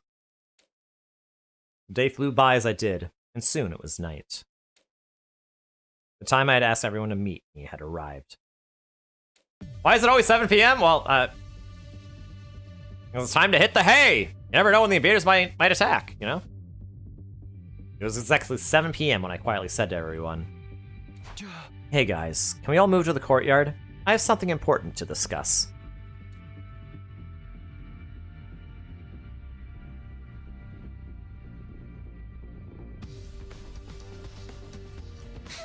What is this important thing we had to come all the way here to discuss? Well, you see, I turned my gaze upward, then slowly lowered my head. I figured out who killed Shoma.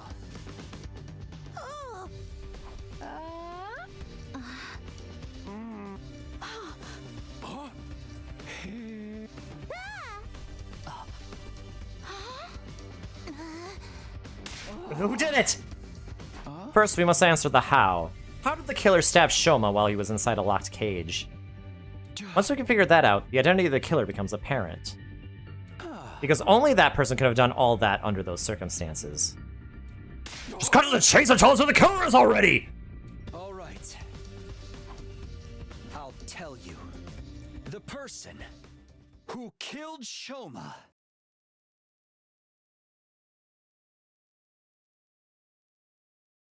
It was. The name of that person is... The person who killed Shoma is...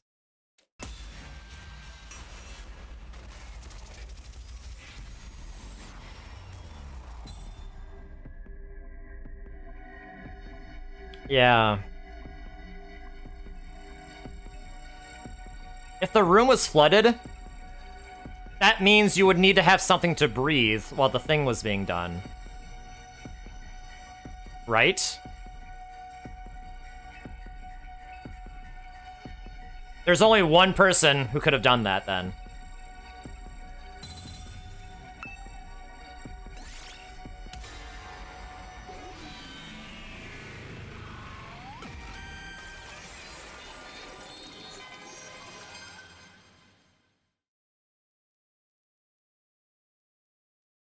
The real killer. You, Ava! What are you saying, Takumi? I came to the school on day 21.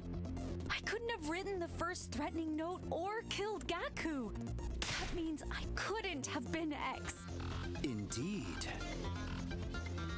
What? Yes, her mask is airtight. Remember, Tsubasa brought up earlier that it can be like, you can be caught, like it can be used to be caught off from like surrounding area and like be used to breathe on its own for like 30 minutes. And she also said that that only Ava can wear it, or that it's only useful for Ava because it's meant to fit a specific, fit like a specific shape.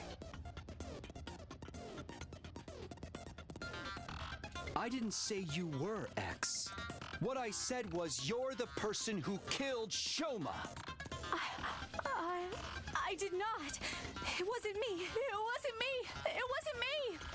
Shut your mouth and just watch. I'll be exposing every last detail of your criminal wrongdoings from start to finish. Yeah, it's literally Danganronpa music. Yeah. Specifically this music. This music, specifically.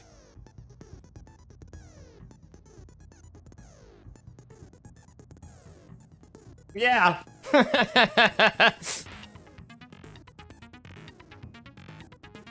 So,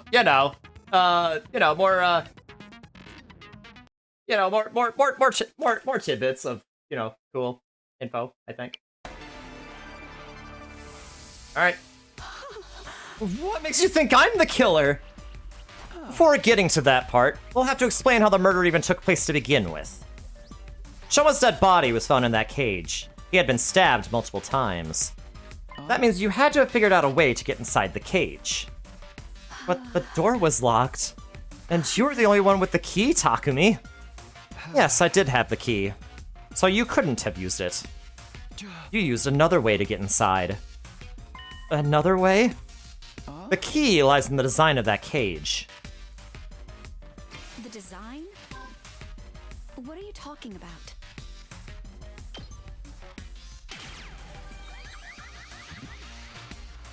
The bottom part of the cage isn't secured in place. It's just a heavy iron cage mounted on a base.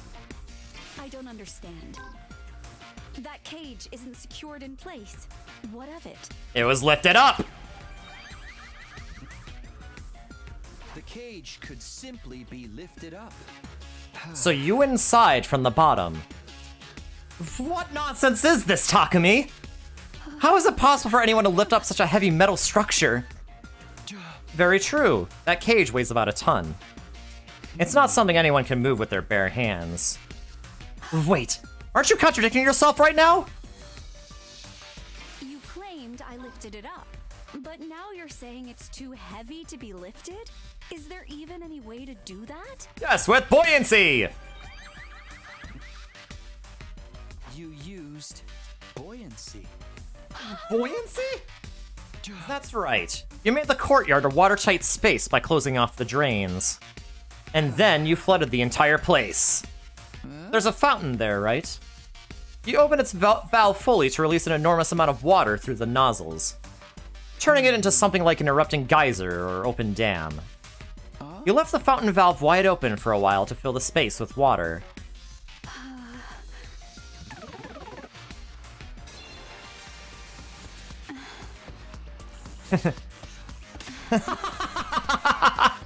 Oh, I'm sorry. Your explanation was so outrageous I couldn't help but be amused. Takumi, do you not know how powerful water pressure can be? Even if we assume water was released into the environment after covering up any openings, some would still leak out because those walls would be under constant pressure from the forces of the water. No, that wouldn't happen. That's how this place was designed. Because the courtyard was originally constructed for a certain special purpose. Special purpose? What special purpose? Now you're just talking. This place was a biotope to be used for space development research. It was designed to be able to withstand atmospheric pressures many times Earth range. That's what Tsubasa said. Yeah, that's right. And that's why it's impossible for water pressure to cause any leaks. After a while, the place became filled with water. Considering the water flow of that fountain, it probably took about 3 hours for water to rise to the top of the cage. Shoma was killed at 4 a.m. Counting back from that time brings us to 1 a.m. for the approximate time the water started accumulating. Even if you were right, that entire cage is made of iron. It literally weighs a ton! You said so yourself! It wouldn't shift around simply from being submerged in water. Buoyancy doesn't work that way. How could anyone have lifted up a heavy iron structure like that? By using sturdy rubber balloons. Rubber balloons? Ones that can be filled with air up to a capacity of about 10 liters. You inflated 100 of these balloons and put them into the cage. To be more precise, you put the deflated balloons into the cage first before inflating them. Archimedes' principle states that upward buoyant force is equal to the weight of displaced water. Oh my god! I can't confirm that is accurate! Oh my god! Oh my god! We're actually bringing physics into this! He literally getting 100 IQ at every pass out. My homie couldn't pronounce buoyancy in OG route. Yeah, what's happening here? 100 balloons that holds 10 liters each equals 1,000 kilograms. In other words, the effect is 1 ton of upward force.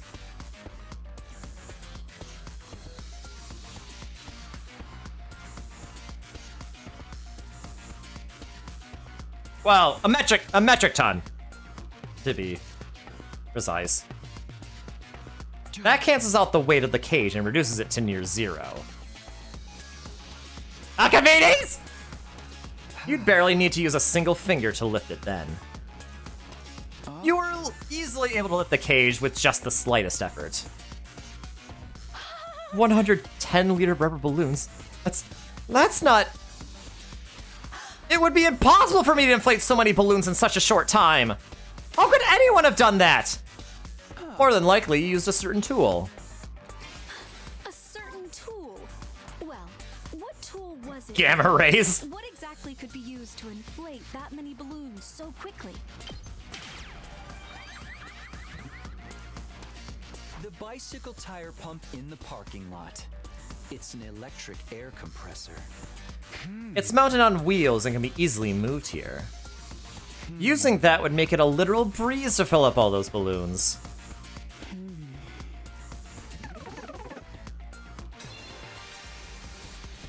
I see. That method does make it possible for the cage to be lifted up while it was submerged in water. But don't you find it strange? If the cage had been underwater for that long, Shoma would have drowned inside. Yet the Revivomatic stated his cause of death as hemorrhagic shock. Doesn't that conflict with the sequence of events you've laid out? If your deduction holds true, Shoma would have drowned to death before he was stabbed. The cage wasn't completely submerged. All that needed to happen was that that would need to happen was that the killer would be able to, like, get into the cage from under it to kill him. And then slip back out. The water only had to stop just below the topmost part of the cage for it to work.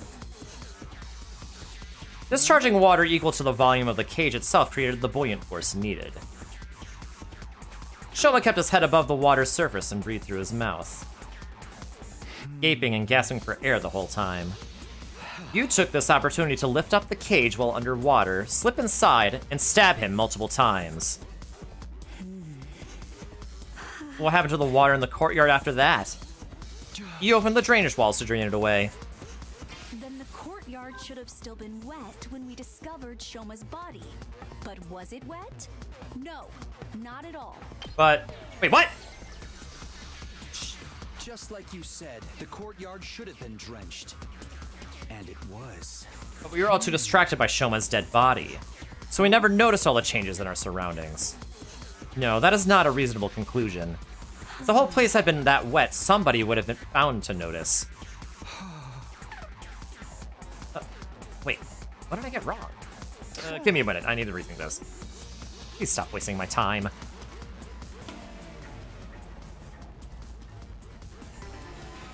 Doesn't that conflict with the sequence of events you've laid out? If your deduction holds true. Oh boy, I have to do this part again. Then the courtyard should have still been wet when we discovered Shoma's body. All right, hot air Was blasts. it wet? No, not at all. That's right, hot air blast. I forgot about that. Oops. Oopsie poopsie. You used blasts of hot air to dry the place up. What? I mentioned just now that this courtyard was originally created as a biotope for space development research. Because of that, it's perfectly capable of reproducing a desert environment, which means it has the ability to blast hot wind around the area. After draining the water away, you activated that setting to dry the courtyard. Due to the lack of time, however, the water didn't dry up completely. When you first discovered Shoma's body, it was actually still somewhat damp. It was dry enough, though, plus we were all distracted by Shoma's dead body. That's why we failed to notice the remaining wetness in the area. The only thing we did notice was that Shoma's body was damp. Fine, I understand. This is utter foolishness. Let me summarize what you are trying to say. I went underwater, lifted up the cage, and stabbed Shoma multiple times while he was gasping for air at the surface. Then I dove underwater again and turned the valve handle to open the drainage walls. Look, Takumi, I am neither a diver nor a mermaid. Even if I was an expert at holding my breath. A regular person would struggle to do even one of the things you're accusing me of, and underwater at that. It's all completely unrealistic. No, it's absolutely possible. You used your mask, Ava!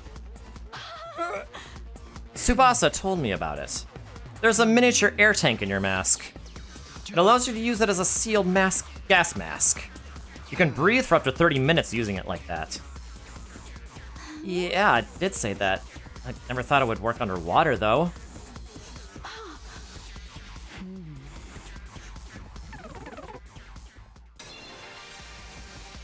Yes, I remember now. My mask did have a function like that. But someone stole it from me. What? That person must be the That makes no sense! Oh, right. Yeah. Oh, no, it's only for your head. Yes, that has Like, stole your mask? Yeah, no, that doesn't work. No, I am No, that doesn't work. You've been cornered and you know it, Ava. Just admit that you're the one behind this. Your mask was unique. It's custom made to fit a specific shape. According to Tsubasa, you're the only one who can wear it. This is why we don't give Ava her mask. Listen, I don't think... Listen, she was probably under duress by the mastermind. You were right, Ava. This isn't a crime that a regular person could have committed. Only a diver, mermaid, or someone with that particular mask could have done it. Ergo, the person who could wear that particular mask is the culprit. And only one person in this world can put on that mask. That person is standing right in front of me. It's none other than you, Ava! You're the only one who could have killed Shoma!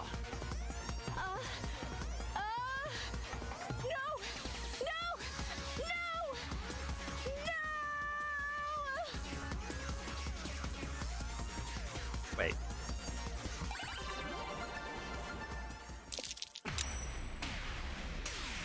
We did it! How was Archimedes' principle explained to a pool of blood around the body that was stabbed underwater, then microwaved to evaporate the liquid? Yeah, that is true! That blood would have been fresh, so it would have had to have been washed away, right?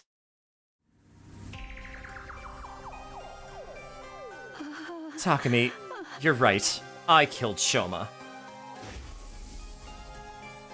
The method and flow of events were as you have deduced. I have nothing to add.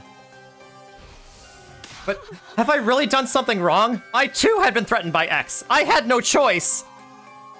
When did you meet X?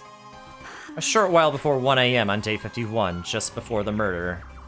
A short while before 1 a.m. on day 51, just before the murder, I heard a knock on my door. And you opened it? Yes. Why? The thought that it might be X outside that door did flash through my mind briefly, but I'm not part of the SDU and I wasn't even here when you saw the threatening note. I just assumed I could not have been on X's radar. Well, what did X say?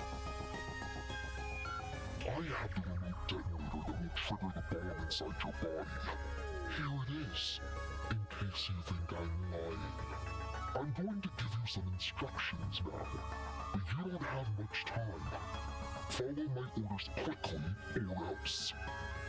Should you go against me, or tell the others about my existence, I will detonate the bomb in your body immediately. Wait, what's going on? How did X get their hands on the detonator? Maybe they stole it from one of us? No, X said they obtained it through the proper channels, from Tsubasa herself. No! I duplicated the device and gave a copy to everyone. I'll pass you yours later, Takumi. Now we are 100% sure that X is one of us. No, I think you can remove me from that list. I passed the first detonator to Hiroko and never got it back, and haven't received the duplicate from Tsubasa yet.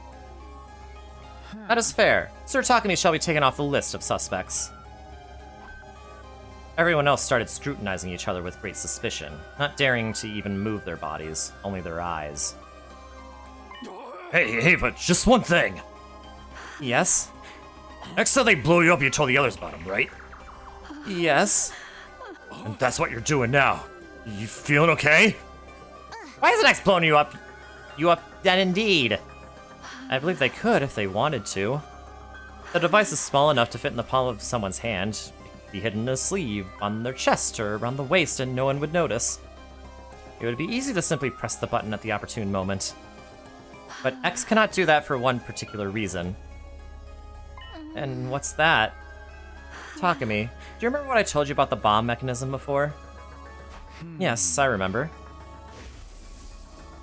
Anyone standing within a 25-yard radius at that time will be blown into smithereens.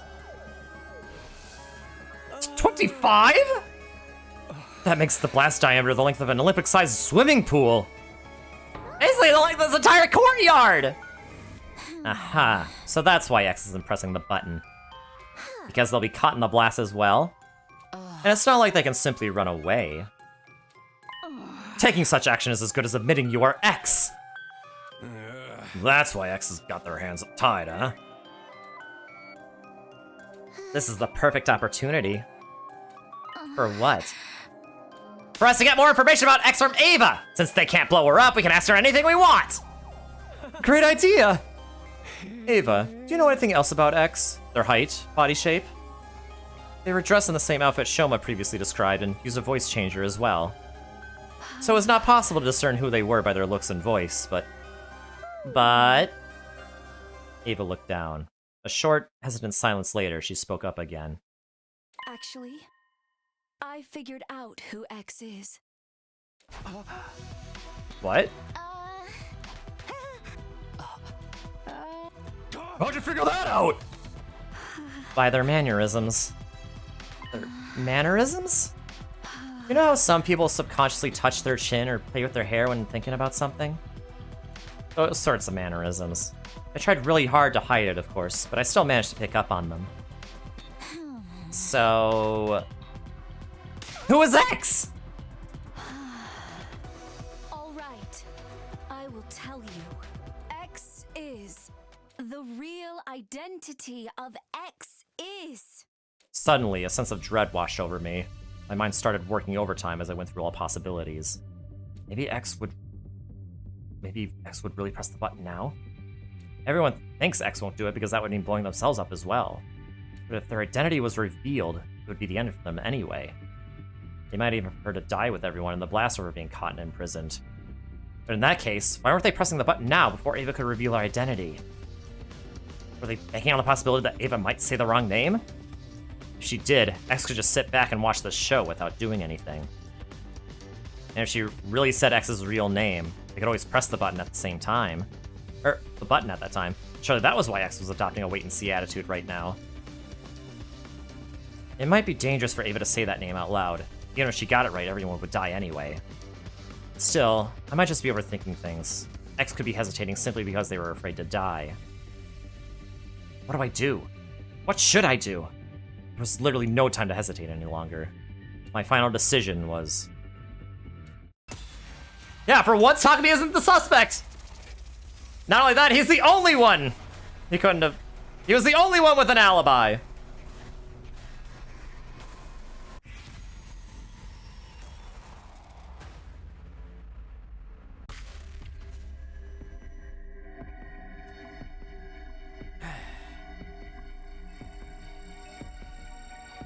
Alright. I'm leaning towards yes.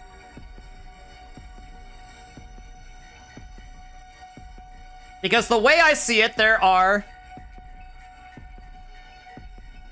4 possibilities. Well, there are 2 variables at play here.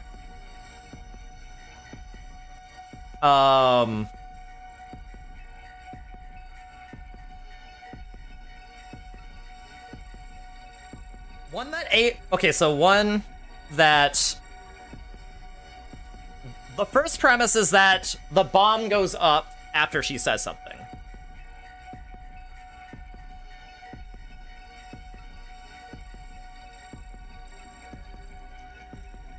The second premise is that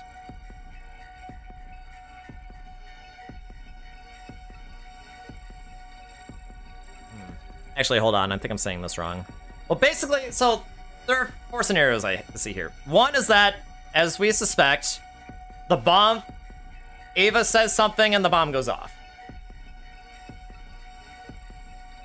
Yeah, maybe that would still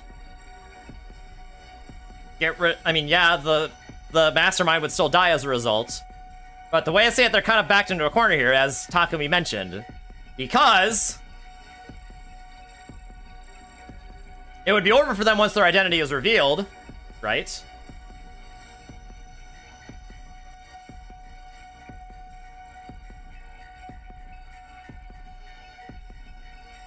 So...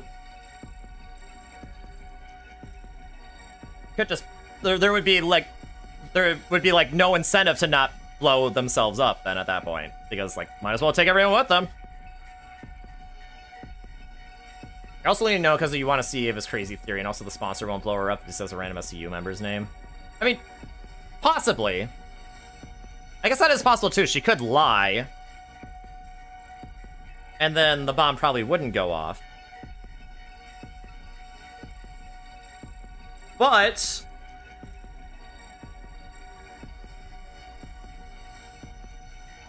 there's also the possibility that... I mean, yeah, there's also the possibility the bomb wouldn't go off if she said it.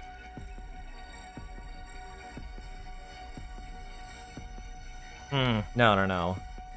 Well, either way, if she says it... basically, the moment she says something is when the mastermind has no incentive to not blow them up. So, I think it is safe to say that going with yes is probably the proper way. Basically... it's like Sun Tzu's, Art of War. Basically, always give your enemy, like an escape route, you know? Because otherwise, if they're cornered, they will fight back, you know? Because then they have basically nothing to lose at that point. So, I'm going yes. Ava literally just ran off out of the academy with Commune while Mochi thinks. You know what? Ava, stop! Don't say anything. Hey! What are you up to now? Wherefore have you stopped her? I explained my reasoning to the others. I get it. You were afraid X may try to take us all down with them. At that, all of a sudden, we heard.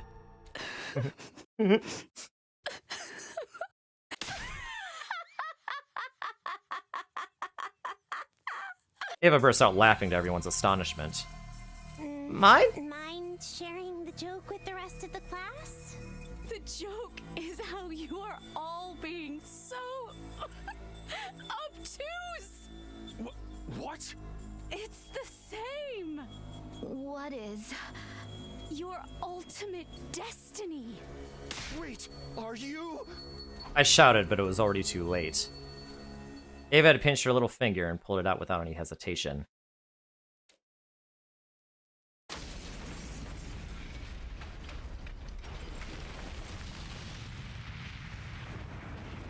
Well, jeez, I didn't think of that.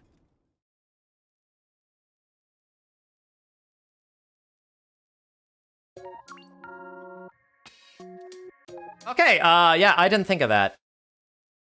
Pinky promise? Oh, shut up.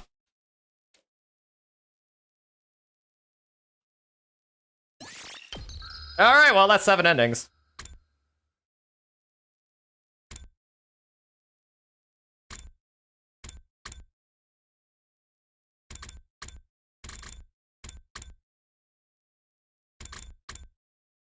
Wait, Takumi? You can accuse yourself?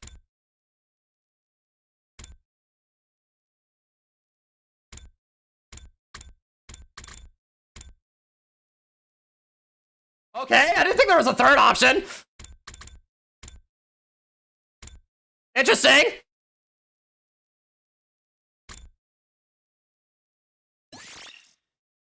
All right, before decision.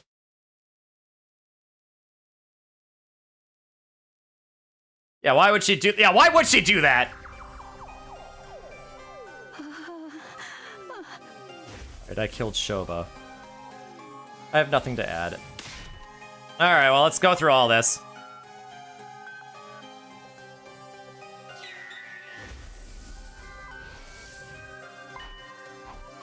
But, so yeah, I was wrong, apparently. Surprise!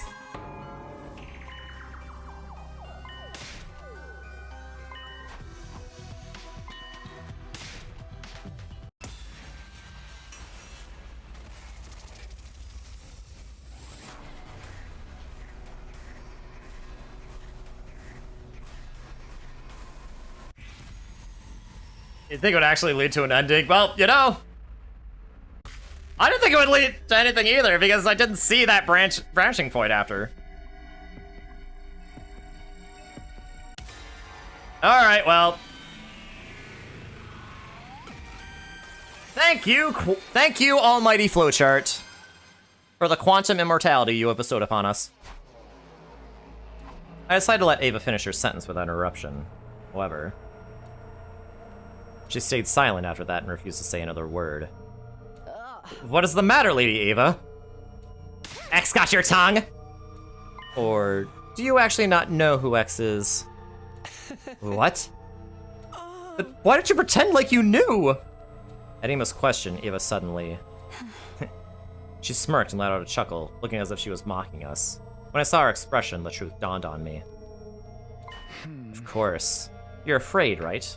You're afraid to die. If that's the case, why'd she blow herself up when I shut her up?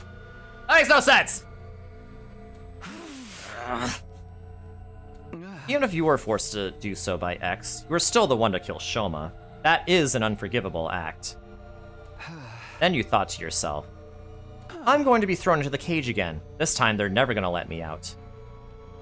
Why should I stay then? I'll blow myself up and take everyone in the SDU with me. Oh, okay. You know what? That makes sense.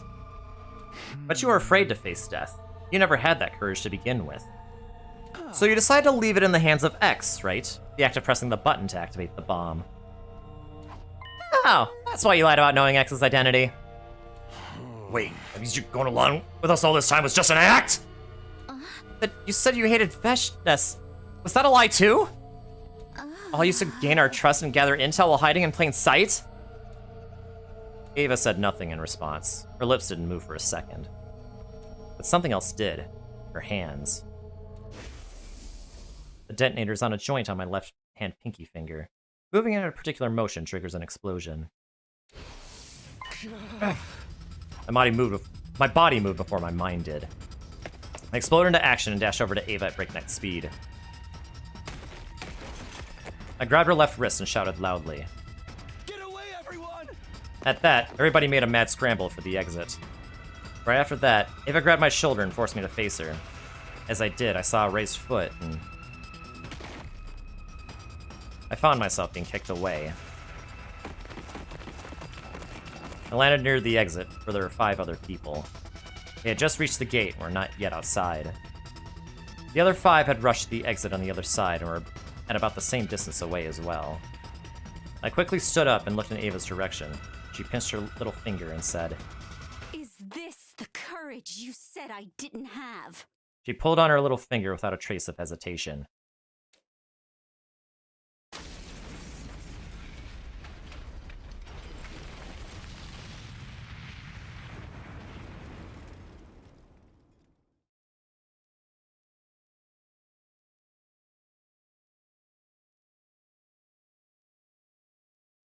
Day 80. Oh, what the heck, man?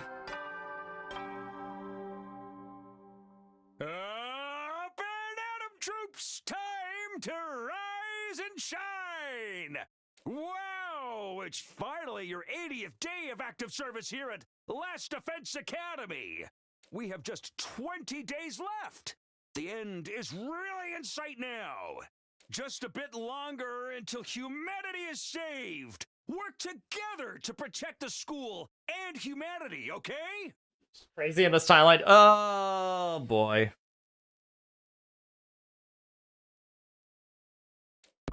Yeah, man, it's day 80. Yeah, I don't know about this, guys. I was already so used to waking up and finding out that I had missed a bunch of days that I was more surprised by the fact that I was somehow still alive. I'm gonna think about it. I seem to recall someone pulling me back with great force just before the explosion. That could be why I survived. I wonder who saved me. I didn't see who it was, but I remembered the lavender fragrance. It was Nozomi, right? I can think about that later. Is everyone okay? I stood up from the makeshift bed, pulled open the curtain divider, and stepped outside. And then... What do you mean Tsubasa and Moko are gone? Exactly what I meant! They were both missing when I woke up! You were the last 3 on watch last night, right? Yes, but halfway through my shift I felt a pain in my neck like something had pricked me. Somebody must have jabbed me with that stolen anesthetic because I blacked out immediately. And when you woke up, they were both gone? That's what I've been trying to say! It was at this point that everybody finally noticed I was awake. Sir Takumi, I see you have decided to rejoin us in the land of the living. 5 days no see. Pretty fast, all things considered. Yeah. Hey, shouldn't we be looking for Tsubasa and Moko? Yes, the 9 of us here will split up into groups of 3. After some discussion, we decided on the following groups. Group 1, me, Nozomi, Darumi. Group 2, Takamaru, Kurada, Kyoshika. Group 3, Hiroto, Yugumu, Ima. Let's go find them!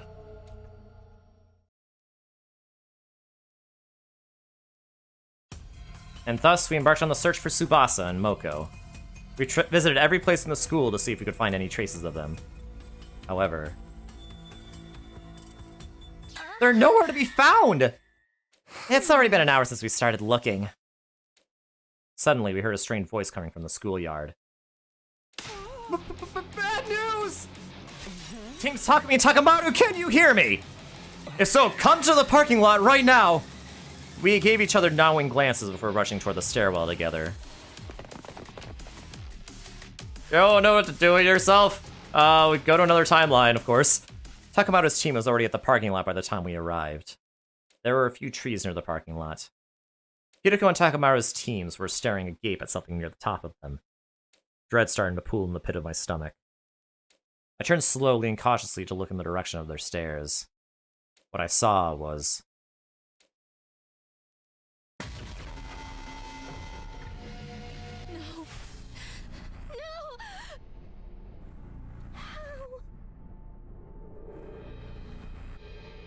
It was clear they were both dead. Blood drained from my face, and I felt sick to the bone. Put on the parental block? Nope, nope! Nope, this is fun for the whole family, Aiden. It's Kotaro Uchikoshi, man! Now 5 of my friends are dead. I don't know how my heart wasn't breaking apart. Somehow I held myself together and said, Help me lower them to the ground and move them to the infirmary.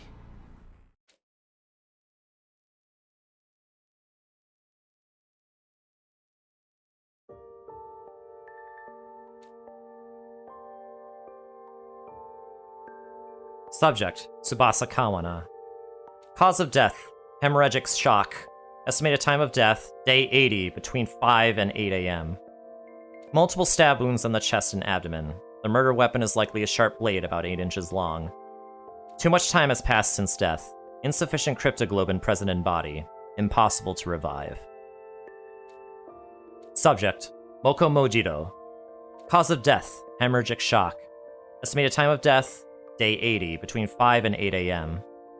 Lacerated carotid artery. The murder weapon is likely a sharp blade of unknown length. Too much time has passed since death. Insufficient cryptoglobin present in body. Impossible to revive. After everyone had a chance to view the monitor, the mood in the room turned utterly gloomy. We silently moved their bodies to the morgue.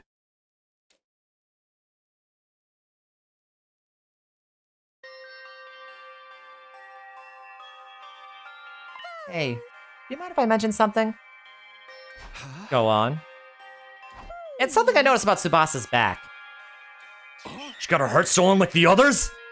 Wait, how did you know about the hearts being stolen? I decided it was not something worth hiding and told them about it. Ah, right. But I don't think the cases are related. Neither of them had their backs cut open. Then what is it you wanted to tell us about Tsubasa's back? I noticed it when the hem of her blouse hitched up while we were moving her body just now.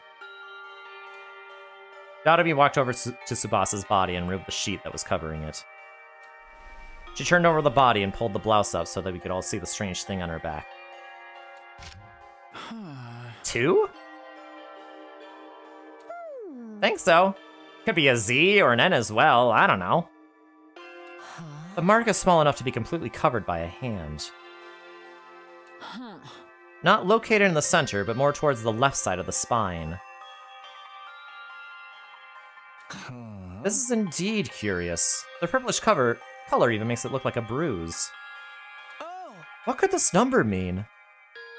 Nobody had an answer to that. We checked Moko's back as well, but there were no markings at all, let alone one that looked like a number. After that, we turned them both back around, closed our eyes, and put our hands together to pay our respects. Moko. Moko! Moko!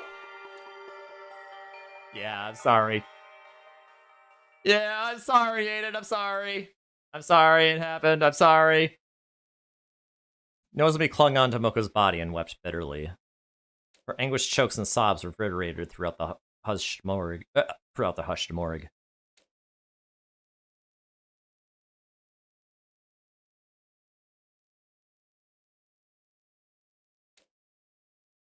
Night soon fell, and when bedtime approached, Kurita suddenly brought something up. Where are we gonna find a good place to stop, man? I found this in Tsubasa's space. Can you guys take a look at it? The organic life detection device? 9, same as the number of people here. Ain't about time you just showed your hand, X? You're one of us here, ain't you? No criminal of their wrong mind would happily come forward to identify themselves when asked.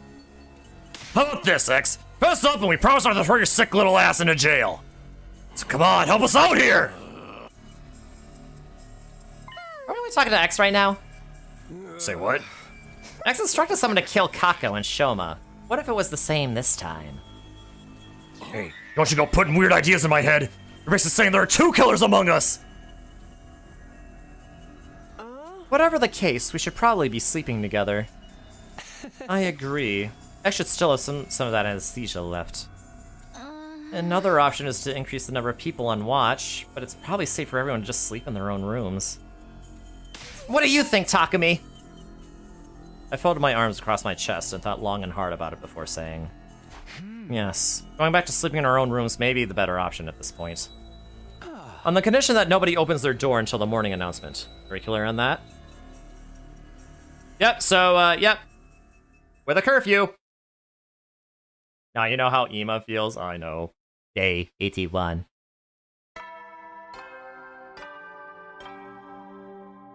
This timeline is out of control, man. Up and Atom troops, time to rise and shine. Get ready for your 81st day of active service here at Last Defense Academy. Prepare, be ready to give your... I didn't black out despite having gone through so many stressful events yesterday. I didn't know why. It wasn't like I'd been cured of the fainting disease. During the day, we split up into groups to investigate the deaths of Tsubasa and Moko, but we didn't find a single clue. Soon, the sun started setting. Darkness took over. This timeline sucks. Yeah, it sucks now. Hey, at least we still have Nozomi alive. Heady, soldiers, it's time to hit the hay. You never know when the invaders might attack, so rest up while you still can. Well then, good night. It happened right after the bedtime announcement had played. The sound of the doorbell sent a chill up my spine. Was it X? Were they here to get me? Those thoughts raced through my mind as I gingerly made my way over to the door, where I was greeted by a familiar voice from the other side. I know what you were thinking, Takumi. Maybe Hirako is X? Maybe Hirako is X, right? But you would be wrong. I am not X. Yeah, you say that, but... Don't, just listen to me. I need to tell you something. You are likely innocent because you did not have the detonator for Ava's bomb. For that reason, I trust you and want to tell you something I remembered. What is it? I'm going to the morgue now. If you trust me, meet me there. I'll be waiting for you. I heard the sound of her clacking heels getting softer and softer until it went completely silent. It's not the same! I know. This is very far from an ideal timeline. Everything is going off the rails. What should I do? I don't believe Hirako is X, but... Ah, damn it! I hid my infuser under my clothes as a precaution and ran directly into the morgue.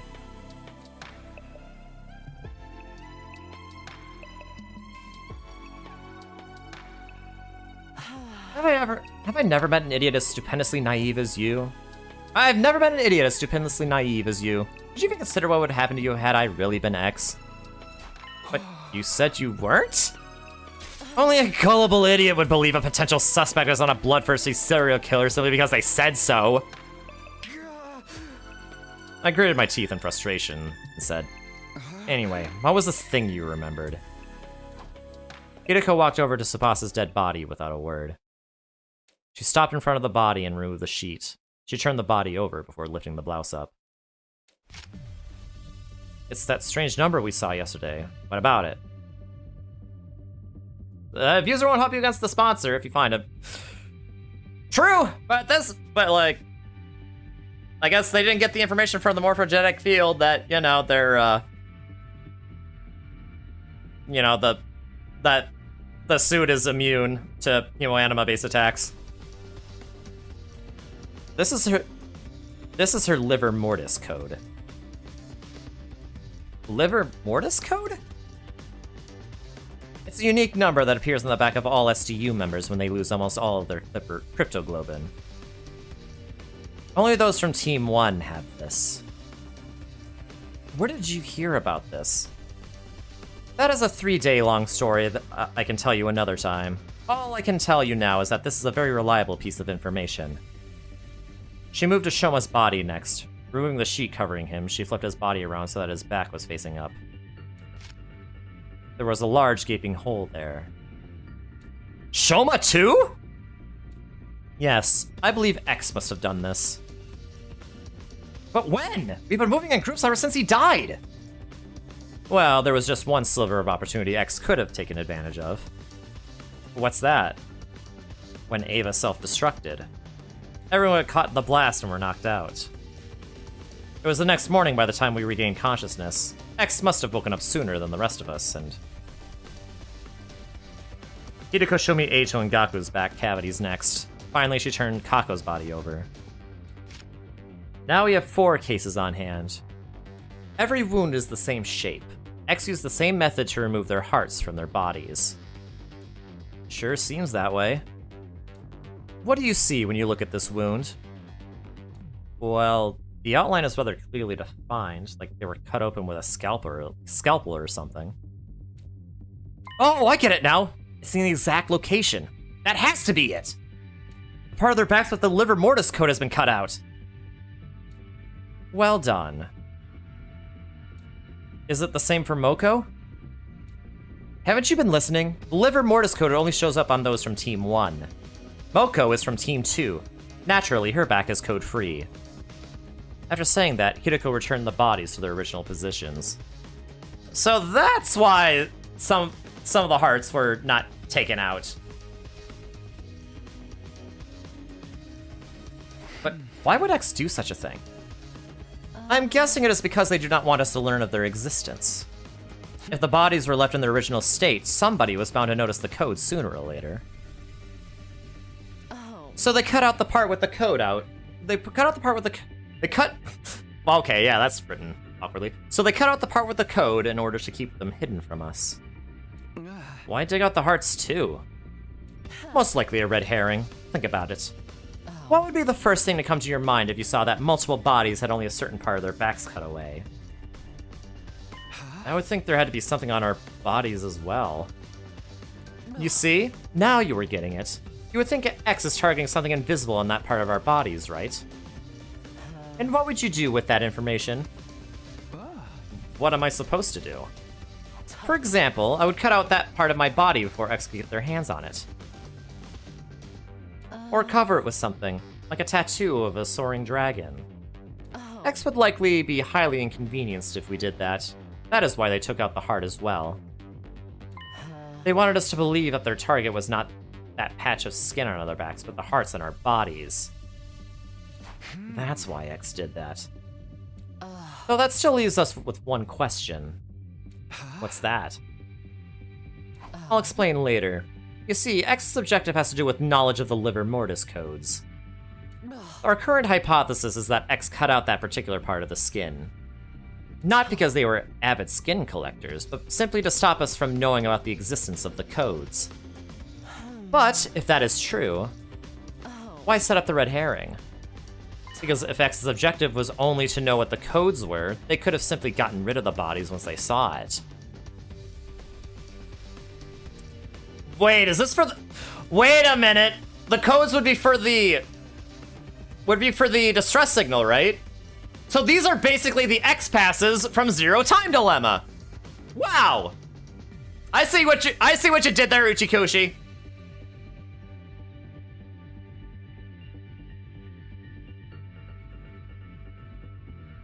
So that way they could figure out... So that way...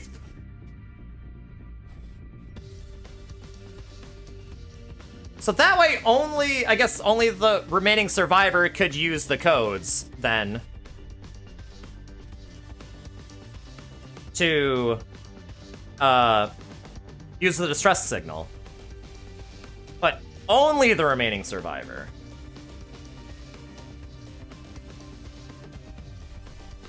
They could have tossed the bodies into the wall of fire, buried them in the forest. Got X did none of these things. Why?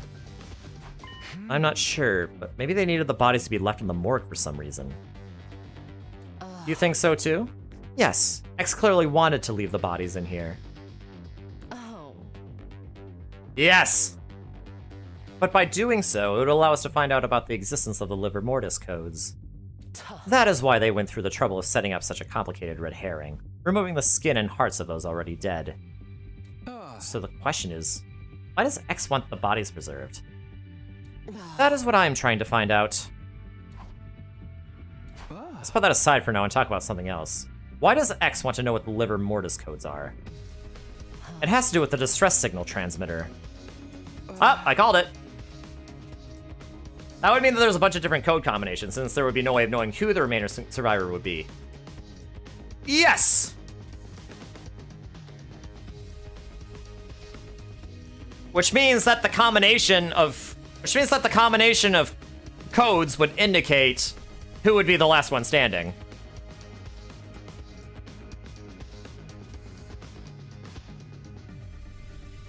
Yeah. Transmitter the boy the Undying Flames told us about? I recently found out there's something called a distress signal transmitter somewhere in the school. It was put here in the event of all but one member of Team 1 dying. Once the correct series of codes had been entered in the transmitter, it would, well, transmit a distress signal.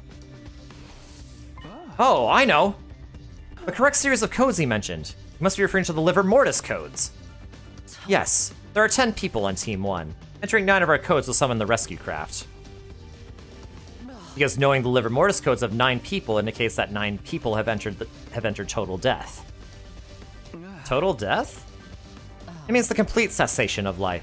In this state, a person is impossible to revive. Okay, but...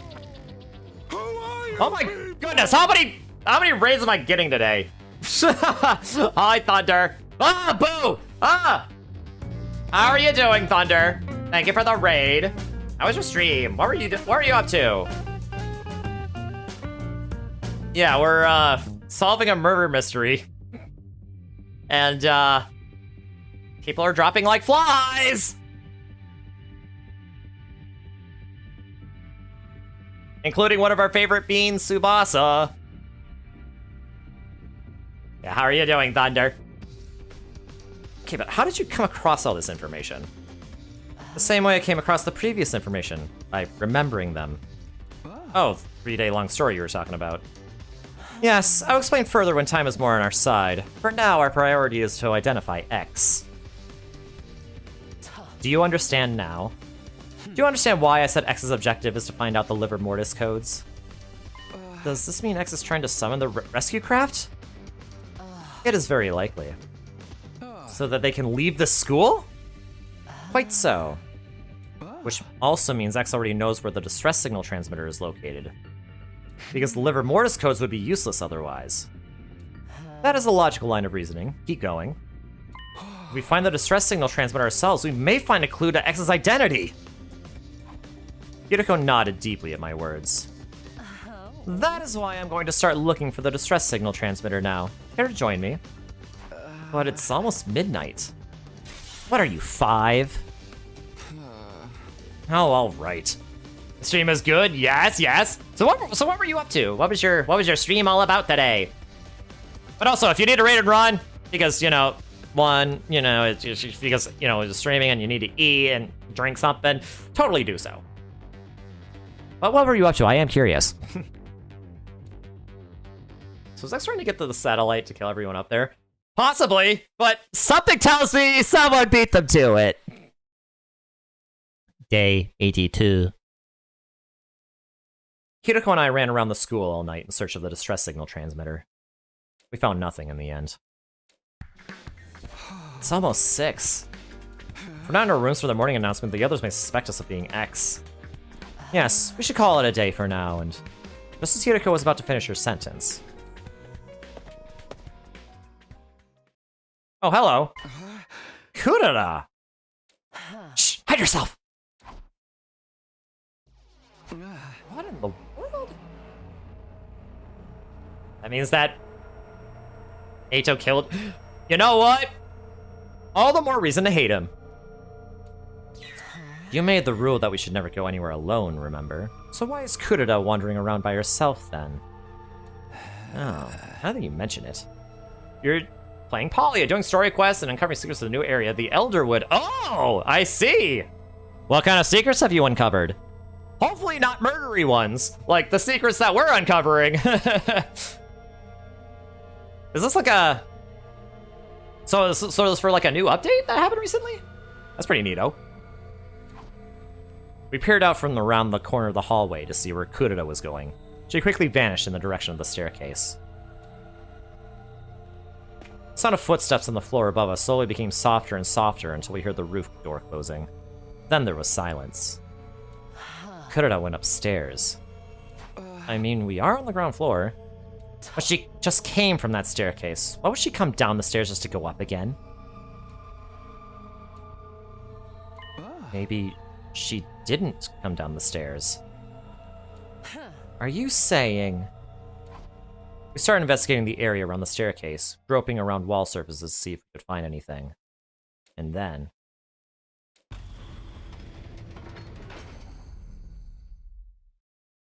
What is this?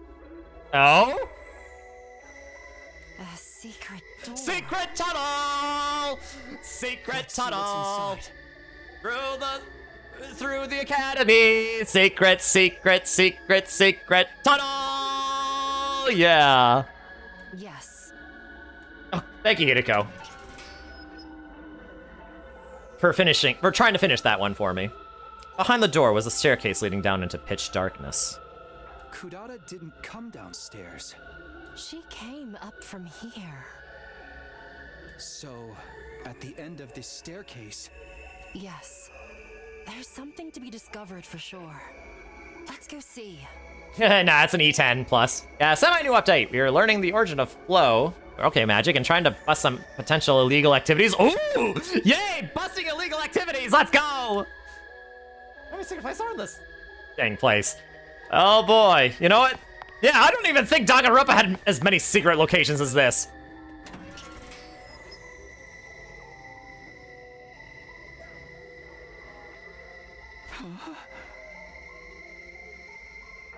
Tachi Irikinshi. That's what that sign says. That means do not enter. This place. Oh, I guess the tape also says keep out in English, but I cannot believe we are still discovering new places in the school on day 82. I can't believe we're still discovering new places in the 5th timeline! It's freezing in here. Your unfunny jokes made the heat in the room shrivel up and die. Wait, what? I don't recall making any jokes. There's a device of some sort in the middle of the room.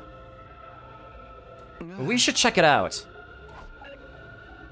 Hideko and I approached the device and stared at the display monitor. Is this what I think it is? There was a user manual of sorts in the bottom left part of the screen, which read, Distress Signal Transmitter. Enter the liver mortis code of each STU member in the blank spaces on the screen. A distress signal is transmitted when 9 correct codes are entered. However, should a single incorrect code be entered, poison gas will be released from the tank behind the device. This is a special gas designed to instantly dissolve all types of physical objects. Neither a gas mask nor a biohazard suit will offer any sort of protection against it. You have been warned. This is it! This is the distress signal transmitter we were looking for. To think it's been here this whole time. This is a major discovery! In my excitement, I started looking around the other areas of the room. The next moment, I felt my blood going cold. I saw something I hadn't noticed initially because all my attention had been on the device. An object in a corner of the room. No, that wasn't an object. It wasn't. That was...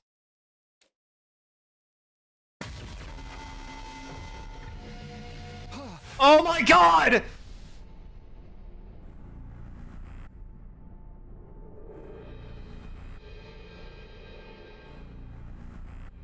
That was an imposter. She's dead! Kurada Osuzuki's dead body. Wait. What?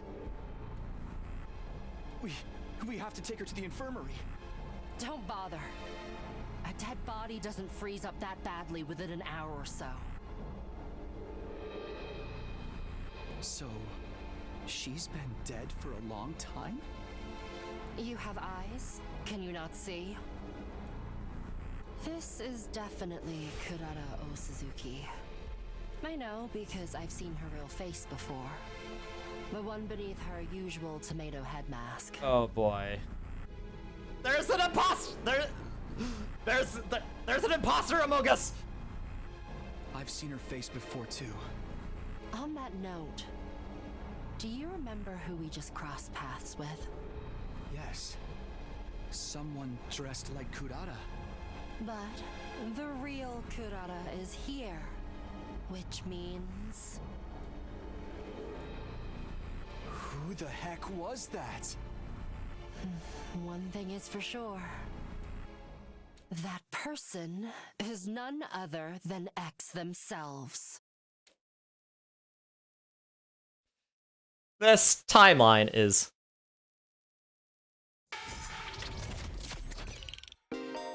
Oh! Okay, so we do need information from another timeline. Okay! Yes! So this is truly a Zero Escape game. You arrived at Story Lock 3. You will not be able to progress without meeting certain conditions. Try exploring other branches for now. Yep, morphogenetic field, baby! We need more information from other timelines. Reach Story Lock 2. Ah, that's a relief. That is actually a relief. Because, I was honestly a little bit worried that they weren't going to reference previous timelines, you know, in this. Because, you know, there was the killing game route, you know, where the really cute thing between Tsubasa and Takumi happened, you know?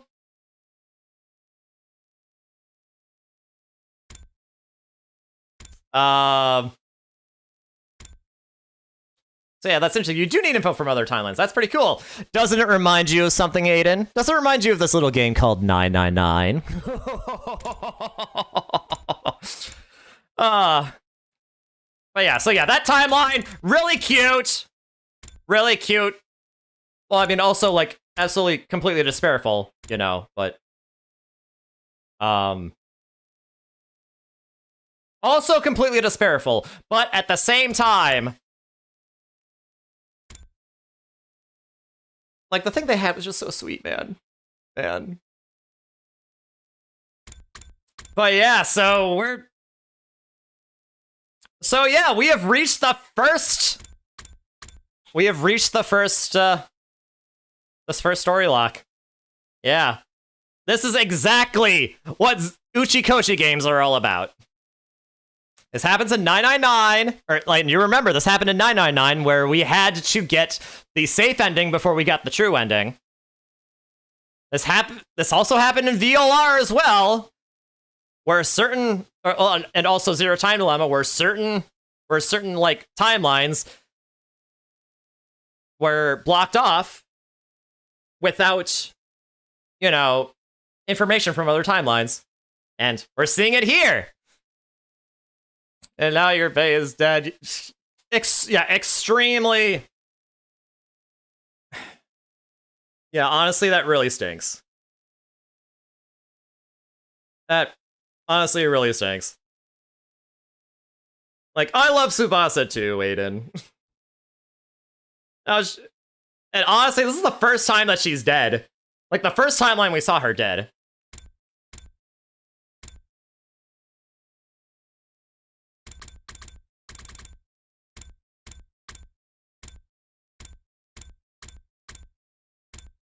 Yep.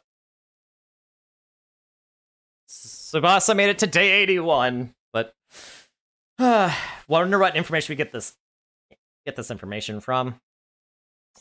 That's a good question. I wonder.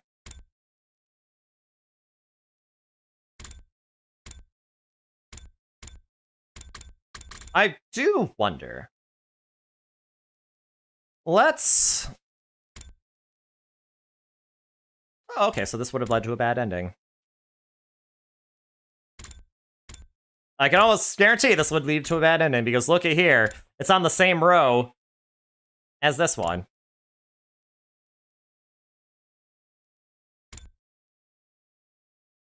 So, yeah. I think I shouldn't do that.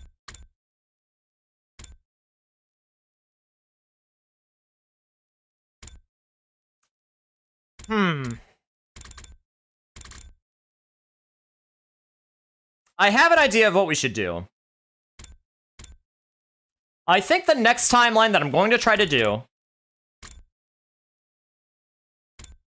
is going to be in the timeline where Ato is, where we spare Ato again. We're going to switch back to this timeline. What I'm going to do is not reveal my secret. Did I do the meat versus fish repick? Oh no, I didn't.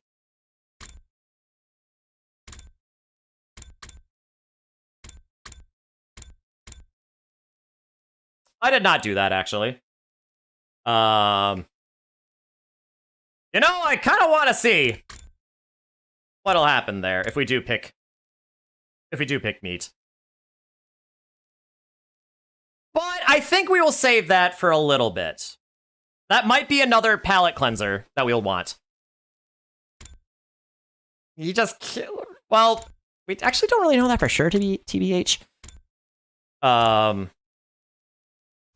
But here's my thought. The idea... So remember how things like kind of... So... Yeah, we did use that information to...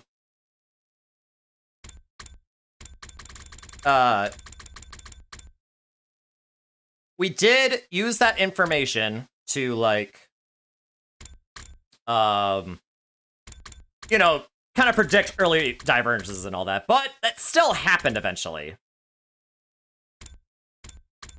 And we got to the coming of age route by choosing not to reveal Nozomi's secret to everyone, just by having her do it herself. And this led to basically this decision point where we decide if we would accept FB's request or not, which we did originally.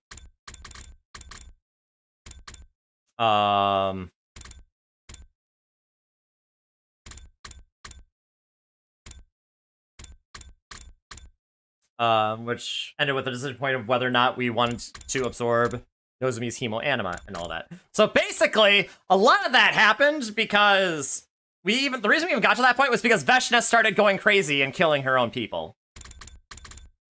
Oh, and also, thank you for the stretch. And the hydrate, even though I'm actually out of water. I may refund the hydrate redeem, but I will do the stretch.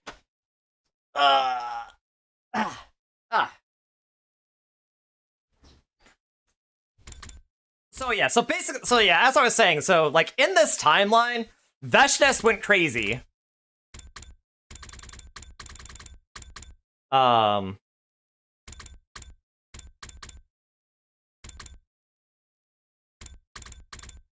went crazy trying to kill all, like, absorbing all of the commanders herself, so that she could be superpowered, you know? But sadly, it did kind of lead to a scenario where both Shoma and Ava died. So going back, I want to see how much things diverge if I simply don't tell them anything. Because if I don't reveal my secret, the odds of Veshna sort of like realizing that, you know, mental time travel is a thing, that the morphogenetic field is a thing, maybe the timeline won't diverge as fast, you know? I just get some water after stream? Okay, you know what? Yeah, I will do that. I will do that. Is that timeline 3 or 4? You already lost track. That was timeline 2 for us. Well, not counting the first timeline. So I guess if we are counting the first timeline, that would be timeline 3. Because the first one was the killing game route, the second one was the coming of age route. And the coming of age route was when Veshna went crazy and murderous and all that. I mean, she's crazy and murderous already, but she was especially so. So yeah, I think that's what we're going to do next time for 100 line. But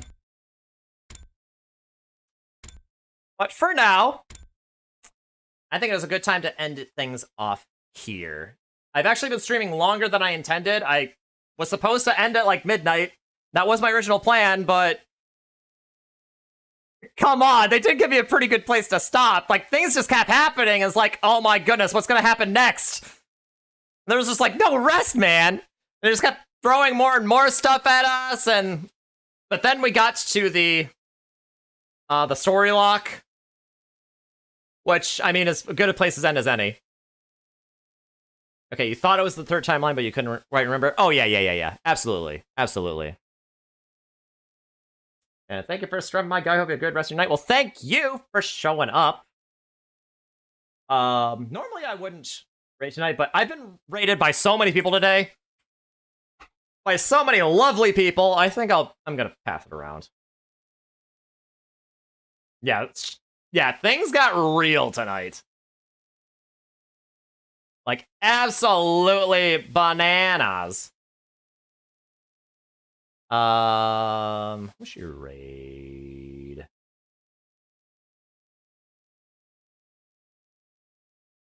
You know what? Let's rate Peggle. Peggle's a good friend, and she is very aware of this game as well. So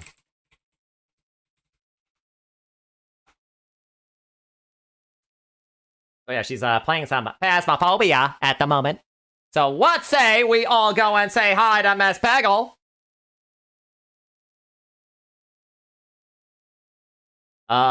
Okay, so next stream. I don't know when the next 100-line stream is going to be, actually.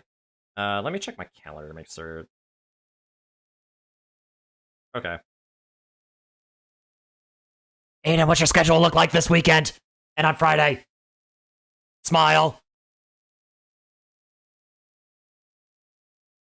Wink, wink, not judge.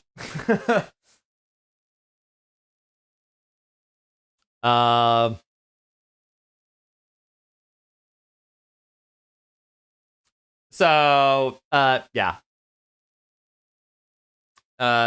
Tomorrow will not be 100-line, most likely, because, you know, for reasons. But after, anything goes. You're free? Oh! Okay, then I guess we'll figure things out then. So yeah, next time we will look at the timeline where we don't reveal our secret and see what happens. But until then, let's say hi to Peggle. She is awesome. I love her. She's great. All right. Good night, everybody. Sleep well.